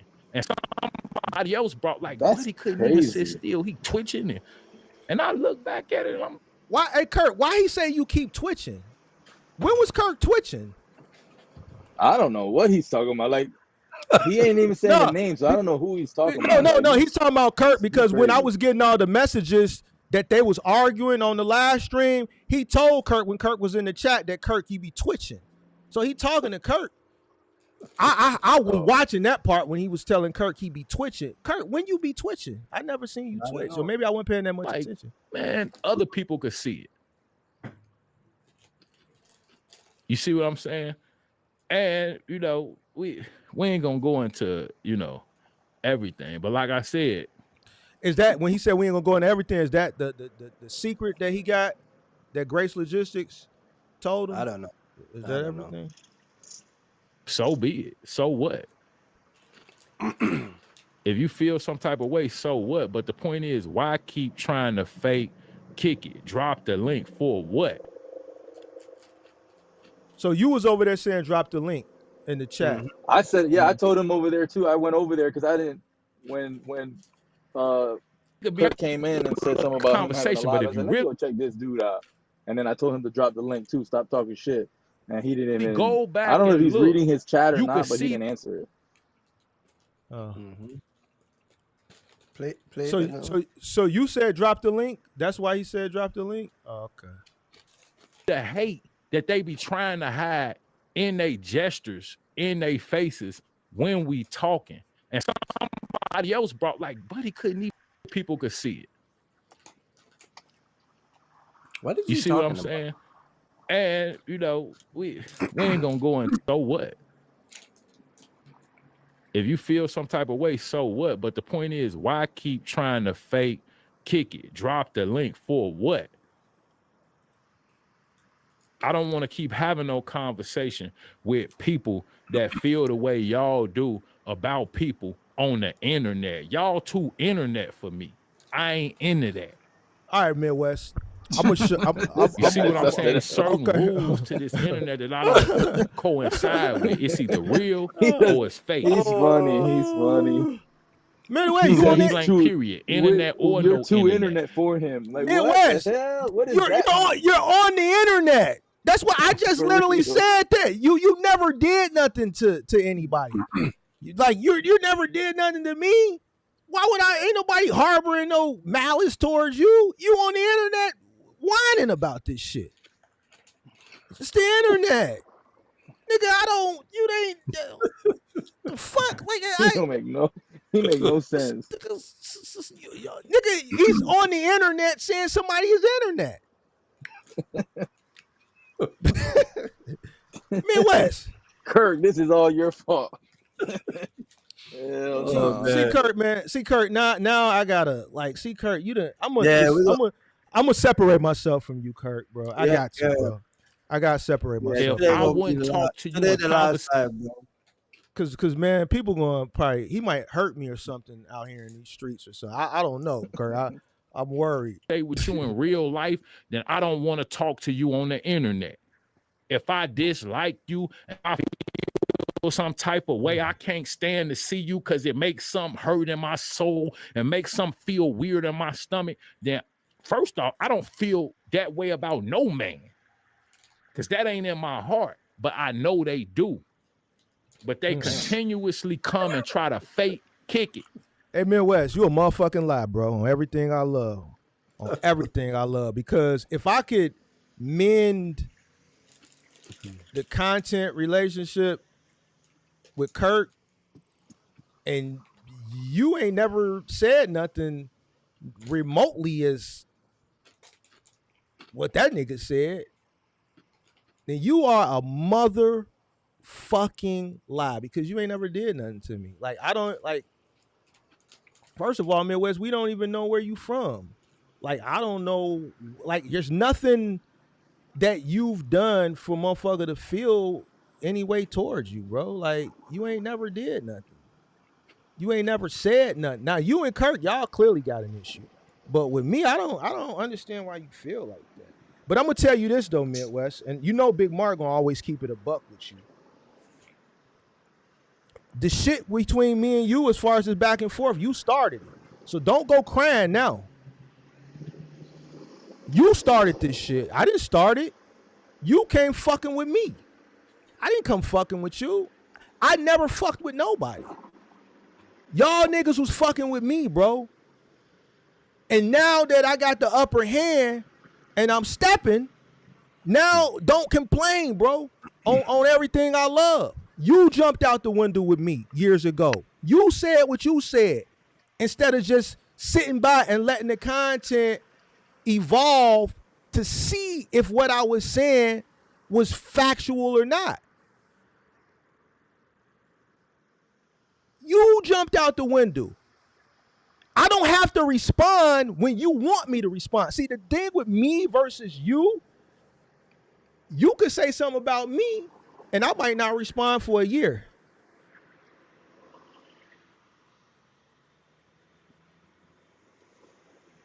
But you started it. If you would have never came fucking with me,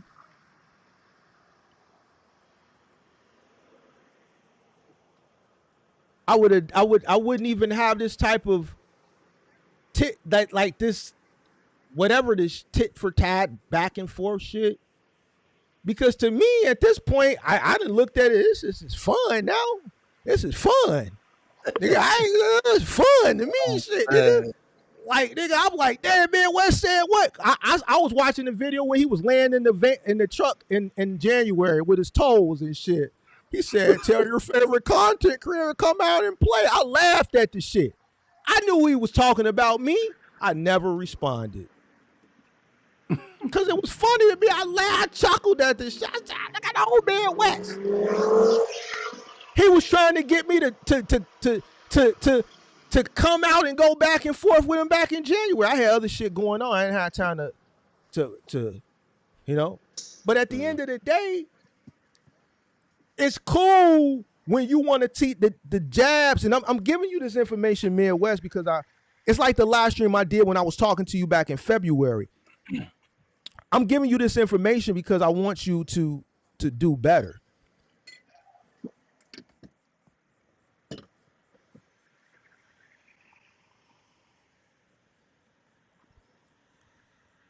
You are taking this shit too serious, bro. Now I gotta spend my day,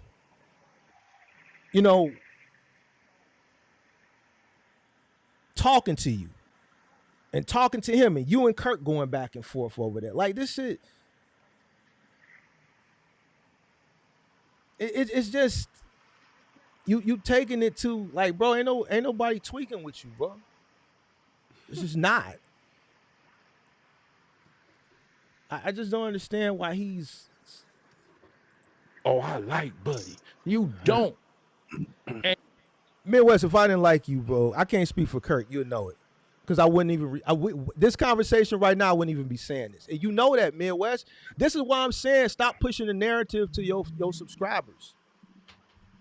I don't have to name no names, but you will know if it got to that point, I will never respond to you. Never. And you know this because I've already shown it. And I don't have to name no names. So why would you sit up there and lie? Just like you lied to the people and said, man, they won't come on my channel. I had to prove that you never invited me. Like, you pushing a narrative, bro. Like, I'm probably the most transparent motherfucker out of all of us. I'm the most solid motherfucker. And I'm saying that Kirk's sitting right above me. Because I will tell you what it is, whether you like it or not, and not give two fucks. If I had an issue, Midwest, the thing is I've already shown that if I had an issue, and we already know what I'm talking about without saying no names, because it's 3 years and I will never respond to nothing. Nothing. You could say whatever you want, it's not getting no response. Why? Because we know what's known don't need to be explained. I'm not going to go back and forth with a motherfucker I got an issue with. Period.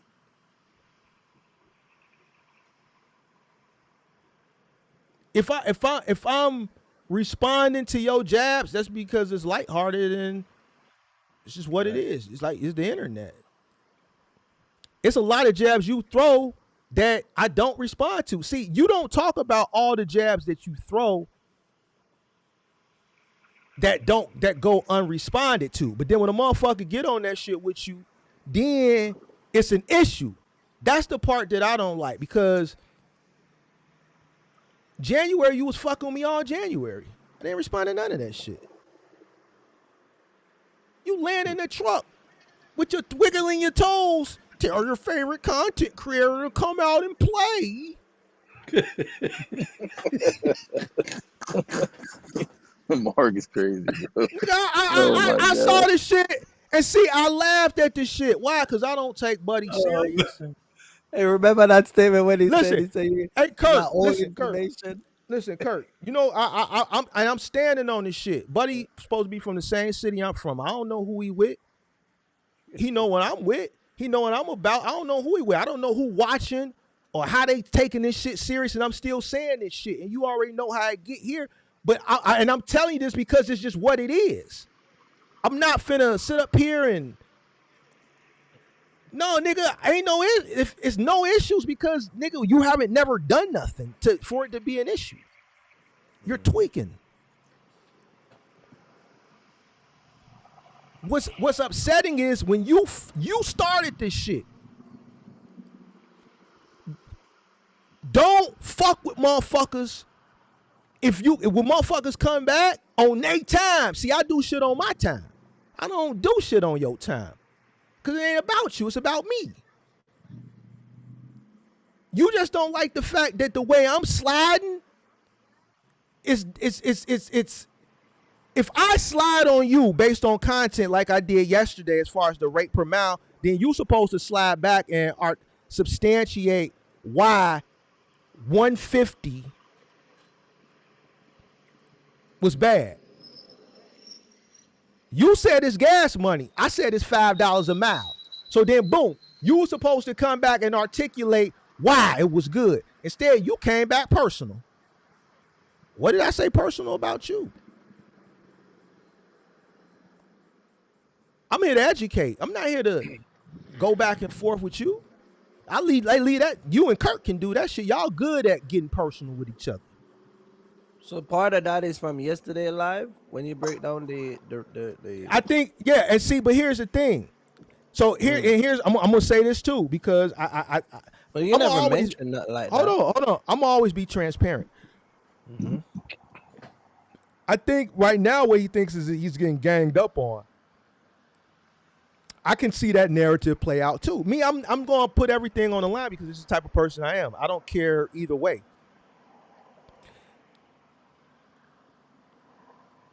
You have to look at it one of two ways. And I'm going to spend time with this. I wanted to go do something else, but it looked like I'm going to have to cancel that and just get straight to the fight later. Because I want him to understand that. It's important to me for him to understand, because he's a younger black man. I know he thinks you're a little boy, but Midwest, you younger, bro. And if I can see I can give you some value, I'm going to give it to you.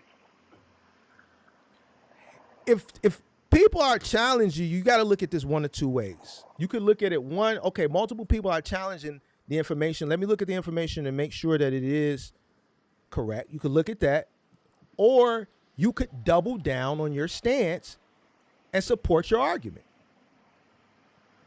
Those are the only two options. You went personal. When y'all motherfuckers was fucking with me 3 years ago, all you motherfuckers, about that not cost per mount, but that peak season shit, I doubled down. You, the rest of you fucking content creators and the subscribers, all y'all was fucking with me. Did I punk up and change and say, no, they all ganging up on me. They making videos about me. They don't like me. I came back and I substantiated my argument and my claim on why y'all niggas gonna be crying in November and December. And you know what y'all niggas was doing? Y'all niggas was crying. And in all y'all niggas comments in y'all videos, man, Mark the Mentor was right. I got screenshots of all of it. So you already know I'm the king of, I got a folder on all you niggas.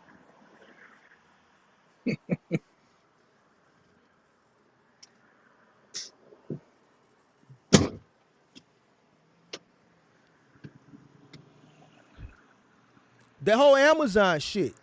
This is where he got upset with me and where the distance started coming from, because I was making bold claims about Amazon. Now, here we are today. Guess I was right. The thing is 2.5, 3 years ago when I was talking about Amazon and I was forecasting what we see now is the level of experience that I had then versus people, they couldn't see what I saw because I'm looking at it from a business perspective. You know what their responses was? He don't do Amazon, so he don't know. I don't need to do Amazon. I don't never had to do Amazon to understand that what you were doing wasn't sustainable for Amazon at that particular time, and it wasn't going to continue to go on. I'm listening to fucking earnings calls, which they have access to, whether they're a shareholder or not, because they're public. But they choose to be ignorant, not educate themselves. Me being an investor, I'm listening to earnings calls. Motherfuckers was wondering how I knew that Amazon was going to start investing into their own fleet of trucks with middle mile, because they talked about it in a fucking earnings call. I didn't have no special fucking inside information from corporate and Amazon. I had it from listening in on an earnings call because I'm an investor in Amazon. I own Amazon stock, so I like to listen to the earnings calls. So I used that and I presented content. And I said, yo, Amazon going to start siphoning in 26-foot box trucks to middle mile. And they got some shit that they finna do called the MMRO, I think it was called. Middle mile something. I forgot what the acronym was. I think it was MMRO. That was what they was calling it then in the pilot launch. And then I did that video 2.5, 3 years ago. It's still up. And motherfuckers was hating on me. He don't do Amazon. And then what happened? Months later, the motherfucking truck started rolling up. The thing is I'm not going to say nothing on my channel to put myself in the trick bag like how you put yourself in the trick bag. Your first video that you made dissing me years ago that I never responded to was based on information that I was saying on my channel that y'all niggas just didn't believe. Y'all didn't believe a black nigga like me could amass a fleet of trucks like that when I was saying, until I did my journey video and I showed y'all niggas. Then y'all niggas stopped.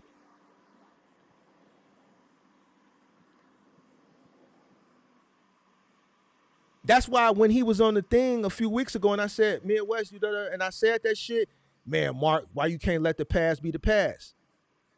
Nigga, because you started it. You jumped the gun.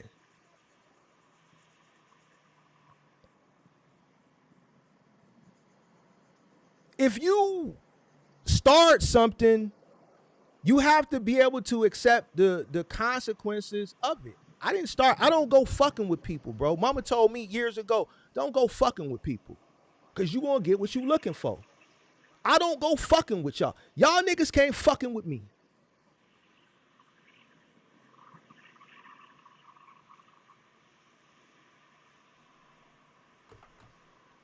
You fake for saying that. You should just tell the truth. I don't like them. Midwest, I'm Chief. Everything, if I didn't like you, I would say it. On everything I love. If I did not like you, I would say it. I would say it. I don't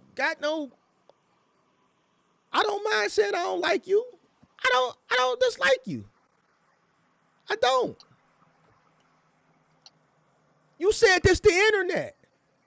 You played the internet game. Remember you did the video and said, come out to play? Or did you forget? You probably forget because I didn't respond to it. What about the video where you made about me and Kirk and you said, they phony and all they do is sit over there and lie? Motherfucker never responded to it. All they do is sit up there and lie.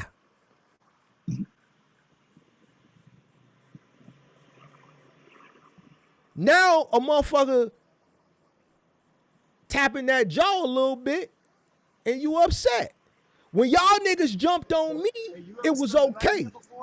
When all y'all niggas was jumping on me, all y'all niggas, you, Vic, everybody, all y'all was ganging up on Mark with that peak season shit. And then none of y'all niggas, what I realized, then none of y'all niggas come tell y'all audience y'all was wrong. It took people to come into y'all comments to be like, man, I guess Mark the Mentor was right. Now say it ain't so, because you know I got a folder. You know I'm the king of the drop the receipts. Because I love when people say no, and then I have to pull this shit up. Same thing with Amazon. Same thing with Amazon. Because now the content is transitioned over into middle mile complaining about brokers. Why? Because Amazon ain't what it was. That you like to go back and forth with me because I warned you about what was coming, but you discredited me because in your mind, he don't run Amazon Relay. He ain't even got a pallet jack. Who says I ain't got a pallet jack? You let another content subscriber come in the comment and say something. I saw that. I didn't even respond to it. See, I'm dropping receipts right now that I know you know. To let you know I don't get upset like how you're upset right now because a motherfucker tapped at you a little bit. When you tap at a motherfucker, it's okay though. Remember you said that, Midwest? What happened with Amazon Relay? Y'all complaining about it. You complaining about this shit now. But it was okay to argue and debate me and say this, that, and the third. Guess I was right.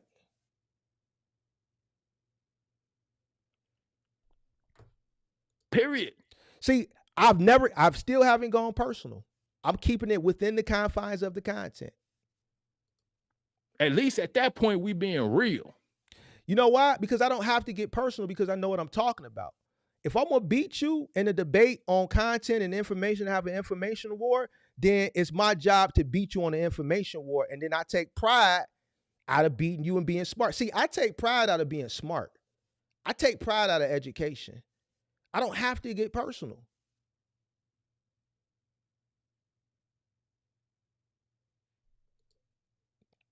You over there angry and shit. So that's just the way I see it. You know, it's all nonsense. Like I said, and it's different when you got people that be on the internet every day.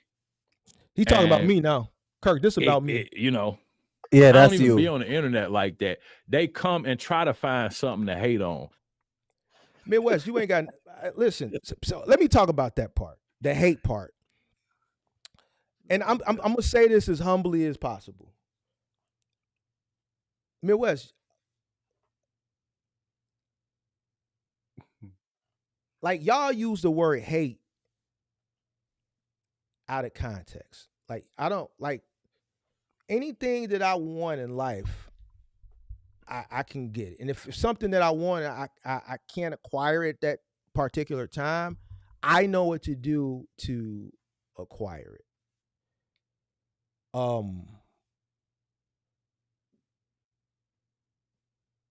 If a person critiques your content, it's not hate. If a person critiques your content from an emotional standpoint and they're wrong, that's one thing. When you were critiquing my content earlier, peak season, Amazon, all that shit, I was right. You know how I responded? With more facts. Now, in hindsight, everybody knows I was right. Creative Investor is in here. He was one of my critics at one point, and he's doubling down on what I'm saying, and yet he's still watching me today. Creative Investor, me and Creative Investor have had some back and forth, but it's been in the confines of the content. We've never gone personal. And I think he did say something one time, but then he apologized, if I'm not mistaken. And I didn't harbor any malice in my heart. So I'm still trying to find it. Why is it okay for you to critique, but nobody else? I would hope that a person who's in his early 40s does not have amnesia. Because when you were critiquing me, I didn't get upset. I just came back with more. I didn't even respond to you. I just came back with more facts. And now in hindsight, we can look back and Mark was right. Even with Amazon.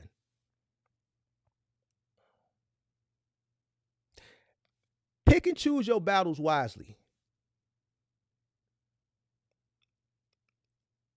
Pick and choose your battles wisely.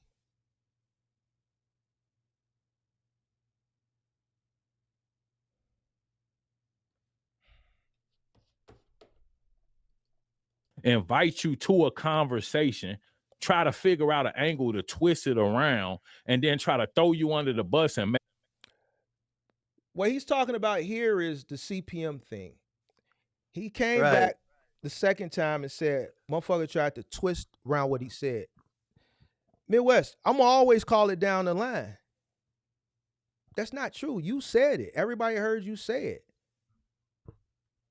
What happens is you take things out of context. I'm going to give you another example, some shit I never talked about. When he clicked the link last summer, I was doing a live stream and he clicked the link and we were going back and shit. I think it was over the Amazon shit. This wasn't one of the ones where I invited him. This is one where he clicked the link. And there was the topic was on something and he couldn't articulate himself on the topic, which he came to debate, and he went left field talking about discipline. And I'm gonna tell you how much I fuck with him, even though he don't think I do. Go look at the live chat in that live stream. Because when he went and talked about discipline, motherfuckers was like, Mark, get him, Mark, get him, Mark, get him, Mark, get him, Mark, get him. Some people will probably here remember that. And I just sat back in the chair like this.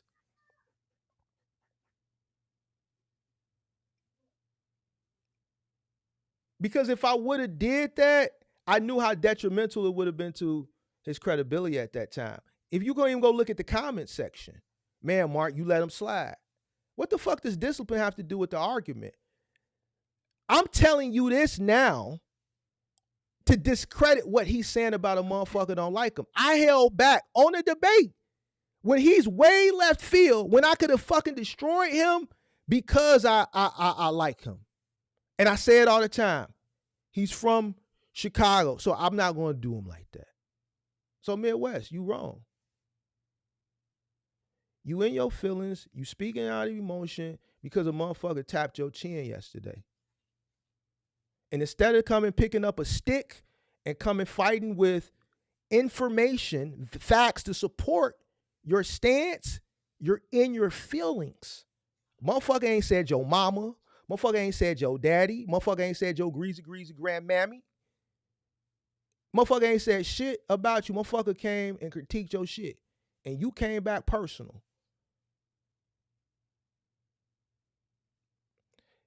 The only reason I can think is because you can't substantiate what you said that was critiqued with fact. The best thing for you to do is just not say nothing at all. Make you look bad the whole while when people pointing the shit out, they are, no, this ain't that. What do you got to do with him making money? Because you're trying to make me look like a struggle trucker. All right, so now that's about me. When Chauncey Simmons, see, he let Chauncey Simmons bait him. So when Chauncey Simmons said, man, he making money, I said, what they got to do anything? Like, ain't nobody going personal. Nobody tried to make you look like a struggle court. I see, he took it personal right there. I critiqued the RPM. What does that have to do with him personally? I critiqued his stance as far as the 150 for the 30 miles. It had nothing to do with him personally. So this is where motherfuckers get to telling on themselves. What the fuck does 150 and 30 miles have to do with a struggle trucker? We never talked about you as a trucker. We never talked about nothing personal. I kept it 150, 30 miles. That's it. Everybody watched the live stream. It's still up there. What the fuck does that got to do with anything? And man, Weston, I know if you're watching, I'm taking you to school right now. Because you jumped the gun. You let motherfuckers coerce you into this shit. And you know, you said it yourself. Mark is a nigga who play chess. I have to be. So if you know this shit, why continue to fucking play, bro? Because the only thing I'm going to do is sit in the cut. Nigga, I don't give a fuck what you say. I'm going to sit in the cut. I'm going to collect all this shit. And I'm just going to wait for you to feel froggy. And then I'm going to do what I'm doing right now. I'm bringing up shit that you did in January that I never responded to. I'm bringing up shit that you did last year to dispel what you saying right now. I'm bringing up shit that you did 3 years ago that half of these niggas watching wasn't even in trucking then and never responded to. And now when I brought it up to his ass on the show, man, Mark, we thought we was going to let bygones be bygones. If it was a lie, he would have been like, Mark, I don't know what you're talking about. You can't go fucking with somebody and then when they decide to respond, you don't like how they respond or they didn't respond when you wanted them to respond. Nigga, I'm not responding when you want. You might say something about me in January. I might not respond till fucking goddamn Thanksgiving.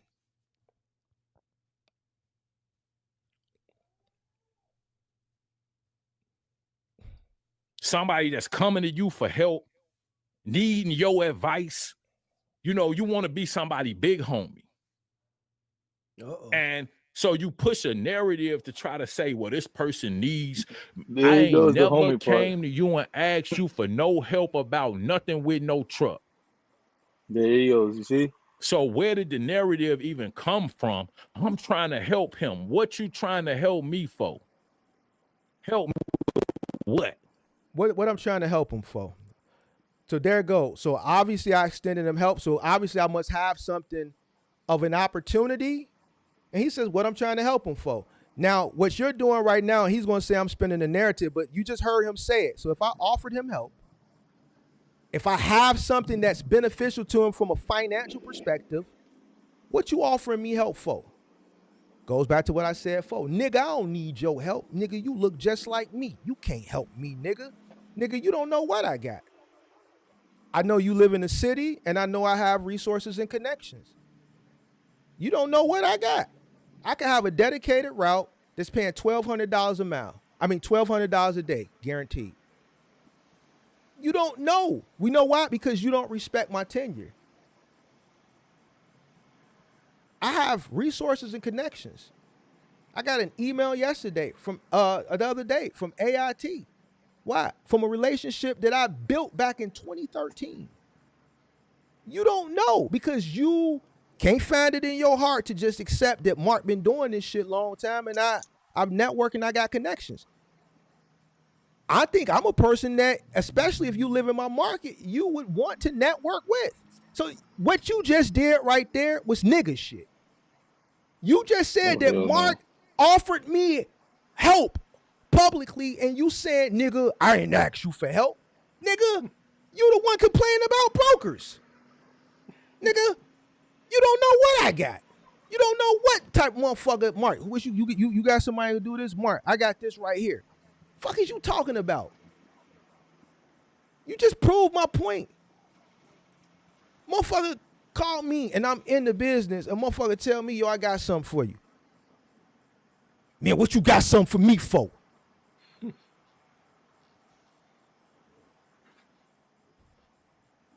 What you got something for me for? Man, well, I got some. I know you. It's dedicated, man. It's about 150 miles a day. It's paying a guarantee $1,100 a day, guaranteed flat. Oh, you got that for me? Well, in that case, yeah. One of my old connections emailed me, hit me up, and asked if I still was running, and I said no. I got somebody that is local that got a 26-foot truck, and I'm gonna vouch for him.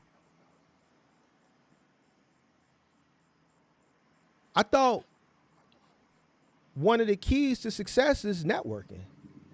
But it goes back to what I'm saying, because he doesn't respect. See, what it is he don't respect me. If he just said, if I publicly offered him something, his response, what you want to help me for? Nigga, you the angry man on the internet. So now you can't even offer motherfucking shit. So from here on out, content creators, I'm not offering y'all shit. I'm not going to use none of my resources, none of my connections to offer you shit. I'm just going to give it to my core subscriber base in my MGM game and my Discord. Because you can't offer niggas shit because they're going to get offended. So this the part that's weird to me, like the whole rhetoric. And then Chauncey telling them what's real. Buddy show his make good money. Oh, what's this about his money? Well, if it ain't about my money and if I make good money, then what are we discussing? Well, another man brought up your money. And when another man brought up your money, I said, what are you bringing up his money? We're not talking about money. We're talking about RPM. What does money have to do with RPM? We're talking about one particular thing, a load that paid $150 for 30 miles. So I'm going to tell you why that person brought up his money. Because the people who can't articulate and debate based on the topic and the formulas. Angel, what people do in the hood when you challenge them on something? With good merit, what's the first thing they say? But I drive a Benz, though. Fuck your Benz got to do with what we talking about. Mm-hmm. They try to outshow you.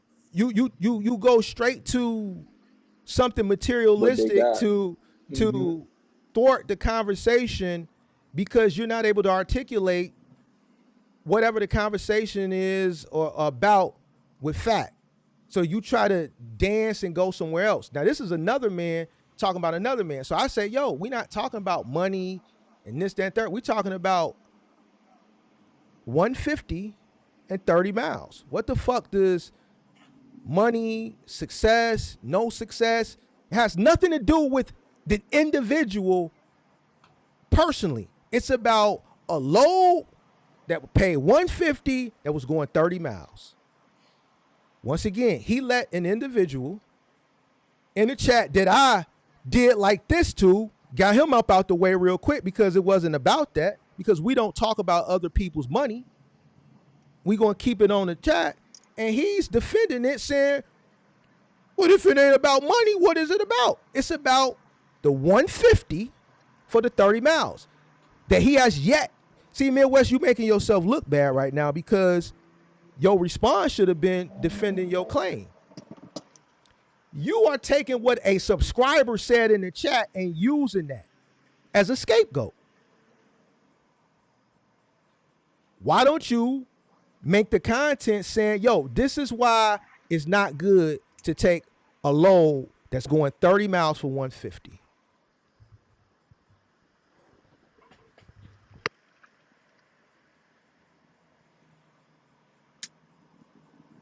When you was fucking with me 3 years ago saying I didn't know what I was talking about peak season, I just kept doubling down on why you weren't gonna see no peak season, and then you didn't see no peak season, and then people was in y'all comment section saying Mark was right. I didn't get personal with you. When I said, yeah, Amazon is this, that, and the third, and you got mad and you made your comment and you said Mark didn't know what he talking about. He ain't even out here. He ain't even did Amazon and all this, that, and the third. You know what I did? I kept making content. Because, nigga, you don't tell me what to do, and I know what I'm talking about, and I'm going to double down on it, and if I'm wrong, I'm wrong. But guess what? Big Mark was right. Did I say, man, he over there talking about me? I said he critiqued my content. He's saying I'm wrong. Let me pull up and show him why I'm right.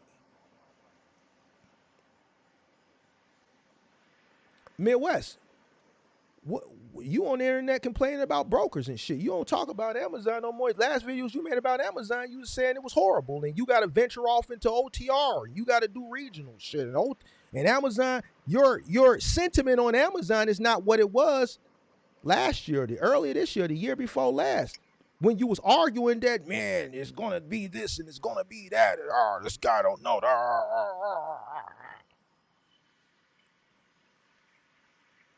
So the guy that never ran Amazon, that's at the house, was right about that too. I never once, when you were doing that content, responded the way that you're responding now. You think because a person critiques your content, they don't like you. Nigga, I need you.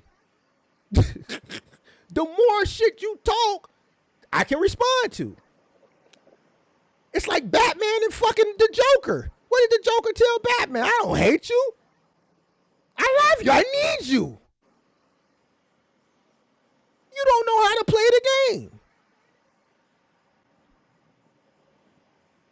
Midwest, you gotta be from, where he from? He gotta be from, you gotta be from Crestwood or something, or Country Club Hills or something. You gotta be from Country Club Hills or something, bro. You can't be from the Rizat.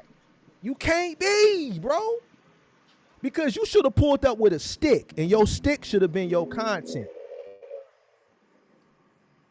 But he studied trying to shut Chauncey up. Shut up, Chauncey. Let me push my narrative. It ain't about his money, but I'm trying to help me with what? If I make good money, then what would you be trying to help me with? Well, nobody tried to set Chauncey up. Chauncey shouldn't be on a platform talking about another man's money. Run my business the way you see fit. Midwest, you the one on the internet complaining about brokers, and you a content creator. Listen, ain't no nigga that's supposed to be a content creator complaining about other men and brokers. Nigga, I ain't never complained about a 3PL, and I know they was taking 50%. Fuck, I'm gonna complain about them, and they giving me the opportunity. I'm gonna figure out a way to make money with it. You are on the internet complaining about brokers. You set up on the internet the other day and say the early bird gets the worm. The broker going to give you a good deal if you up early. The broker going to give you going to go with the motherfucker who going to run it for the lowest. What the fuck getting up early got to do with the shit? You be saying this crazy shit. I don't say this crazy shit. You give motherfucker a reason to critique the shit. If yo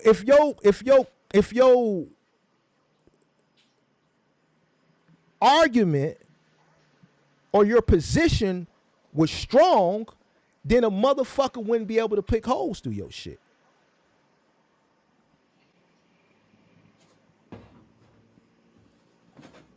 If your argument or your position, see, you know why you can't come back at me with the information and the content? Because you know I'm gonna fuck you up. That's why you doing this shit. You know why you don't fuck with me? Because you know I'm dangerous. You said it yourself. So if you know, that means tighten up. Tighten up. That's all that means. This is why I can't, you say you from here, but bro, how? Because the way we was brought up, nigga, tighten up. We was brought up rough. Nigga, tighten up. Tighten your shit up. So a motherfucker can't go poke holes through your shit.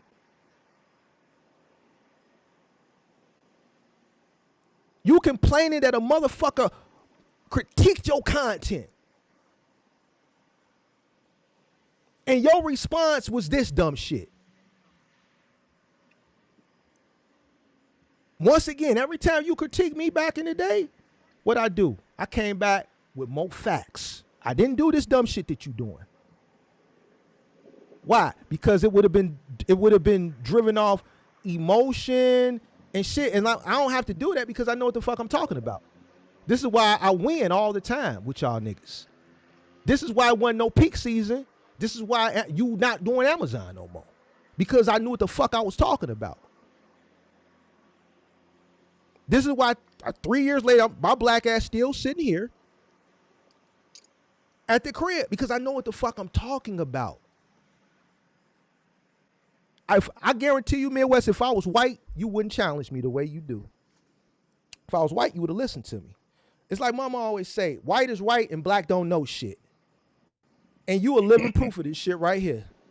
If I was a white motherfucker, everything that I would say would be law.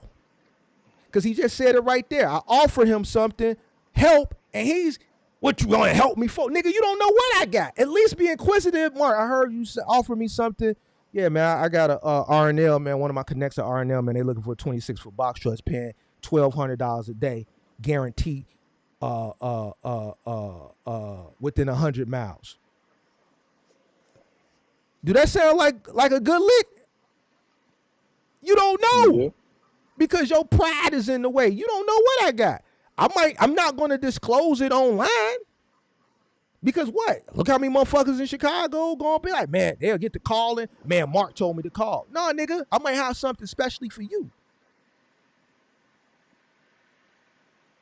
But see, you don't respect me. You don't respect my tenure. So that means you don't respect the relationships that I built in this industry. You're ego driven. You just said it right there. What you want to help me for? If I'm offering you help, because I want to help you. If I disliked you, nigga, I don't want to help you.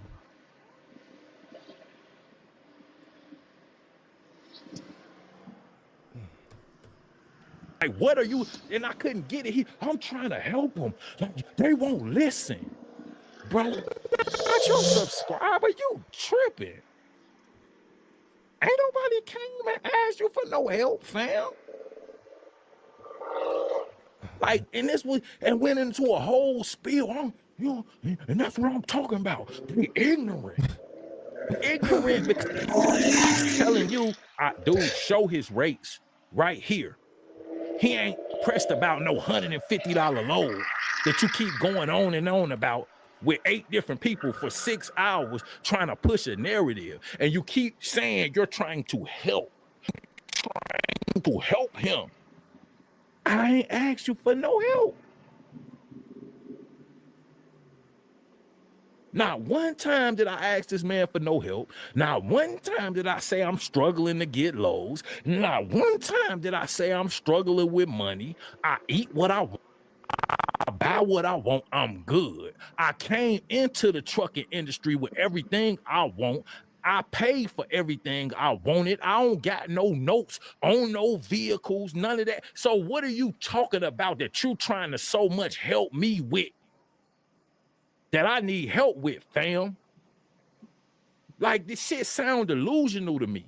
It really do. Like, it's really weird to me that I have people trying to help me that really don't like me, and they really just doing this shit for clout.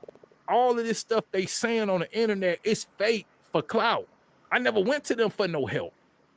Hey, Midwest, I'm gonna try to manufacture a don't like you. It's gonna be hard, but I'm gonna try my best this weekend to like not like it.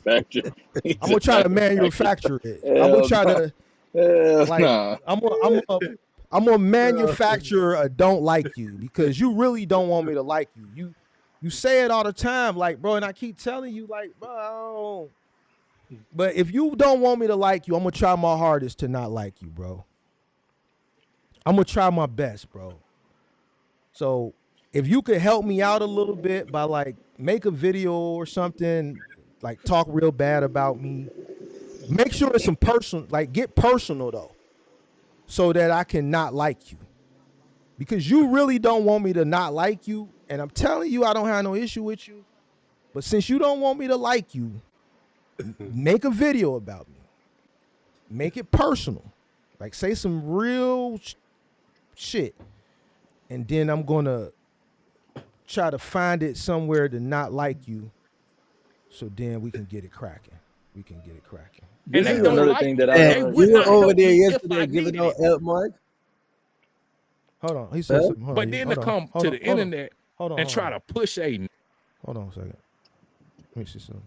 And they don't like me. They would not help me if I needed it. You a motherfucking lie, bro. I'm gonna tell y'all something else y'all don't know. Midwest, you a goddamn lie, bro. Midwest, you reached out to me maybe last year.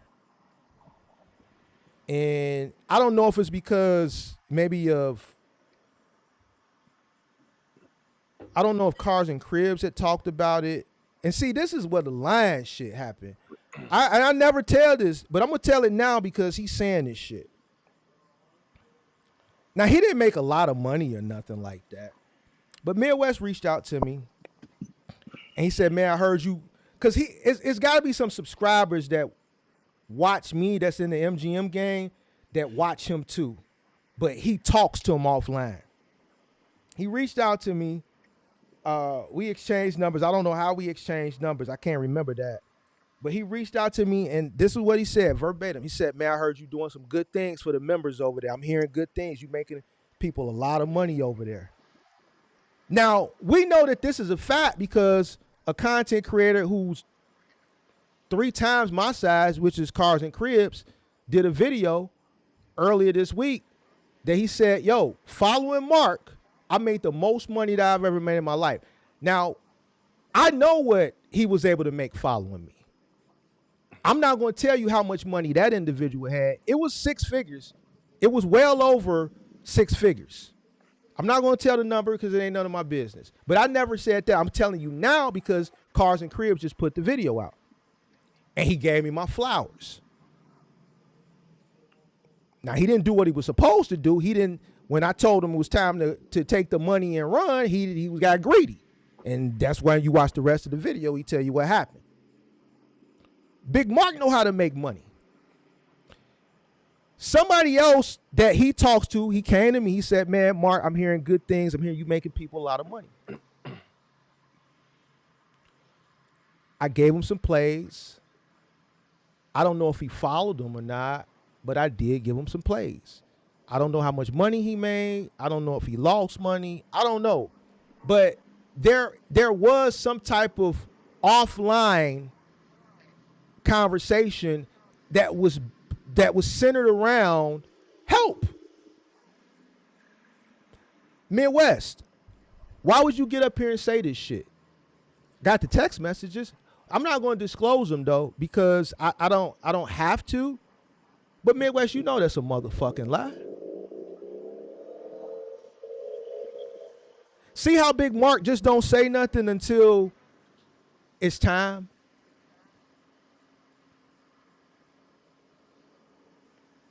I showed Big Midwest some of my plays. I showed him some of my portfolio. I sent him screenshots of some shit. The thing is why I sit up here and lie to these people like that? When you know it's cap. Because Mark is already, you've reached out to Mark for help, something outside of the realms of trucking because of things that other people came to you and said, yo, following him, man, I made a lot of money because this is how you present it, man. I hear you doing good things over there with your members. I hear you making people a lot of money. I swear for God. So if I didn't like you, why would I do that?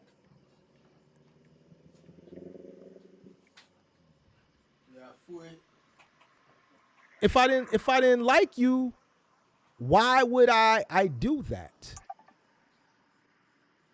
What would I say? Hit me up. Here go my number. You alive, bro. Stop that shit. That ain't for you, big dog. I would help you. How you didn't do, I don't know. You probably, I don't know, because you really didn't keep in touch like that. Cars and Crib, that motherfucker was messaging me every morning at 3:30 a.m. Mark, what you doing today? Yo, I'm doing this. I bought that. I sold this. I moved this over here. I moved that. Listen, when I'm telling you, following me, I'm telling you, he told you in his own content. Like, I don't have to lie. Why? Because the proof is in the pudding. The people telling you, just like they came over to you and told you because you told me. But then you go and say this motherfucker sitting at the house. Nigga, I don't have to do what y'all niggas do no more. So you gonna come to me and tell me I'm doing great things because they telling you that I'm making people money. So if I'm making people money, I'm making the money too. And then I give you some plays, but then you'll come back in another video and say he's sitting at the house. And then I'm looking like, man, buddy ass just hit me up for some plays. I never said nothing then. I don't understand like this whole, and he's right with the internet shit. I'm too much of a real nigga that when niggas play this shit, you push a narrative, but the shit that's going on behind the scene, I'm too much of a real nigga to just respond to shit when it's happening because it's beneath me.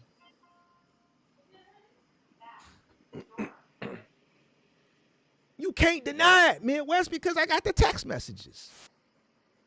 And I'm not gonna divulge them, just like I didn't divulge the emails when I emailed you to come on to show. But you said, man, motherfucker won't come over there because you never formally invited me like I formally invited you. But you pushed that narrative. I don't understand this game that you're trying to play. What the fuck do I want to hate on you for? What the fuck is it? Like, why are you talking? You let Chauncey gas you up. Nigga, I'm not paying the nigga. That nigga is doing Amazon and trying to figure shit out. That nigga is a hater. I'm not thinking about y'all niggas. Y'all He's niggas. He's a YouTube creator? Man, he is a fucking person who all he does is troll. I know shit about Chauncey, and I can't say why and how because it's gonna put it out there. But man, come on, bro. Like, let's stop playing, bro. Like, y'all niggas is like y'all niggas need to go play with something that's safer. I'm not the guy to really play with like that. And I done showed y'all, and I done told y'all, and I done showed y'all, and I done met some of you niggas, and I done, like, stop playing with me, bro.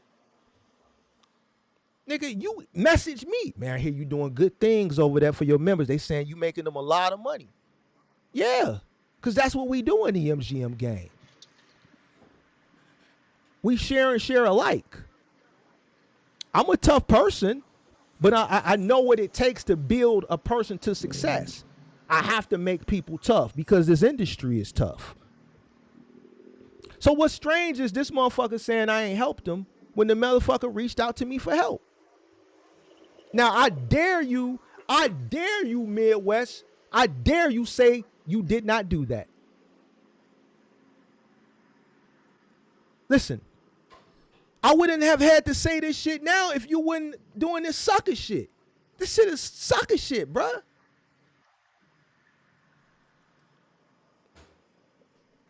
But then to come to the internet and try to push a narrative to say, I don't want your help once and for all. Okay, so when you messaged me last year, or was it last year or the year before last, you didn't want my help? And you know what's crazy? I can go more in deep. This is after all the fucking videos and the trolling he was doing to me. He reached out to me for help and I gave him some plays. If he would have been more in tune with me, like let's say how Cars and Cribs was, shit, he probably would have made him $400,000 or $500,000.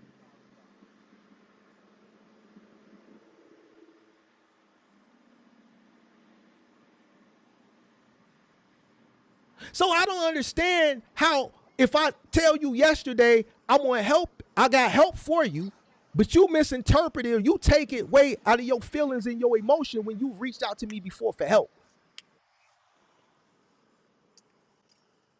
Like y'all niggas need to know how to like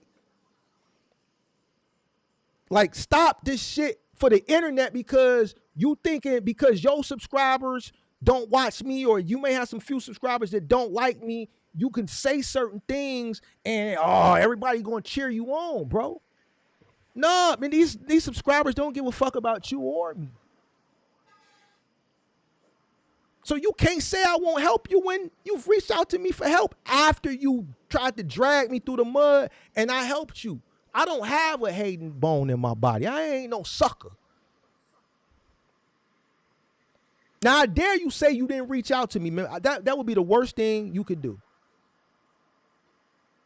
What I'm gonna advise you to do, Midwest, is don't respond to this shit. Like I told you back in February, you always put yourself in the trick bag with me, bro, because I don't have nothing in my heart for you, nothing. If I offer you help, nigga, it's because I'm offering you help from the bottom of my heart, nigga, because I want to see your punk ass win. And I'm telling you this, nigga, you supposed to be from the rack, so it could be up for all I know, but that just let you know, nigga, I'm a solid nigga, and whatever it is, nigga, is. Nigga, I got a mob behind me, too.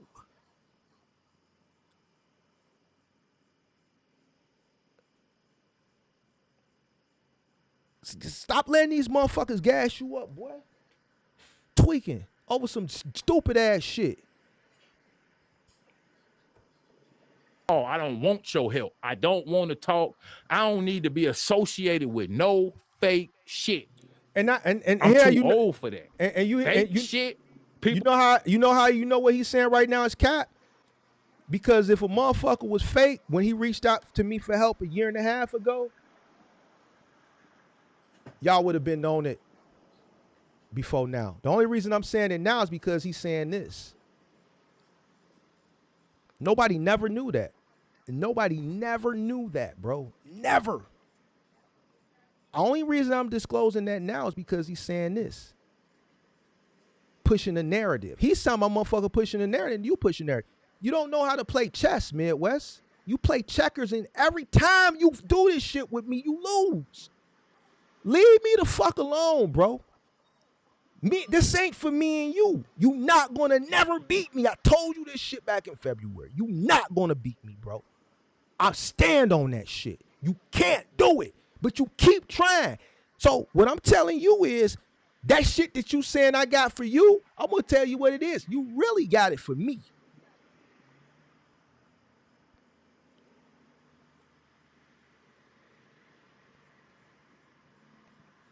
That's what it is. Now I'm gonna put it out there. You really got it for me. Because I've already helped you. You've already reached out to me.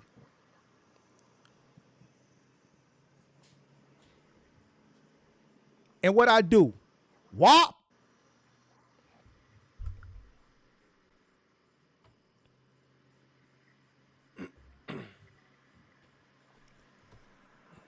with mixed feelings and secret intention. I don't want shit to do with that, and you shouldn't either. That's fake ass people. If I Midwest, the only person that's doing the fake shit right now is secret intentions. That's crazy. The only motherfucker that's doing fake I never shit heard now. no one talk like that. Secret but here's intentions. The thing, and Kurt, you can respond on your own time. I'm speaking for mine because I think what you and his situation is personal. Me and his situation, I don't know what it is. Like I just really don't know. I've really disclosed so much shit, even with the shit that I just let motherfucker know now that nobody never knew. Like, so why do you think this, bro? Why are you thinking this? It must be a Chicago thing. This that Chicago shit, bro. Like, yeah, bro, I never know. I don't like, bro. Like, you tweaking. This shit is fucking stupid, bro. Like, your ass. I don't like you. I'ma say I don't like you, and I won't talk to you. And the people that know me personally, they know. Midwest, if I didn't like you when you reached out to me and you said that shit and said, man, you making people a lot of money over there and they telling me good things, I wouldn't have helped you on everything I love. And this is after you made damning videos and about me. I didn't hold any malice in my heart. I would have been like, nigga, fuck you. So this whole narrative that you pushing is cap, nigga, and you know it. You and Kirk is one other thing. With me and you know that shit cap, nigga. So I'm gonna tell you like this, and I'm gonna let it know like this, and then nigga, I'm done with it.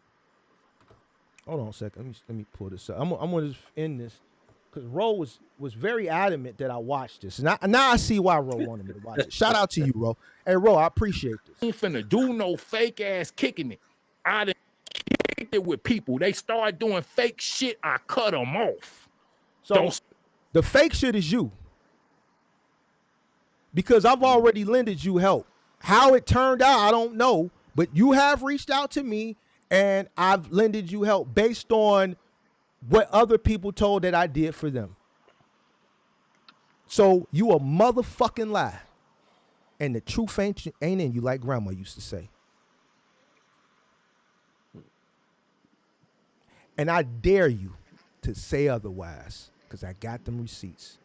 Leave this shit alone, man. Leave this shit alone, bro. Just take this L, bro. Take this and leave this shit alone. I keep telling you, stop fucking with me, bro. Speak to him ever again. Because if you reached out to me for help tomorrow, you know what I'm going to do? I'm going to help you. You know what? Because I don't have any malice in my heart. Just like I did when you reached out to me before. Outside of the realms of box trucking. It was for something else, and I just divulged what it was. And nobody never knew that until now because of this sucker ass shit you saying right now. Even with the shit that's happened between us in between that, I never said nothing. Because I don't do whole shit.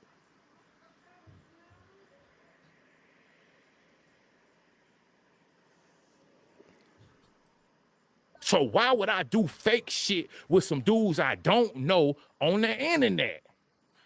I don't even know. So one of the dudes that you don't know on the internet, you reached out to and you said, yo, I heard you doing good things over there with the MGM gang. I heard you making people a lot of money over there. I'm that guy that's on the internet. So what was the difference between then and now?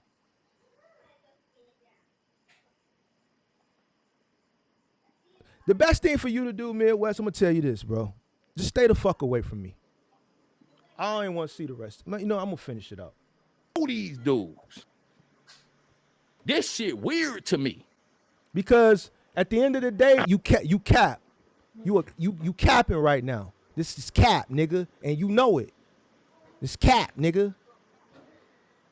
Fuck is you talking about, nigga? All this shit is cap, nigga, because you in your feelings that a nigga bust your fucking shit down and poke holes in your armor, nigga. Tighten up. Tighten up, nigga. I'm trying to help you. The world ain't helpful. People don't just go around trying to help people. You got ulterior motives. Nigga, ain't nobody trying. So this shit. Arterial motives. You heard this shit. His feelings, so Midwest, this is what I want you to do. So Midwest, this is what I want you to do. When you reached out to me for help based on what you heard that I did for other people that told you, tell me what was the ulterior motive. Because up until now, nobody never knew that. And guess what? Between then and now, me and you have had back and forths, and I never used that against you. I'm doing it now based on what you saying because you full of shit. So what's the fucking ulterior motive? And I helped you then, and I ain't asked you for a motherfucking thing, nigga. Oh, so what was the ulterior motive? You a motherfucking lie, bro. I want you to sit up. I want you to respond and say what I'm saying is cap so I can drop these fucking receipts.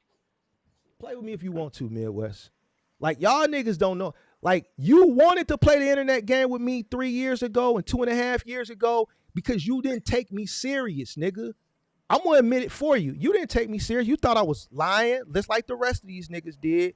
You thought I was up here like these fake gurus, and you just couldn't fathom the fact that a nigga from your city ran it up the way that I did. You couldn't take it. You couldn't fathom that a nigga from your city scaled the way I did. The information I was saying, you just didn't believe it. So you called it out prematurely, and then I dropped all them receipts, and I took motherfucker down memory lane, and then, yeah, you stopped. Then Great Polo came over there and said, yo, yeah, Mark is Mark. Yeah, Mark legit. Yeah, you had to go fact check that shit.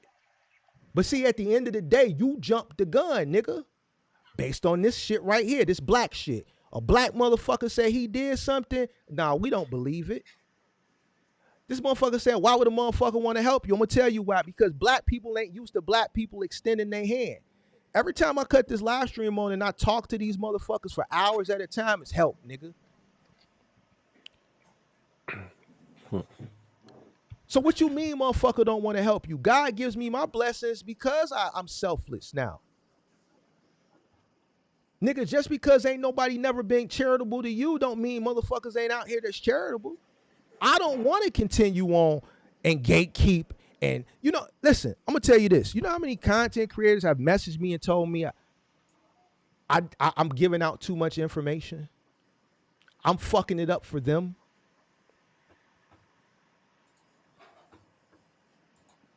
So what you mean motherfuckers don't help? You just happen to meet one nigga that will help your punk ass. You have ulterior motives. You want some bullshit. You trying to little homie me. Nigga, why he talking like that? I don't know. He got the shit right here in his mouth. You know he's serious because you see the little, it's drying up right there. Yeah, look at his nose. His nose is flaring up. Listen, hey, Midwest, look at his face. Midwest, check it out, pimp. I'm gonna keep it a buck with you. Listen, bro, I was born in 1980. You was born years after me. I started in 2010. You started years after me. I can't help the fact that I'm just older and got more resources and I can help you. I am older than you and I'm more experienced than you. But I've said it all the time. You from the crib. I'm gonna always, if it's anything that I got, I'm gonna look out. And it's mainly off the strength of that. It was a dude that was in the live stream the other day. He was struggling with his cargo van, and then he said I was from Chicago. I tested him to see if he was really from here. Once he said he was from Humboldt Park, based on his background, I know it's going to be tough for him, but I felt inclined to give him something. So I gave him a company that I know would work with him. They're going to give him a hard time, but I already know that it's going to be tough for him. So I said, you know what? I said I wasn't going to do it, but here, call the delivery authority, ask for Andy. Tell him Mark sent you. Now, what happens after that, I don't know, but I gave him a connect. Why? Because he's from the crib. Once he told me he was from the crib, I looked out for him, bro. I'm going to always look out. I would show preference to a motherfucker from Chicago. I'm going to show favoritism for a motherfucker. I've always said that. I've told his punk ass this shit. Nigga, my reward comes from, like when Cars and Cribs did the video the other day. Yo, following Mark, I made the most money I've ever made in my life. I would call this nigga every morning. I fucked up because when he told me to sell, I didn't sell. That's where I get my flowers at. That's where my how it builds makes me more credible. So why wouldn't I want to help this nigga? Nigga, what the fuck I'm gonna hold on to the resources for? You done went over there and told these people this, that, and the third, and you a goddamn lie when you've come to me for help. This shit is crazy. I can't believe I can't believe this shit. Now what he gonna do is he gonna say, man, it's a narrative. No, nigga, it's not. You text messaged me, nigga. It's a text message. I screenshot you plays, nigga. You think I'm gonna sit up here and lie because you can come back and say, no, nigga ain't true? Nah, nigga. This is chess, nigga. This ain't checkers. You always show your hand, Midwest. Remember I told you that shit back in February. I had to get you in line. Look at your face. You are angry, man. I'm over here chilling. You know why? Because I got the upper hand, nigga. You done let these niggas done coerced you into this shit fucking with me. You did. The niggas over in your chat. Who is these niggas in his chat talking this shit? Chauncey and all these niggas done got him gassed up fucking with. They would have been better off gassing him up to fuck with you, Kirk. He can't fuck with me. Hey, you gotta know. I don't want to. What the fuck was that? What did he do? What was that right there, Kirk? What was that? This shit weird to me. Wait a minute, what was that? Hold on. I'm trying to help you. The world ain't helpful. People don't just go around trying to help people. You got ulterior motives. You have ulterior motives. You want some bullshit. You trying to little homie me. You trying to make me I don't want to be your little homie. I'm not a little homie. I'm a big homie. Oh, I'm the big See, homie. I'm a big homie, Z. Hey, little homie. Hey, Kirk, start this, bro. Kirk the little homie. You see, that's the part I saw where I ain't no little homie. I'm a big homie. So Midwest. So do this then. Make a response and make a response and all this shit that I just disputed, that you said, that I just disputed with facts. Make a video and say it's cap so I can drop the receipts. Oh man. And we're gonna see who the big homie is. Or what you should do, and what I think you should do, Midwest, is just not respond. Even then, I'm gonna still be the big homie. You can't big homie me, bro. I'm too far gone. This is crazy. And another reason you can't big homie me is because you don't know how to play your cards. You can't conceal your feelings and emotions. The shit that you saying is really how you feel towards me. You all doing this and this, and you letting these niggas like Chauncey and shit gas you up in the goddamn chat. Why you let these niggas gas you up? See, you let Kirk come in. Kirk done came into your chat. They PMing me talking about you and him over there. You let Kirk gas you up. Chauncey, all these niggas done gassed you up. Now you got Ro over here trying to gas me up. You know what I'm saying? Which Ro did a good job, but really it's because Ro knew I was going to do this what I'm doing to you right now. Because I done did this to you before because you don't know how to be cool, bro. Chill. Ro's a setup. Oh man, Ro is a big setup, bro. So, Midwest, listen, you just made yourself the little homie.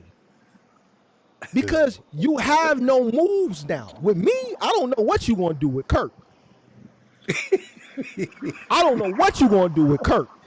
You got alternative motive, man. Big Mark, you ain't got no moves on the board with me. Hey, what's your alternative motive, man? You have no moves on the board. Midwest said it in one of these lives. Mark is a guy that likes to play check. He said it, but he still want to play checkers with Big Mark. You think Big Mark know how to keep shit right here to the chest for situations like this? I don't never let my left hand know. I can sit on shit for years, nigga. I'll let you do little tidbits. This is for years. And then I'll wait for a moment like this where you say some shit where you trying to push a narrative to your little audience. And then I got to come out and I got to pull. All right, let's see. I got to pull this shit out. Now, ball in your court, pimp. Ball in your court. And that's the problem. See, people want to little homie you. They want to put you on a level where they could look down at you and say, oh, I did something for you. Now I'm your big homie. So when you reached out to me a year and a half or 2 years, whenever it was, I never brought that up until now. And we've had back and forth since then. And like I said before, the only reason I'm bringing it up now is because you pushing this narrative and you a motherfucking lie. See, the reason why I don't do shit and don't bring things up in those little tiffs that motherfuckers have is because when a nigga say shit like this, if I let my left hand know what my right hand's doing, or if I give all my tools away too prematurely, then when a nigga try to play this, I don't have no moves on the board. That's why you got to be patient. See, Midwest he's not a patient man. He let Kirk fucking push him to the edge. As soon as Kirk came over there, he went off. As soon as Chauncey is your fault, to be honest with you. And I seen Chauncey, and Chauncey, this is all your fault. I know that's your man, and I know you don't like me, but see, Chauncey, what you did when you went over there and you got in the comments section, you knew what you was doing was gassing them up. See, Chauncey, here's the issue with you. You despise me so much that you forget that I'm a better player in the game than him. You set your man up for the L. Chauncey, you set your man up for this L. Talking about you from the low end. What that's supposed to mean to me? You born in Chicago, nigga. You left Chicago. You was from St. Louis. You are a St. Louis guy. St. Louis in Indiana. You was born here, nigga. You was born here. You ain't grow here. You set your man up. You set your man up for the L, Chauncey. Chauncey, you set him up for the L, pimp. Man. You went over there fucking with that man, and you should have let the man talk about Amazon and all that shit he was talking about. But no, you went in the chat and talk about, yeah, they over there critiquing your stuff. Yeah. So then he saw it and he got excited. Yeah. Then here come Kirk over there fucking with him and shit. Then he went off, and then this is what you get now. The thing is Chauncey, you've been watching long enough. You see I bury niggas, Chauncey. You set it up. So Chauncey, this blood on your hands, Chauncey. This on your hands. Chauncey. This on your hands, Chauncey. Don't say y'all had issues way before me. Chauncey, you put the man in the trick bag. You put this shit, you made this shit happen. You gotta do something, Chauncey. Get a nigga a super chat or something next time he go live. Super chat him or something. What you talking about? You done made the man, then look at the man. I don't do that. The man done. I don't got no big homie. Uh-oh. So that's the problem for people that really want to know. People want to put you in a position where they could little homie you and then say, I did something for you. Oh, shit, now you owe me. So now you Midwest. I don't know how those plays work, but whenever I ever said you owe me something. Oh my God. It's funny. That man is hot. When? Show us. I incline you to do it because I got my receipts. And I ain't never asked you for a motherfucking thing. You came to me. And I'm saying it now because you doing this. You pushing the narrative. Ball in your court, pimp. Midwest, man, play shit better to the chest. Stop letting these niggas coerce you, Chauncey and Kirk. Chauncey and Kirk gonna put you in the trick bag every time. Be my little peon. And look, Kirk, he left the Chauncey comment up the whole time. Kirk is a clown. He left it up the whole he left it up the whole time, Kirk, that you was a clown. Chauncey called you a clown, Kirk. Chauncey he put that up when I posted the live. he left it the whole time. He left it the whole time. Hold on. Like Kirk. Kirk ain't my flunky. See, Kirk is a flunky. Yeah, he called you a flunky. Yeah, I'm gonna tell you today. Nobody else tell you Kirk a flunky. Mark a you. That's why they go good. There together. he goes. You see? And I'm gonna end this here. Y'all stay safe out there. Take it easy and have a good one. Appreciate everybody. Enjoy y'all weekend. Peace. Flunky. Hey, Kirk. Hey, Kirk. Oh my gosh. That's hey, crazy. man, look. I don't know what you gonna do, but like, I just did what I had to do. So that's on him. You and Chauncey, y'all done put this man in the trick bag. Hey, Alex. You and Chauncey done put this man in the trick bag with Big Mark. Now, because see, now what's gonna happen is I don't know how he gonna come because I done put some shit on the table that motherfuckers is like, whoa. Hey, what is a trick bag? What is a trick bag? An awkward situation, an awkward position. Hey, just stay off the internet. Hey, Chauncey, ain't nobody blaming you. Ain't nobody blaming you. All this to the Kirk. Chauncey, got Mark into this shit and all this. Chauncey, ain't nobody blame you because at the end of the day, he could have saw the comment and continue to focus on his lecture. He didn't have to respond and expound on it. He's a man. You didn't do nothing wrong. But at the end of the day, Roll started it over there. What I'm saying is he saw y'all comments. Kirk came over there. You put the shit, and he responded. Alex was over there baiting him too to drop the link. So at the end of the day, y'all ignited it, but he didn't have to take it. At the end of the day, I still want the best for the man. Like, I don't know why he think I don't like it. In reality, after watching this, based on what I know that y'all didn't know and other things, I can say the same about him. I don't have malice in my heart for him. I don't know him personally. But for him to sit up there and say, y'all niggas on the internet, I don't need your help, nigga, the same nigga that you saying on the internet, you reached out to for help. Because other motherfuckers came to you saying, man, Mark running us a bag up over here. So, man, make that shit make sense for me, young sir.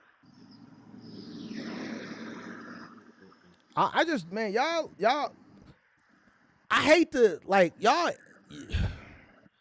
where, I don't know where. I'm from over east, bro. Midwest cannot be from over east. I don't know where he from. Chauncey a shit starter, so he claiming low end. I can see that because he from the low end. He a shit starter. Low end nigga start shit. He a shit starter. But Chauncey be fucking with me all the time. But if Chauncey came to me and said he won't help, I'm gonna help Chauncey. I'm gonna say, Chauncey, what your ass want? You over here, Chauncey? Let me tell you what Chauncey. Hold on, let me a second. Let me show you something. Let me show you something about Chauncey. See what you did, Kirk? Huh? See what you did? See what you done started? Man, I'm telling you, man. Yeah, this man went off. This man get the closer they get to the end, is the more hungry. And that's the best part, man. Yeah. That man was bobbling the head and everything. He said, Mark's a you there, and he's Kirk's a flunky. And I'm just gonna end the video right there with that. That man was bubbling. Hell no. That man said, you got an alternative motive. You ain't getting me. That's weird to me. Oh man, that's crazy. Helping people nowadays is weird. But he also put it on himself too, because this is my thing that I don't understand about him that I was gonna say earlier, but Mark was, making his speech or whatever. But it's like you complain, you started this by coming on the chat, blaming the brokers and blah blah blah. Someone that has money, he's claiming now that he got money, he got no bills, like appreciate the super chat. None of that. So then why you wouldn't complain?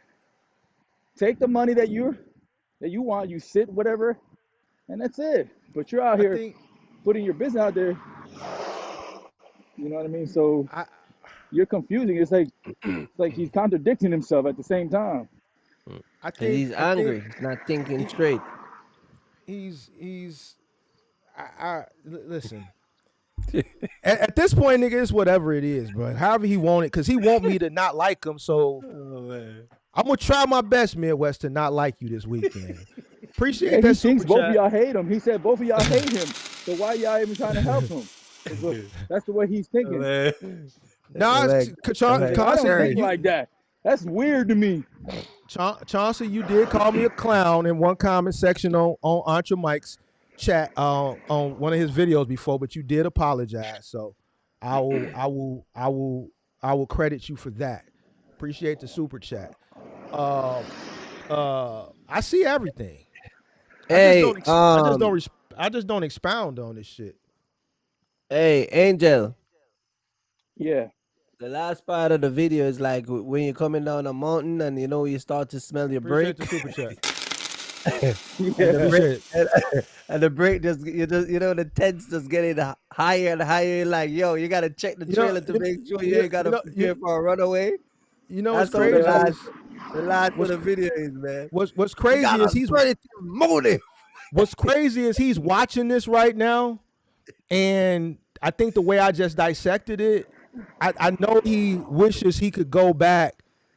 If he could go back and redo that, he would have contained himself a little bit better. I think what he needs to do is he needs to exercise more patience and learn how to, play the game. If you're going to do the content thing, and I'm doubling down on this, Midwest, and I mentioned this to you when you came up here and you said that crazy shit about CPM. You can't fucking with me. You can't go fucking with people, and then when people jab at you, you can't get like this. If you would have never messed with me, I would never mess with you. You thought I was a sucker. I'm gonna call it what it is. When you was fucking with me, when I first started doing my content, you really thought I was a sucker.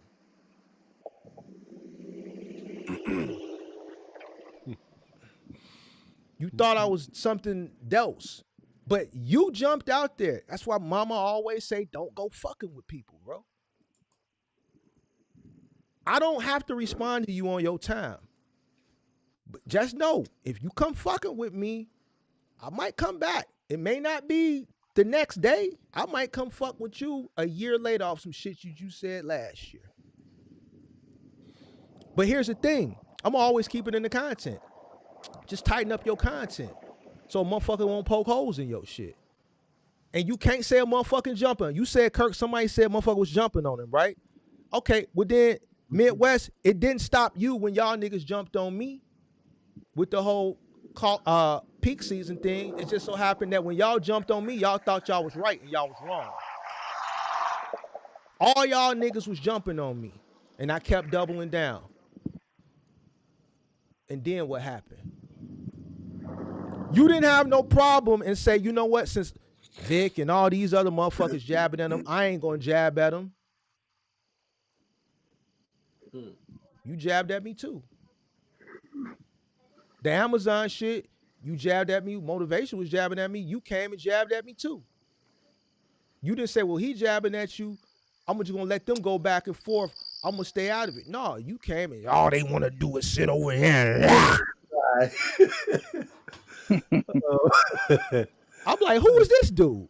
Fuck is this dude angry and shit at the screen? It was box trucking. All they want to do, him and the other one, they just want to sit over there. I'm like, damn, fuck I lie about. Y'all niggas is about to fail if you keep believing this dumb shit that you talking about. Man.